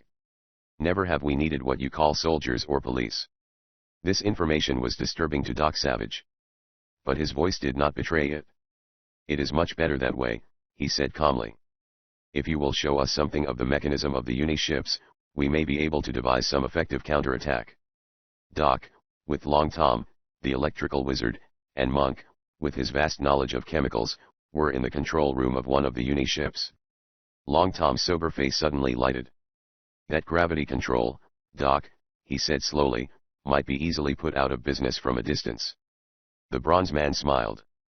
I had thought of that, seeing that we have available the resource of stored electricity without the need of building generators, he stated. As soon as we have opportunity, I'll show you what I had in mind. Princess Lanta led them to the uniship in which they had landed. I had some thought for what you might require, she said. See, I brought the many boxes and other things from your skyship when it was wrecked on the glacier in the mountains. Monk emitted a squeak of delight. He pounced at once upon the compact container that was his own property. It was a small, but complete, laboratory. In a few minutes he was experimenting with various chemicals. His hairy hands needed a yellowish, putty-like wax. Their activities were suddenly interrupted. Smashing blows came from the front of the palace. The strident voices were sharply raised. The calm voice of King Lemos spoke in English. I shall not surrender Clark Savage or any of his men, said the king. Above the muttering of voices shrilled weird music. It apparently was only a brief demonstration. Then the Princess Lanta must become the Queen of Zoro. Rapped a voice. Otherwise, the city shall be invaded. All our enemies will perish. Give Princess Lanta to Zoro. Princess Lanta faced Doc Savage and his men. Zoro's killers have penetrated the city, she said quietly. It has become the only way. I shall go. Doc Savage sought to prevent Lanta's movement. But the slender princess apparently had been prepared. Her form floated elusively from his quick hands. She vanished toward the front of the palace. Doc's companions were compelled to follow an intricate passage. In their rush to accompany or detain Princess Lanta, the 5 eager men lost themselves for a brief moment. The bronze man had not joined them. Doc whipped over to the apparently smooth palace wall. One of the towers of glassy mica was directly before him. The man of bronze sprang from his toes. He was many feet from the ground when his fingers gripped for support. The human eye showed the tower of gold and mica to be as evenly surfaced as tranquil water. Vision indicated no hold whatever. but the cabled wrists of the bronze man made steel-like claws of his fingers. The gold and mica sank under their pressure. Doc was a human fly ascending a wall without a single projection. At the top of the wall the man of bronze poised for an instant. Princess Lanta's figure was to be discerned in the street below the palace gallery. Her slim form had great dignity. Many shrank to one side. But half a dozen tunic-clad figures suddenly surrounded her. Doc observed this only by the dim light from the palace entrance. With almost blinding effect, the solar columns were lighted. Apparently King Lumos had abolished the Night of Subterranae in this crisis. The man of bronze reached the street with what seemed tremendous bounce down the sheer wall of the palace tower. Lanta was being seized by the grasping hands of Zorro's emissaries. The penetrating voice of Crado cried out a command. Doc hit the pavement of the street. He saw Crado's tall form leading a compact wedge of the king's loyalists. More of Zorro's spies formed a ring around Crado's illy armed fighters. Crado's men were armed only with short clubs. With these they were attempting to clear a way to Princess Lanta. They were having little effect. Apparently a whirlwind swept the outside of the ring of Zoroman. 2 bronze fists accounted for half a dozen of the enemy before the arrival of Doc Savage was realized. Zoroman lunged toward the man of bronze. These did not see Doc's hands move. They were swift as light. Nerves in the backs of the Zoroman's silvery-skinned necks suddenly sent black waves to their brains. The bronze man was quickly surrounded by a heap of his unconscious foes. Crado cried out triumphantly. His attack was hardened. In the midst of this battle, Princess Lanta cried out. Clark Savage. Crado. All of you stay back. Look out. It is the music of death. The weird, unearthly music wailed from several points. Come on, monk. Exploded a booming voice. Hit him hard. The towering bulk of Rennie was projected from the gallery of the palace. The engineer's somber face was solemn. His big fists swung like miniature battering rams. Zoroman, and some who were not, went down before him. Monk was fighting his way toward the shining, golden figure of Princess Lanta. He took no time to employ his fists. His long arms merely reached. Each time, 2 silvery-skinned heads cracked together. Monk made no especial selection. Zoroman and others all looked alike to him. Ham came through the edge of the Zoroman. From Lanta's stores he had taken one of his spare sword canes. The drugged blade played like a circle of gleaming light. Long Tom and Johnny were attacking from the outside. Though neither had the appearance of hefty fighting men, those they encountered went down like ripe wheat in a cyclone. Doc had taken no time to arm himself with one of the super machine pistols. He believed none of his men had these weapons. Yet as the weird music of the flutes impinged on his ultra-sensitive ears and waves of dizziness began flooding his brain, he heard the staccato explosions of one of the mercy guns. Through a haze he saw the Zoroman, ringing in Princess Lanta, melting down. The bronze man's hand whipped to his bulletproof vest. He had no opportunity to warn his scattered, battling companions. 2 of the anesthetic gas capsules tinkled on the pavement. Doc fought the dizzying effect of the Zorro flutes. Unfortunately, Crado and his loyal fighters fell with the nearest Zoroman around Doc. The vapor that would keep them unconscious for more than an hour had affected all.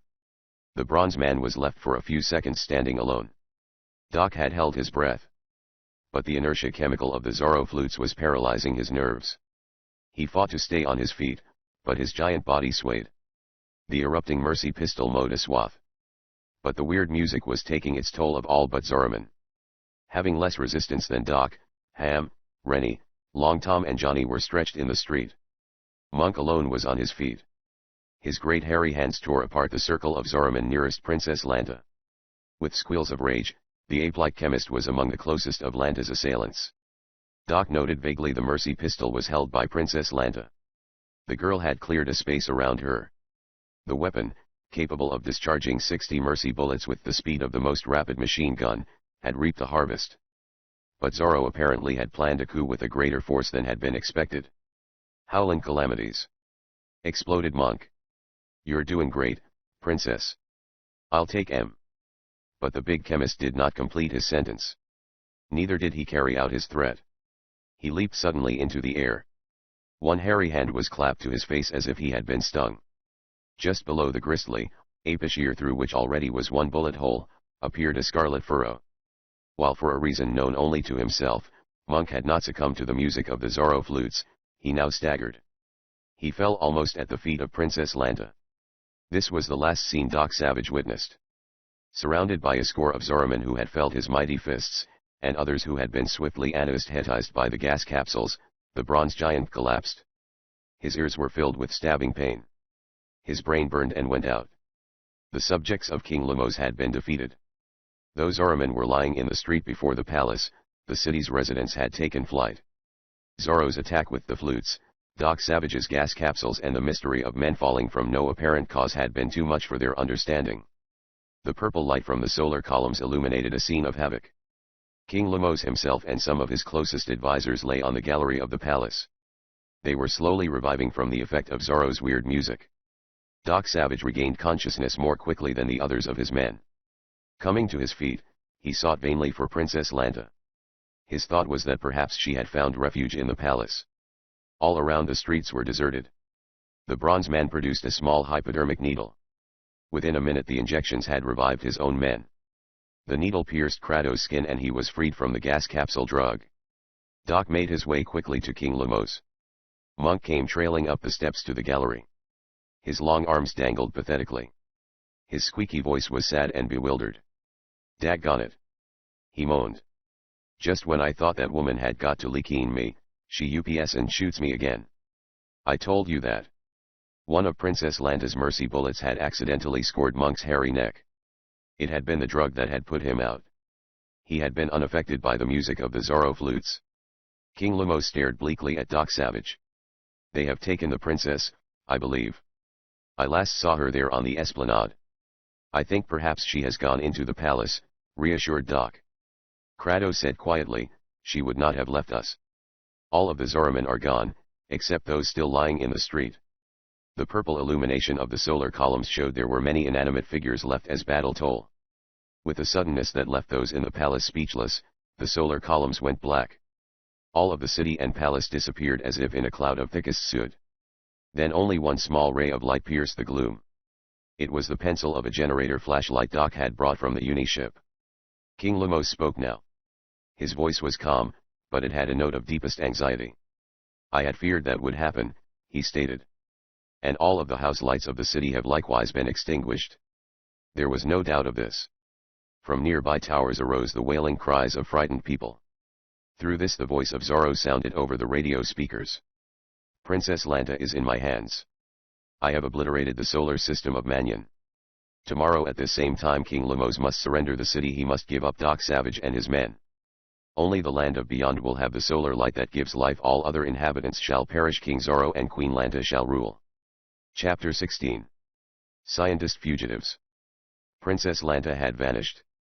Whether she had been seized and carried off by Zoromen, or had offered herself at the last minute as a sacrifice in the hope of saving her people, could only be conjectured. "She's a girl in a million," proclaimed Ham, the lawyer. "She put up a great fight, but they captured her." Monk glared at Ham belligerently. "They didn't do anything of the kind," he squealed. "She probably gave herself up to save your worthless skin." Though Monk seemed to be a target every time the princess had a weapon in her hands, the big chemist would disagree with Ham on any subject. "Yes, the princess has departed to the land of beyond," said King Lemos, his voice striving to conceal the grief he felt. "And we are practically helpless before Zoro's power. Undoubtedly he has gained possession of the origin of our solar system. Without the light, we could not exist many days. It has been preserved to us through many thousands of years." Doc Savage said nothing. Calling Long Tom aside, he proceeded to the uni-ship in which their devices had been brought to Subterranae. Princess Lanta had revealed to the bronze man the means of controlling the craft's gravitation. "I've seen some strange substitutes for electrical wiring, but I never expected to live to see such as this," remarked Long Tom. He had been studying the intricate system of metal coils. "Look, Doc, the wires are an alloy of gold." This was amazingly true. As Doc and Long Tom set to work experimenting with an opposing force to destroy the gravitational efficiency of Zoro's uni-ships, they were making tests with wires of gold. For gold was the most malleable and abundant real metal in the kingdom of Subterranae. With it Doc was fashioning a spring-like contrivance. This he tested in various places, attaching it to the controls of gravity. King Lemos appeared at the hatchway of the uni-ship. "Kratos has learned," he announced, that two of the men of the outer world you know as Calkins and Castellano are in the hands of Zorro. Doc evinced no surprise. He had been certain from the first that the economist and mineralogist had been brought to Subterranae. It was hardly to have been expected Zorro would free these valuable hostages. And Princess Lanta told us Zorro possessed no maps of the passages to the outer world, stated Doc. That might make it decidedly interesting for Zorro's prisoners. That is right, said King Lemos. Zorro has no map. These are kept in our own archives. Before they ever fall into his hands, they are now so placed that they will be destroyed by loyal subjects. His visit to the outer world was accomplished with great peril. The princess reported Zorro made attempts to emerge at various places, which caused what the world believed to be earthquakes. He was extremely lucky to chance upon the Aleutian volcanic strata. You think then Zorro would not return to the outside? Said Doc. He would hardly risk it again without a map, said King Lemos. He has accomplished what he intended. Returning, he followed the uniship of the princess through the passage of the Friendly Islands. Many of our past explorers have perished in the great fires raging at intervals in the Earth's crust. Others have been wrecked on hidden carbon strata. These are the same to our uniships as rocks would be to the vessels of your oceans. So Calkins and Castellano are trapped in Subterranae, mused the man of bronze. Long Tom, is the degravity box complete? I believe it will be effective, said Long Tom. King Lemos and several of his accompanying guard were suddenly startled. Instinctively they clapped their hands over their ears. The space about the uniship was filled with eerie trilling. It so much resembled the death music of the Zorro flutes that the king's advisors, standing nearby, started to flee. Too well they knew the effect of the weird notes. Death or inertia followed the flutes. But Long Tom was not disturbed. His methodical, bony hands continued the rapid fashioning of the device the bronze man had directed. This had yet to be tested to determine its effect upon the gravity controls of the uniships. Long Tom knew the exotic trilling emanated from Doc Savage. It was a musical sound that came almost unconsciously from the man of bronze during periods of deep concentration. King Lemos now realized the trilling was not the music of flutes. The king had great perception. You have perhaps arrived at some possible solution of our predicament, he said calmly. If there is anything I can do, or that my kingdom commands, it is at your service, Clark Savage. Within the hour, have the supermagnetic towers cut off, instructed Doc. I will have use for the uniship. That shall be done, announced King Lemos. Of course, you will require my men for operation of the uniship. That will hardly be necessary, smiled the man of bronze. The operation really is most simple. Much less complicated than the piloting of one of our upper world airplanes. King Lemos and his advisors stared at Doc Savage. Their expressions plainly said, what manner of man is this? Months of training were held necessary for Subterranae operators of uniships before they could be trusted at the controls. Dome-shaped masses of mica covered a wide, flat plain.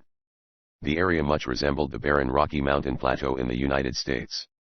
The mica domes apparently were dwelling places. Though on a larger scale, they were similar to Eskimo ice huts. Low doorways gave access to the interiors. From a few of the domes, a vague light showed. Near the middle of the dwellings reared a tall solar column. Just now, it was without light. Only the dim illumination and liquid gabbling of voices indicated life was to be found in the strange community. For this was the land of beyond. The mica huts were the homes of the banished. Here Zorro ruled. Within these humble surroundings his rebellious spirit had festered. It had come to the bursting point of ambition. For had not Zorro dreamed of becoming king of all Subterranae? And had he not achieved the terrible weapon with which to bring forth wide destruction? The solar column was lightless as a precaution. Zorro had little fear of attack by the loyal guards of King Lemos. The banished leader held only the greatest contempt for their puny weapons.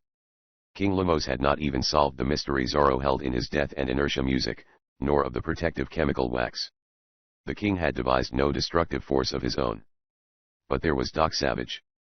Zorro's brief experience with the amazing bronze adventurer had shaken his confidence. Never before had any man escaped from one of the choking metallic jackets. These garments had been devised by the powerful society of planners in the city of Mannion. Zorro had merely made use of them to bind what he believed to be weaker men of the upper world. Yet these weaker ones, led by Doc Savage, had escaped.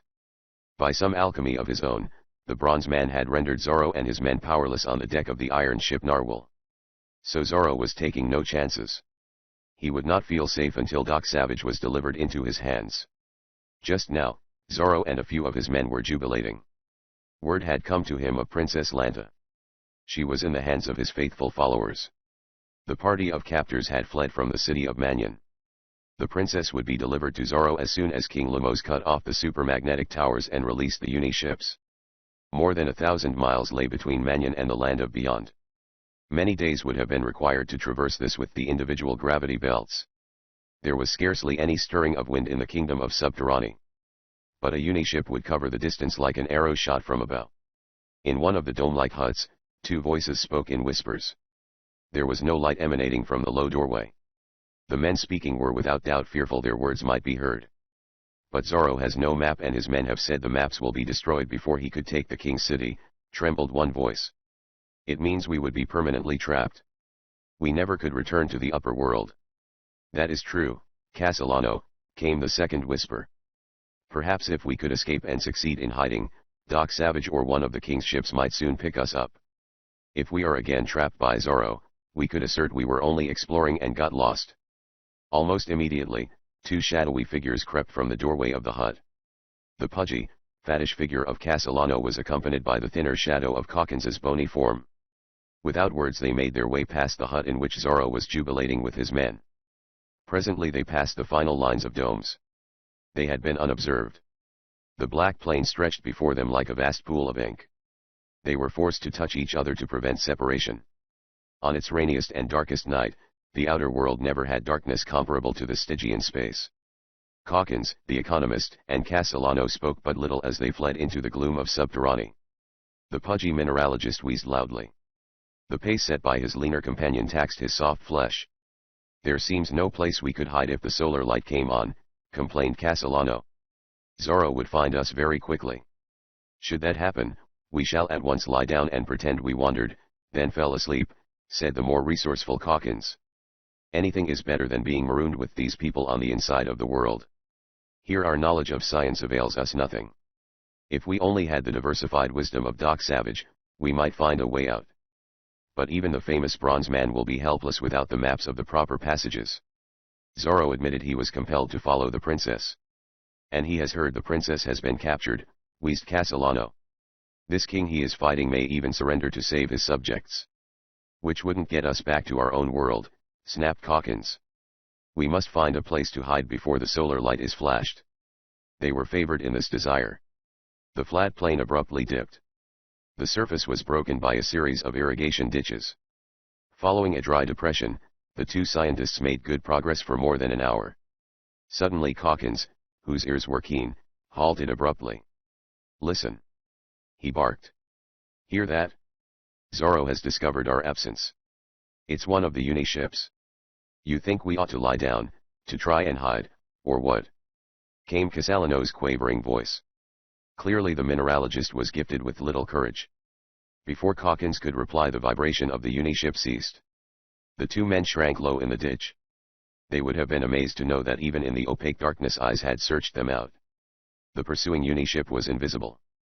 Apparently the men giving chase had doused all illumination to avert warning their quarry. The fugitives had no means of knowing the uni-ship was drifting rapidly down upon them. Finding partial cover in the ditch, Calkins pulled the trembling Castellano under some dry vegetation. At that instant weird wailing notes cascaded around them. Calkins groaned.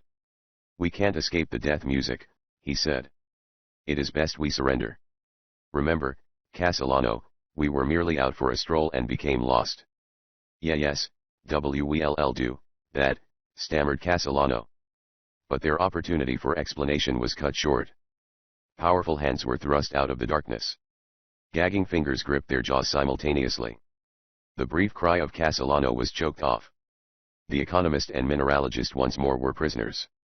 Guided by the solar light, a hunching, grotesque figure seemed to make its way over the ground with a hopping motion. Long arms swung knobs of fists to within inches of the rough ground. The figure was following a rather plain trail through one of the many great gardens of the city of Mannion. The trail was a veritable pathway. Many pairs of feet had trampled across the lush vegetation. Only in some spots the marks disappeared. The hunching figure would grope along until the trail was resumed. The explanation for the queerly intermittent trail was logically simple. It had been made by a party equipped with gravity belts. Occasionally they had used this lifting force. Due to the absence of any breeze to help carry them along, the men had returned to the ground. When the trail took the most time to find, the long-armed shadow emitted squeaky exclamations of disgust. "Daggone 'em!" he squealed once. "Wished I only had me one of them jumpin' bean belts. I'd show 'em." The queerly chivalrous, homely monk had set out alone in the hope of trailing and rescuing Princess Lanta. For reasons which none but his illogical reasoning could have explained, the ape-shaped chemist greatly desired to appear heroic in the eyes of the beautiful young woman. Even if her chief aim in life seemed to be shooting him. Regretfully, Monk judged he was uttering his exclamations in a subdued voice that none could hear. His exclamations were much louder than he calculated. For Monk had fortified himself against being overcome by the death and inertia flutes. His very defense was his own downfall. Safely beyond range of the city of Mannion, the captors of Princess Lanta had encamped in a selected spot. With them they had a number of what seemed to be small balloons. "If any of the Mannion uniships arrive first, we'll be ready for them," said one silvery-skinned man, who seemed to be the leader. Monk could not hear the voice. Though the purple light streamed from the solar columns some distance away, this section of the city's vast gardens was deeply shadowed. But Monk's inner senses were attuned for the liquid voice which came from close by. It was so near the big chemist dropped on all fours. If Ham could have seen him then, he resembled a gorilla more than ever before. "Release me and I shall not attempt to escape," came the voice of Princess Lanta. "I will go voluntarily to Zorro. It is the only way." "Daggone that woman!" squeaked Monk. "Betcha I'll have to carry her back home." A wide grin spread over his homely, hairy face. "Now that wouldn't be so bad," he murmured. "Hope she makes me do it." Shadowy figures leaped toward him. He had been heard. Some of the Zoromen had flanked him by the simple expedient of hopping over him with their gravity belts. Now they were coming at Monk from all directions. The gleaming flutes appeared in several hands. The weird music swept over the garden. Monk reared to his short legs. "G1 and blow your heads off," he squawked, "and see what it gets you." It got the nearest pair of Zoromen with all the violence Monk could put into his reaching arms. Neither music nor chemicals could have had as instant effect. The skulls of the two Zoromen collided with a cracking crunch. Monk leaped upon two others. The flute blowers stared at him in astonishment. The gorilla of Doc's company must have a new kind of ears. The Zoromen saw they were very small and covered with bristly hair. Through one of the ears was a hole through which a finger could have been punched. It looked like a bullet had made the puncture. Disposing of two more of his enemies, Monk freed himself from another pair by using his arms like a catapult. The two men flew into the air, turning over and over. Monk flicked two small globes from his pocket. The chemist drew in a long breath and waited. The Zoromen nearest him toppled over. They went to sleep. The space around Monk was clear. The anesthetic gas would evaporate in less than a minute. Monk caught the shimmering of Princess Lanta's golden garment. "I'll getcha, princess!" he squealed, and sprang forward. Zoromen leaped upon him from every side. By the sheer weight of numbers his flailing, contorting body was forced to the earth. A chunk of metallic rock drove down upon his skull. Chapter 17. Doc's ship crashes. Three disgusted companions of Doc Savage paced the inner room of King Lemos's palace. They were listening intently for some word of the Bronze Man. King Lemos himself, and the Queen, together with many of their staff, had remained awake. Outside, Crado and some of his men were cruising in a uniship. While the supermagnetic towers were cut off, they were keeping close watch. They were aware Zorro might discover the chance of using his own uniships. Search for Princess Lanta had failed. It had been widespread, but none had suspected the Zoromen of hiding so close by in the city gardens. 2 hours had passed and no word had come from Doc and Long Tom, who had accompanied him. The Bronze Man had said he wanted to scout over Zorro's land of beyond. "And what's become of that big gorilla?" rasped Ham at the others. "Why couldn't he have stayed put? Where do you think he went?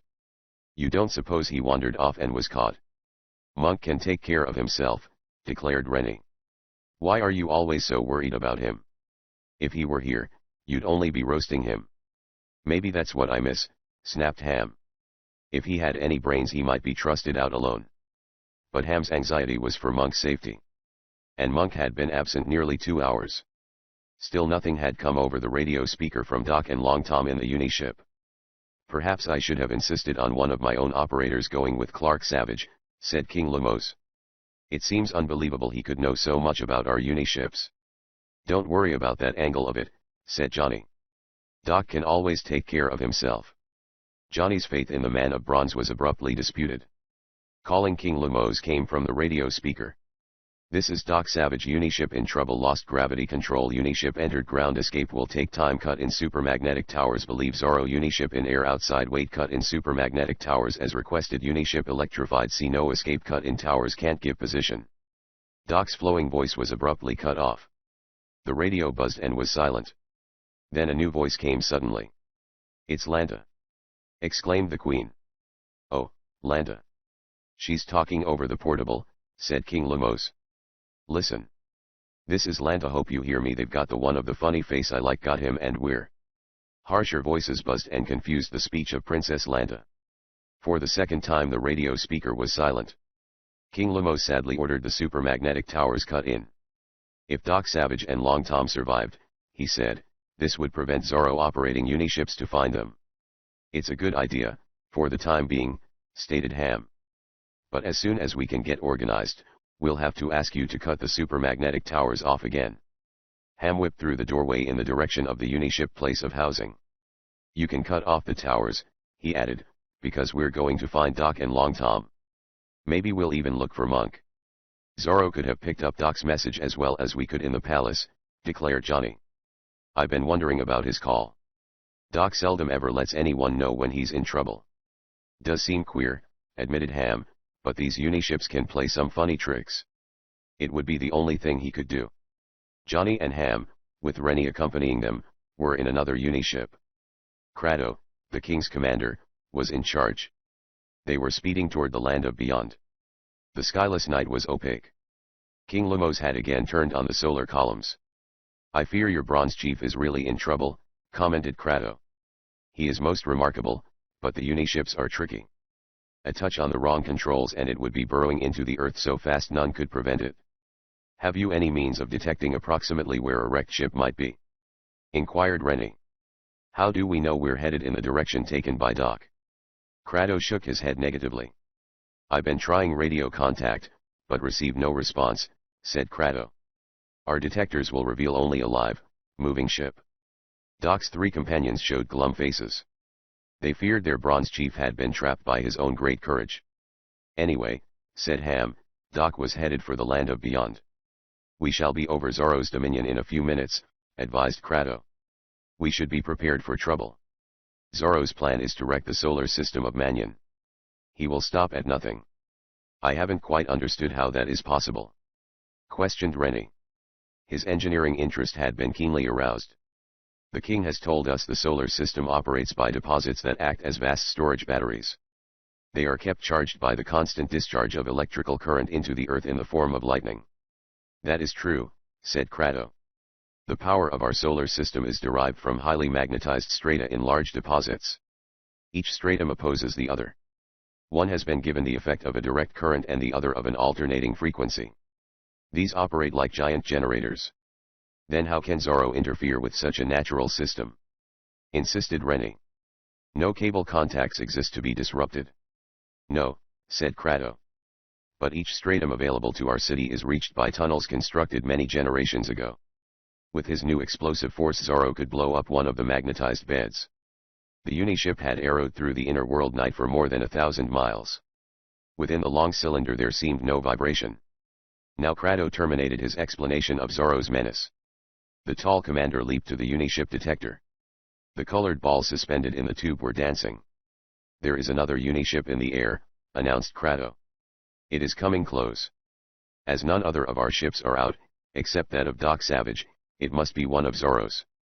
Ahead glowed a spreading purple light. This was the single column of the solar system in the land of beyond. This operated from separate and much smaller magnetized deposits. If he smashed the system of King Lemos, Zorro would have to depend upon this alone until he had carried out his threat to take over the kingdom of Subterranae. Close by, the long, luminous cylinder of a Uniship appeared. It was driving directly toward Crado's craft. For several seconds it appeared as if a collision could not be avoided. Kratos' white face was a grim mask. "Zorro," he rapped out. "Put on these gravity belts. We may be wrecked."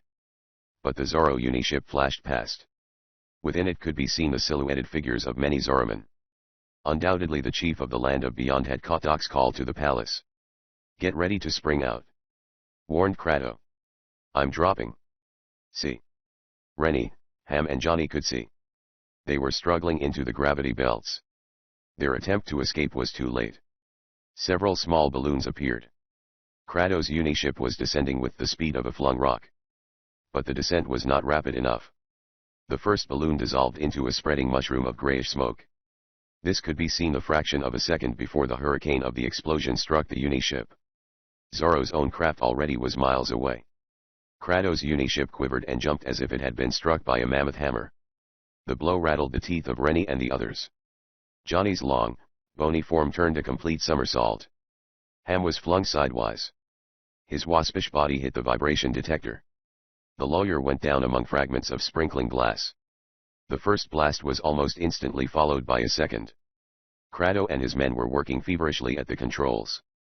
The uniship did not respond. It plunged groundward. The gravitational machinery had been shattered. The dive of the uniship to the ground was short. Kratos' quick dropping of the craft saved the crew and passengers from suffering the fate of the first King Lumos men to meet the exploding balloons. But the shock of contact was severe. Every one in the uniship was stunned. They were only vaguely conscious of their hatchways being opened and of Zorromen pouring into the ship. There came a swift sounding of the weird music of the flutes. Ham believed he was the first to recover his senses. But a voice bellowing protest had aroused him to consciousness. "Holy cow!" Rennie was thundering. "They've got us in them danged iron shirts again." Ham moved his hands a little. Immediately he was nearly choked. The elongated figure of Johnny was near him. Rennie was complaining and gasping between outbursts. The giant engineer was fighting the imprisoning shirt. All he succeeded in doing was half-throttling himself. Ham saw Kratos and the men of his crew. The supply of metallic shirts seemed unlimited. All were securely trussed up. Zorromen came about them in a swarm. Ham felt himself lifted. With the others they were being borne into a gaping entrance of what appeared to be the side of a precipitous hill. The Zorromen carried them easily. They accomplished this by operating the belt knobs governing gravity. The faint purple light of Subterrane's solar system vanished. It was replaced by a weird illumination. This came from a myriad of crystalline icicles. Or they looked to Ham as if they were frozen drippings from the vaulted roof of a tunnel. These were stalactites. Johnny's geological interest was alive even now. "They're chalcedony," he gasped. "Some have a mixture of carbonite. If we ever get out of here, I'm going to write a book." His chance of preparing a thesis on the inner earth was remote. The glittering stalactites were blinding, though the light did not seem to glare. When the prisoners were deposited on a glassy floor, Ham could only peer about through slitted eyes. The air around them was charged with electrical energy. Ham was rolled close to Rennie and Johnny. Two metallic shirts touched. Immediately blue sparks flashed. Ham's skin prickled. His spinal column reacted as if it had been struck a blow. This was one of the magnetic chambers. Coils of metal indicated this mineral deposit, extending for hundreds of yards into the hollowed caverns, was one of the hook UPS with the kingdom's major solar system. Ham scrooked away from further direct contact with his companions. He judged he had missed being electrocuted by only a scant margin. For a moment Doc's companions judged they were the only prisoners, along with Kratos and his men. But the squeak of an enraged voice enlightened them of another presence. None could mistake the complaining voice of Monk. "Daggone it!" he squealed. "Just when I was thinking that danged shyster would be comin' along with one of his pig stickers to maybe punch holes in these heathen, here he is all trussed up like a pig for market." "Well, as I live and breathe," exclaimed Ham. "If it isn't the gorilla himself. Perhaps the princess couldn't be resisted."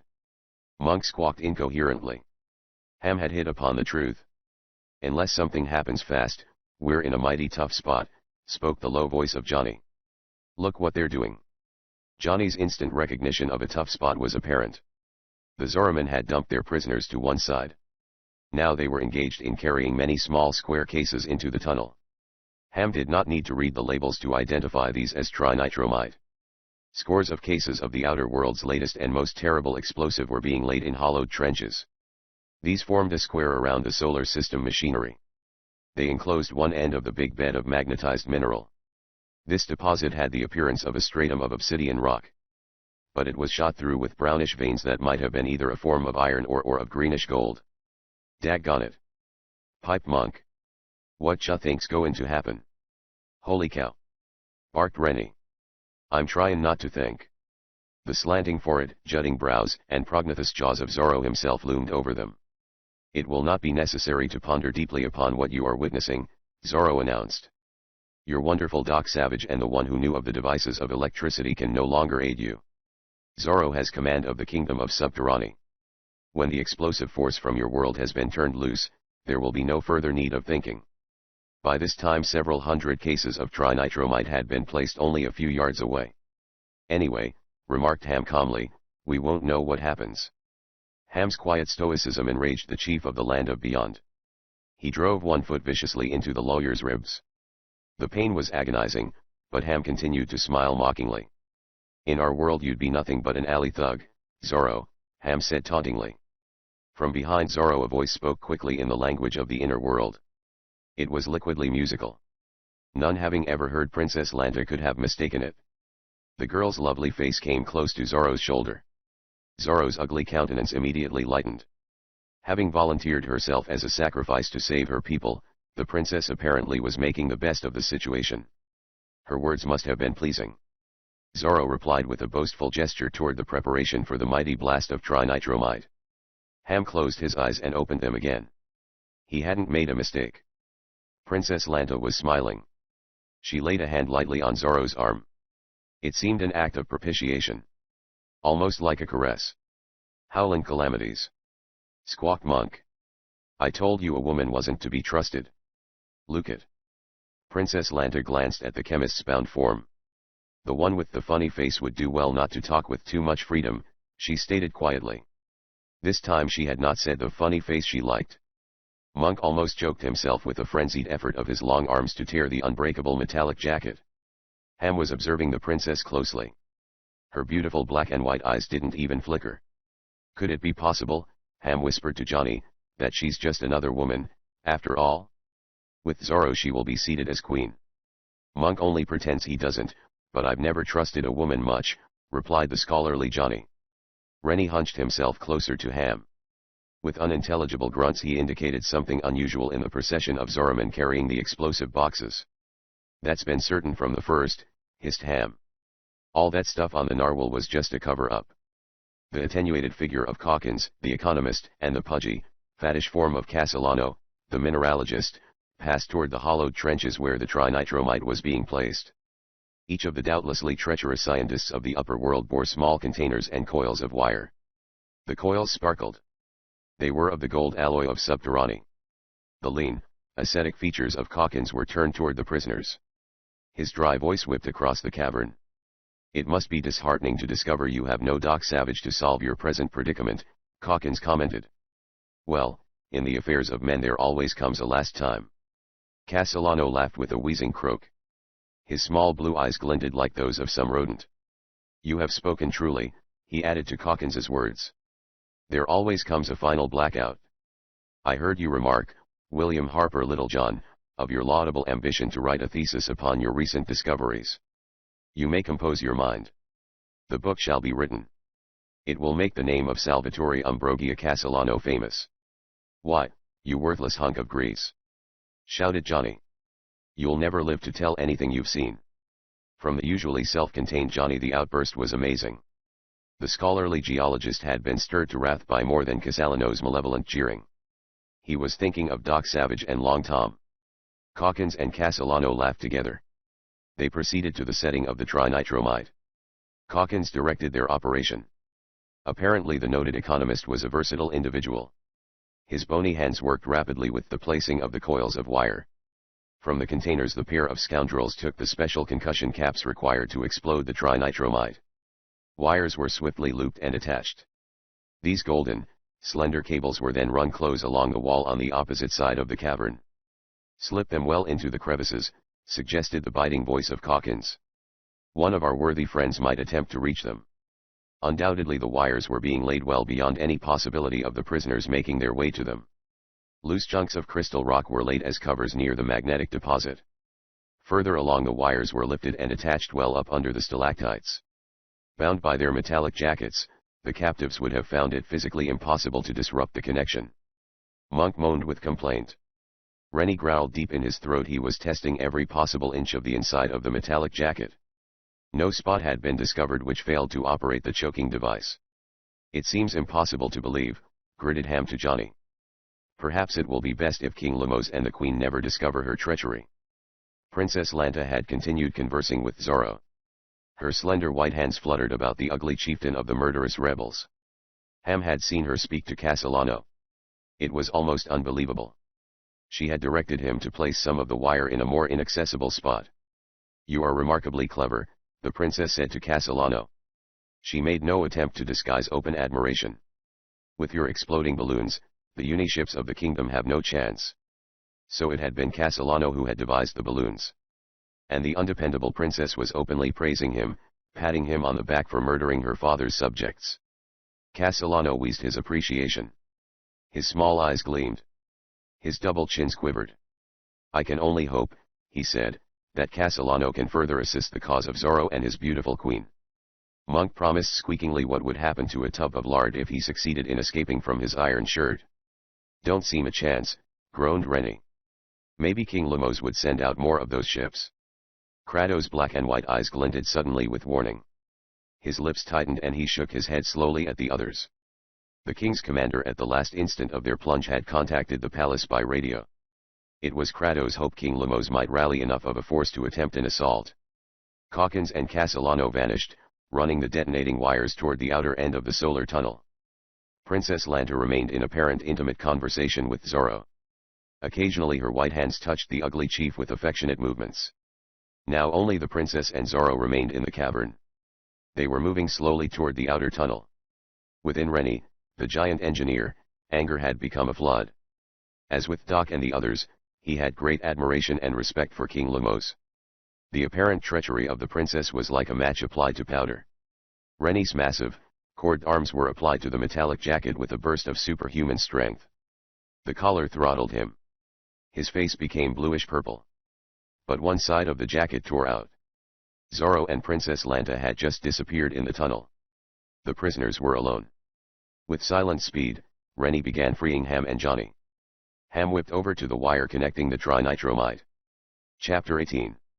All the king's men fail. Rennie continued freeing the other prisoners. Monk came to his feet. Kratos and his men crouched, watching Ham. On Ham's middle finger of the right hand was a massive ring. Its setting was in the form of a signet. The lawyer's idea of attack and defense seemed to run to blades of one kind and another. Now he pressed the inner side of the heavy ring. A gleaming tongue leaped across the palm of his hand.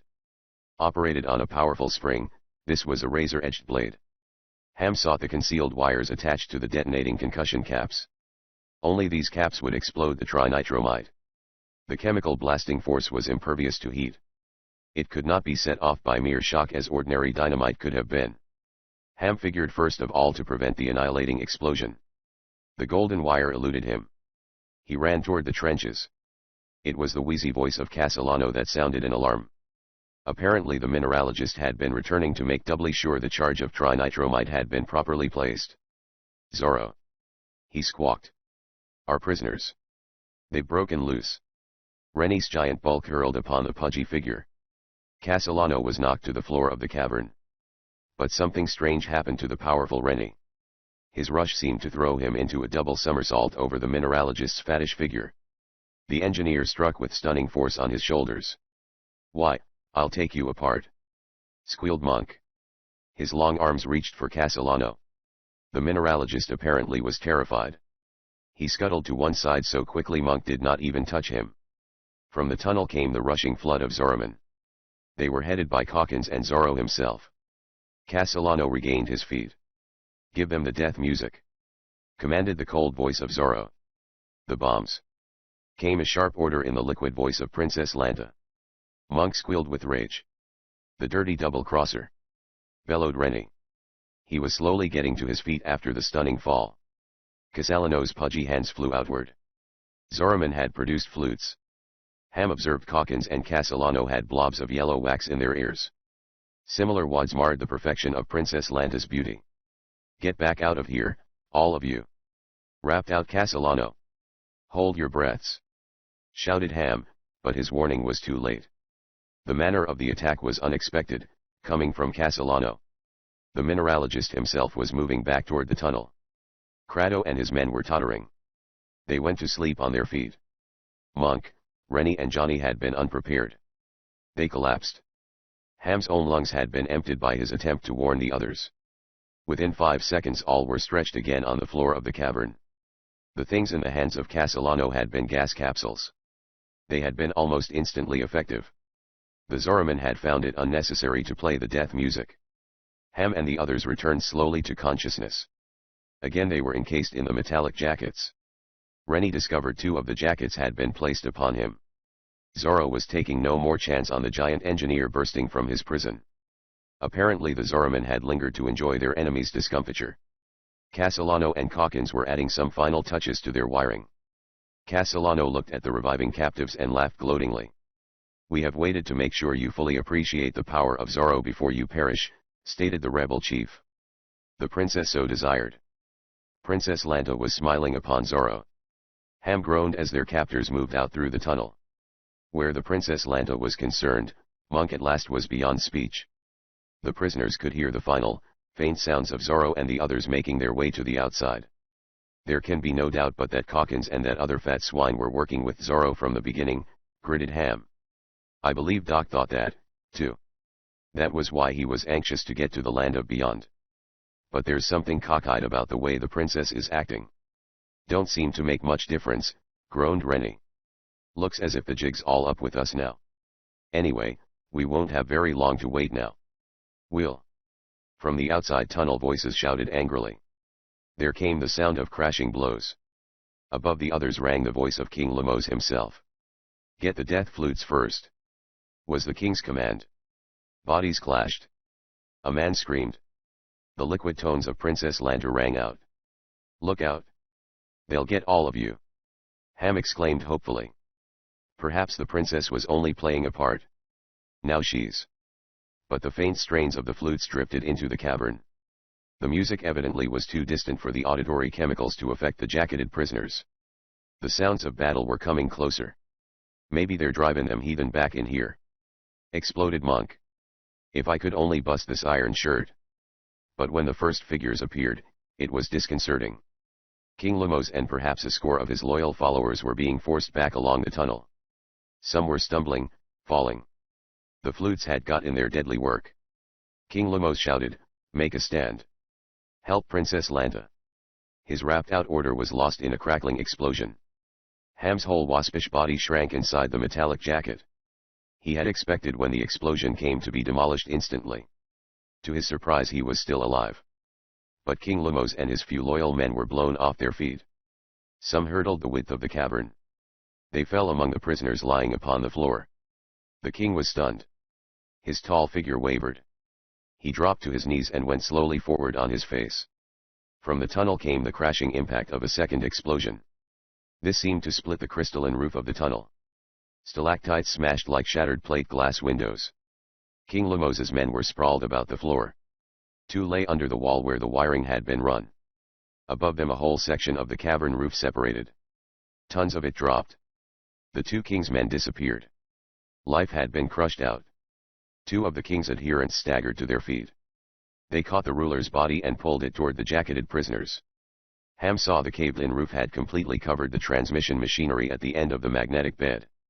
Under this was the trinitromite, packed ready for the explosion. Tons of the crystalline rocks buried everything in the back of the cavern. Rennie groaned in desperation. "We're blocked in. We can't get at those wires. The tunnel's filled. Zoro's men are outside." King Lemos was recovering. In the peculiar light his smooth face looked drawn and gray. For the first time since knowing him, Ham observed the monarch of Subterranae had lost his calm demeanor. His tragic eyes suddenly showed his advanced age. "I don't understand," said King Lemos in a stricken voice. "It is too incredible. The princess my daughter, she was aiding the enemy. She might have warned us, but... The king seemed to realize what he was saying. He cried out. Don't heed what I have been saying. I was mistaken. I did not see aright. Princess Lanta could never be other than loyal.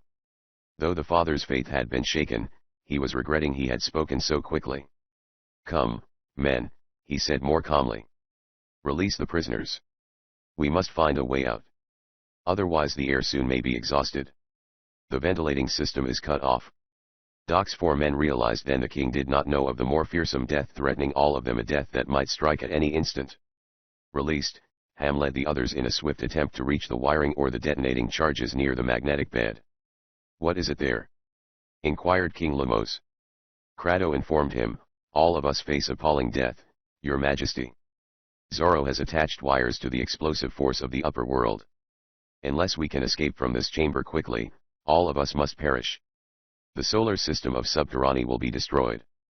Monk, Rennie and Johnny had joined Ham as soon as they were freed. Rennie and Monk lifted mammoth fragments of the crystal rock. Their hands were speedily sliced into bloody meat. But no word of complaint came from them. Johnny and Ham were less effective, but they did not spare their softer palms. Though Crado and the others of the king's force speedily gave their assistance, the tons of piled rock made their task a seemingly hopeless one. King Lemos himself flung aside a royal robe of gold cloth. In a moment his own hands streamed with blood. Doc's men were bathed in sweat. Even in this crisis, Johnny observed the men of Subterranae showed no such glistening perspiration. Their poreless skins were smooth as beaten silver. Ham, who had been leading the others, stopped suddenly with a swift exclamation.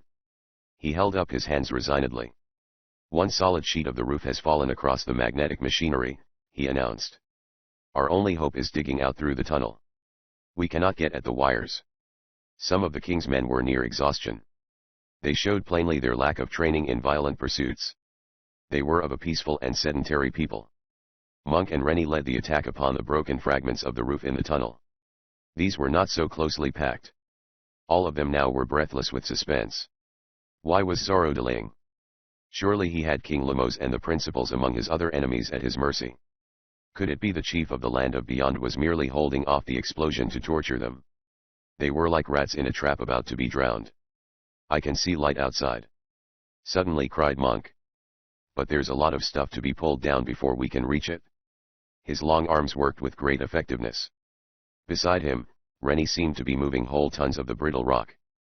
Their arms were bleeding to the elbows. King Lemos had sunk down from exhaustion. Ham forced his waspish body as far as possible into the aperture. He saw the way to escape was so blocked that many hours might be required to move all of the caved rock. Then the lawyer slipped slowly back among his companions. His hands hung at his sides. Without speaking he walked slowly across the cavern. His thought was that it might be as well if the others did not know. He had been able to get a brief glimpse of Zoro's men outside. Detonating boxes already had been placed. Zoro and Castellano were at this moment stepping away to set off the mighty blast of trinitromite. Ham looked once at the powerful Monk and Rennie. They were still heaving whole blocks of crystal back into the cavern. Daggone it! Squealed Monk. When I get my hands on that dirty heathen I'll unwind him from his head. Ham groaned aloud. The big, ugly ape, he muttered. He'd do it, too. Chapter 19. The Misplaced Blast. Zoro's 3 uniships sat a short distance from the entrance to the solar system tunnel. Zoro's entire force encircled the space. The uniships had been placed at what seemed a safe distance from any disaster. Better be very sure about the ships, advised Calkins. That trinitromite is liable to lift the whole hill. Its explosive effect is upward and outward, not downward like dynamite. Castellano surveyed the uniships from his small, glittering eyes. His double chins quivered. A short laugh wheezed from his throat. The ships are safe enough, he remarked, but we can't take any chances on being too close ourselves. If we'd had more wire, I'd put those detonating boxes farther away. However, I've fixed them so a couple of bullets from Doc Savage's pistols will make the contact. 2 square black boxes had been placed about 100 yards from the blocked tunnel. Here the supply of wire had given out. Zoro had become abusive. He blamed some of his men for the shortage of wire. We had a much greater amount than this, he declared. But we have no time to search for it. I can hear them digging their way out. You are sure, Castellano, you have fixed these strange boxes so the bullets will set off the explosive force? Castellano smiled placatingly. Do you doubt that I understand these instruments? He barked. The charged plates are so fixed in the detonators that the impact of a bullet cannot miss driving them together. The contact of the plates sends the spark to the concussion caps. When you fire the pistol, you may see half of the magnetic hill dissolve before your eyes. You will then be fortunate to be at a distance. I judge the boxes will be buried. Princess Lanta remained close beside Zorro. The beautiful girl apparently had forgotten all allegiance to her kingdom and all filial respect and affection. She made a request that strengthened the appearance of unnatural emotion. If I am to become the queen, then should I not discharge one of the weapons? Her liquid voice was cold, colorless. She had directed the inquiry at Castellano. That fat-faced conspirator smirked at her openly. Indeed, that would be fitting to the occasion, princess, he agreed. Zorro's ugly face scowled, but his piercing eyes lightened as he gazed upon Princess Lanta's lovely figure. In his great conceit, he could understand her apparent abject surrender to his will. Zorro covered the moment with a sharp order. Remove the Uni-ships to a safer distance. We must take no risk with them. They will be needed for an immediate attack upon the city of Mannion. His men immediately changed the location of the Uni-ships by a slightly wider margin. 2 of the super machine pistols were produced. One of these had been carried by Princess Lanta when she was captured. Others had been taken from the prisoners in the death tunnel. Princess Lanta herself instructed Zorro in the operation of the drum loaded with mercy bullets. These were of sufficient force to penetrate the thin walls of the detonating boxes. These were at a distance of nearly 100 yards. Standing side by side, Zorro and Princess Lanta lifted the pistols. You don't have to aim carefully, advised Castellano. Just point them toward the boxes. You couldn't miss them with all of the bullets. At the moment when Ham, inside the cavern of doom, groaned in despairing submission to the inevitable, Princess Lanta and Zorro pulled the triggers of the super machine weapons. The pistols jumped and vibrated in their hands. 2 smoking streams of bullets furrowed the ground near the detonating boxes. The princess and Zorro corrected their aims. The hissing line of slugs was lifted. Simultaneously the bullets crashed into the pair of sinister black boxes. For an instant it seemed as if the whole side of the magnetic hill had lifted. The air cracked with the detonation. Fragments of rock and earth showered around Zorro and his group. Princess Lanta's slim figure swayed far to one side. The bulky, fat Castellano sprang toward the girl and Zorro, as if to catch the princess before she fell. Zorromen around them were jarred from their feet. A mushroom of gray smoke obscured all of the magnetic hill. Then an incredible thing happened. Princess Lanta had swung about. The mercy pistol in her hand was still erupting. But the remainder of the stream of bullets was pouring into the nearest Zorroman. A dozen went down like 10 pins in a direct strike. The fat Castellano had not attempted to assist the princess, as it had appeared. One pudgy hand had twisted the super machine pistol from Zorro's grasp. The surprised Zorro was caught unprepared. He started to shout a command. Castellano's fist did not seem at all cushioned by fat as it lashed out. In fact, the blow was faster than a human eye could have followed. Zorro was lifted from his feet and overturned yards away. Castellano's weapon joined its staccato output of mercy bullets to that of the princess. 3 or 4 Zorromen put their murder flutes to their lips. But they dropped them without blowing death music. They had remembered the protective yellow wax in the ears of Princess Lanta, Castellano, and Calkins. For Calkins also was armed with one of the super machine pistols. The lean, bony economist had slyly moved away from the remainder of the group. He was closer to the Uni-ships. Bullets erupted from his vibrating weapon into the Zorromen around the ships. Though the surprise attack had wrought wide havoc, Zorro's band was numerous. First, the majority had gaped at the apparent dissolution of the hillside under the force of the blast. Then they were seeking to escape the sweeping stream of drugged bullets that had caught their companions. Zorro, knocked to the ground, himself had escaped the mercy slugs.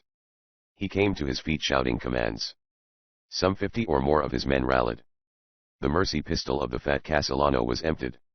So was the weapon the princess held. Zorro led a group in a massed rush. For a fat man, Castellano moved with blinding speed.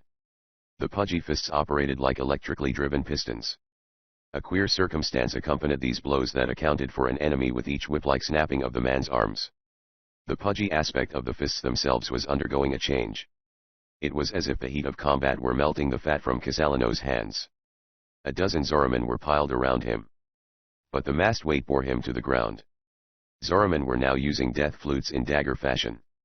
They were striking at Casalino's eyes. The end of one instrument ripped across the double chins. Astoundingly, the lower chin was torn off by the force of the blow. But no blood appeared. Casalino rolled over and away from the wedged attack. As he did, he glimpsed the gaunt figure of Calkins surrounded by Zoromen. Calkins's pistol had ceased exploding.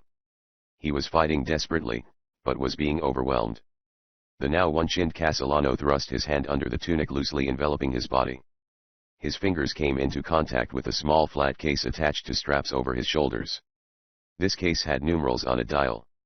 The fingertips read them as if they had been the braille system used for blind persons.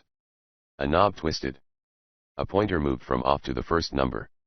Close to the group around Calkins sounded two loud, mushy explosions. Zoromen began screaming. They fell to the ground, writhing. Quickly they became motionless. As they toppled over, their silvery skins looked as if they had been pierced by thousands of tiny needles. Drops of blood appeared. They were surrounded by an acrid haze of powder. The knob turned again to the second number on the dial. Another mushy explosion tore up the earth in front of a stream of Zoromen running toward the Uni-ships. They staggered and toppled. Calkins looked at his companion, Casalino, with an aggrieved expression on his lean, ascetic countenance. "Did you have to do?" he started to say. He did not finish. For he had toppled across the body of a Zoromen. Only Zoro and about a score of his henchmen remained on their feet. Zoro cried out desperately and led them toward the Uni-ships. Casalino made no effort to prevent their flight. He smiled queerly. His face was strangely contorted. Not only had one of his chins been cut off, but his puffed cheeks had disappeared. With a quick movement he was removing ridges of wax from the gums about both upper and lower teeth. With a thumbnail he flicked away two shell-like coverings from his eyeballs. The flaky gold eyes of Doc Savage were looking at Princess Lanta. His orbs stirred in little whirlpools of light. "You gave a remarkable performance, Princess Lanta," stated the bronze man. "Your father will be grateful indeed." "My poor father," sighed Princess Lanta. "If only he hasn't been hurt. I'll never forgive myself for deceiving him, but I know it was the only way. Zoro would have overwhelmed all of us in the tunnel." "That is true, so do not accuse yourself," advised Doc. "We could not have acted sooner with any hope of success." Where the mushy blasts had occurred lay many of the Zoromen. Near the one group the bony figure of the apparent Calkins still reposed. Doc went to his side. He slipped a hypodermic needle under the skin. Within a minute the pseudo-Calkins opened his eyes. "Good gosh, Doc!" exploded the voice of Long Tom. "I feel like I'd been stung by a million bees." Like those around him, he had been peppered with particles of a solidified drug. It was the same anesthetic Ham used on the tip of his sword blade. Doc had employed minute portions of the trinitromite to manufacture the small boxes buried in strategic spots. The explosions had been caused by remote radio control. Overhead, Zoro's 3 Uni-ships were circling. Doc led Long Tom and Princess Lanta toward the tunnel of the magnetic cavern. Ham, for the moment hopeless, had heard the rippling explosions of the super machine pistols in the hands of Zoro and Princess Lanta. Instantly there was a terrific blast. The walls of the crystal cavern quivered. New fragments of loosened roof rained down. Monk, Rennie and the others rolled out of the tunnel just in time to miss a deluge of stalactites. Ham was on his feet. His hands went carefully over his own waspish figure. "I'm all right," he muttered. "We're all okay. What could have happened?"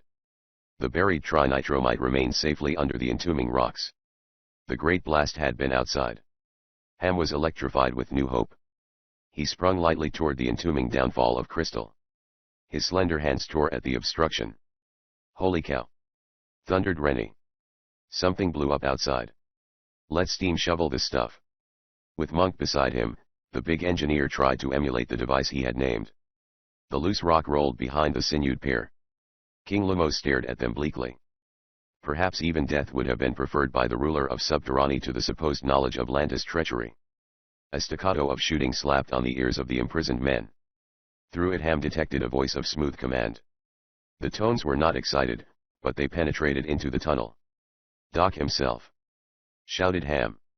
"Everybody hit the stuff." A fainter voice buzzed inside the cavern. It was emanating from the portable radio receiver of King Lumos. It was assurance being uttered by Princess Lanta, even as she was engaged in battling beside the man of bronze. King Lumos dropped at least half a century of his more than 100 years. Youth flowed back into his veins. Again he was a young man leading his loyal followers. "We must save ourselves, Krato," he commanded. "Follow me." Like a monarch of ancient times who led his broadswordsmen to an attack, the king shouldered his way between Rennie and Monk. His aged arms were imbued with new strength. In front of him the small opening widened. Rennie and Monk heaved the last and largest fragment of crystal to one side. Monk loped toward the exit. Ham interposed his waspish figure. "Keep back, you clumsy gorilla," barked the lawyer. "Even an ape ought to know the rights of kings. The place of King Lumos is at the head of his men." For once, Monk had no reply ready. The big chemist's hands and forearms were sliced to ribbons by the sharp rock he had handled. He mopped at his sweating face. With the hair matted on his sloping countenance he achieved the ugliest moment of his career. The released men burst into the open. Acrid smoke of an explosion lay in wisps about them. Overhead floated the 3 uni-ships of Zorro. From one of these a dark object shot down. It struck the ground and split asunder. A wide crevasse opened only a few yards from King Lumos and his men. Earth and rocks pelted around the escaping prisoners. 2 of the ships circled. Ham and the others saw the pair they had believed to be Calkins and Castellano. Princess Lanta was beside them. The princess cried out joyfully. She ran toward her father. Another bomb flashed down. The ground was furrowed by its ripping impact. Several of Zorro's unconscious men were blown to bits. The rebel chief had become desperately ruthless. His uni-ship came over King Lumos and Doc's 3 companions. Back into the cavern came the voice of Doc Savage. Doc was pulling a small, flat box from Long Tom's shirt. On this glistened a number of dials. Coiled wires enwrapped the outside. Doc twisted one of the dials. The others could feel the air crackling on a static wave. Up above, the 3 uni-ships of Zorro suddenly ceased to move. They remained suspended as if hung on cables. Within one of the ships there was abrupt commotion. The members of the crew were apparently fighting among themselves. One of the uni-ship's hatchways was opened. A bulky figure was propelled into space. The ship was several hundred feet in the air. The body of a man started falling. Arms and legs sprawled grotesquely. It was Zorro. In a panic over their defeat and the loss of both power and gravity control, the Zorromen had thrown out their chief. By this evidently they hoped to win some leniency from King Lumos. Zorro's belt had been pulled from him. If his henchmen had realized it, his gravity control would have been useless. The chief of the land of beyond struck the ground. The pretender to the throne of King Lumos became only a gruesome blot. Princess Lanta turned her eyes away. Monk was close to the princess and her father. He was a bloody, grimy spectacle. Princess Lanta looked at him and smiled. Ham was in the act of restoring his rumpled raiment. Even in the face of greatest stress, the lawyer seemed a dapper figure. He moved carefully to be sure the princess had noticed him. Princess Lanta put one white hand on Monk's bullet-like head. She gently wiped the blood from his blinking eyes. "I thank you, man with the funny face I like, for saving my father," she said softly. "And for your bravery in coming to my rescue in the garden." Ham moved disgustedly away. "It just goes to show there isn't any justice," he muttered. King Lumos was looking at Doc and Long Tom. The man of bronze had only about half of his disguise removed. His hands and face were once more a golden hue. His hair was still an indeterminate color. "But it seems impossible, Doc Savage," said the king. "What became of the 2 scientists?" Doc strode to a spot not far from the cavern entrance. Again he turned a knob on the box he had taken from Long Tom. The ground immediately trembled with a minor quake. A uni-ship bored into view. Doc's remote control box stopped it directly before the king. A hatchway opened. The grim, desperate faces of Homer Pearson Calkins, the economist, and Salvatore Ambrogio Castellano, the mineralogist, appeared. The disheveled, chagrined scientists stumbled to the ground. "The buried uni-ship made a very secure prison," smiled the man of bronze. Chapter 20.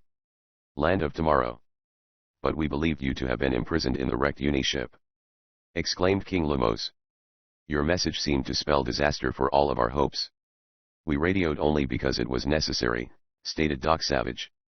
We were sure Zorro would hear that call. It was the only manner in which Long Tom and I could take over the roles of Calkins and Castellano. These two tell me they were seeking to escape when we found them fleeing from the land of beyond. But how could you have found them with the Uniship? Questioned Princess Lanta. In the place where they were, it must have been utterly dark. It was plenty dark, put in Long Tom. But Doc had brought along the searchlight that creates the infrared rays. With the ray invisible to the human eye without aid, we used the binoculars that made the surface below us brilliant as daylight. We saw Calkins and Castellano hiding. Doc landed the Uniship and we seized them. They imagined we were Zorromen, said Doc. They made the mistake of trying to explain in the darkness. They said they had merely gone out for a walk and became lost. Before they identified us, they were pledging themselves to carry out the plot to destroy the solar system of Mannion. So Doc took them into the Uniship and locked them up, stated Long Tom. Then he sent it for a dive underground. I don't understand how that could have been done, declared King Lemos. In Subterranae we have been much more advanced in our discoveries and inventions than those of the upper world. Yet, within a few hours, you have developed our own forces until they accomplish unheard of feats. The man of bronze smiled a little. We merely employed remote control, he stated. It is the same force with which we now have suspended the Uniships of Zorro. Reversed, it brought out the Uniship containing Calkins and Castellano. It is one of the devices I hope to leave with the kingdom of Subterranae. Leave with us, said King Lemos. That is our purpose, smiled the bronze man. With the light of the infrared ray, you have the means of observing the movement of any future enemies in the darkness. You can turn off your solar system, yet you will be able to see what your foes are doing. And this other you call remote control, said the king. Perhaps it will serve with more elastic power than your supermagnetic towers, said Doc. You will be able to so adjust it that you could at any time interfere with the controls of your enemy's Uniships. But at the same time you could have your own controls out of tune with the radio beam. Crado cried out from a little distance. We must not forget the buried explosive force inside the magnetic cavern. If something should cause it to let go, all of our transmission generators would be wrecked. Doc Savage shook his head slowly. You need never fear the trinitromide, he stated. The explosive force of our world is now lacking any means of concussion. Still it might be best to have it removed and destroyed as soon as possible. You mean, said King Lemos, the explosive force now is inactive. That is it, said Doc. Only the detonating caps especially designed for it will set it off. None of the caps have been placed with the charge in the cavern. When Long Tom and I had succeeded in misleading Zorro into the belief we were Calkins and Castellano, we substituted harmless dummy caps for the real ones without Zorro's knowledge. And the real concussion caps were packed in the detonating boxes, which Zorro and I exploded with the weapons of the metallic drums, said Princess Lanta. Clark Savage made himself known to me. When the boxes were torn to pieces, all of the caps were destroyed. She indicated the deep excavation where the detonating boxes had been set.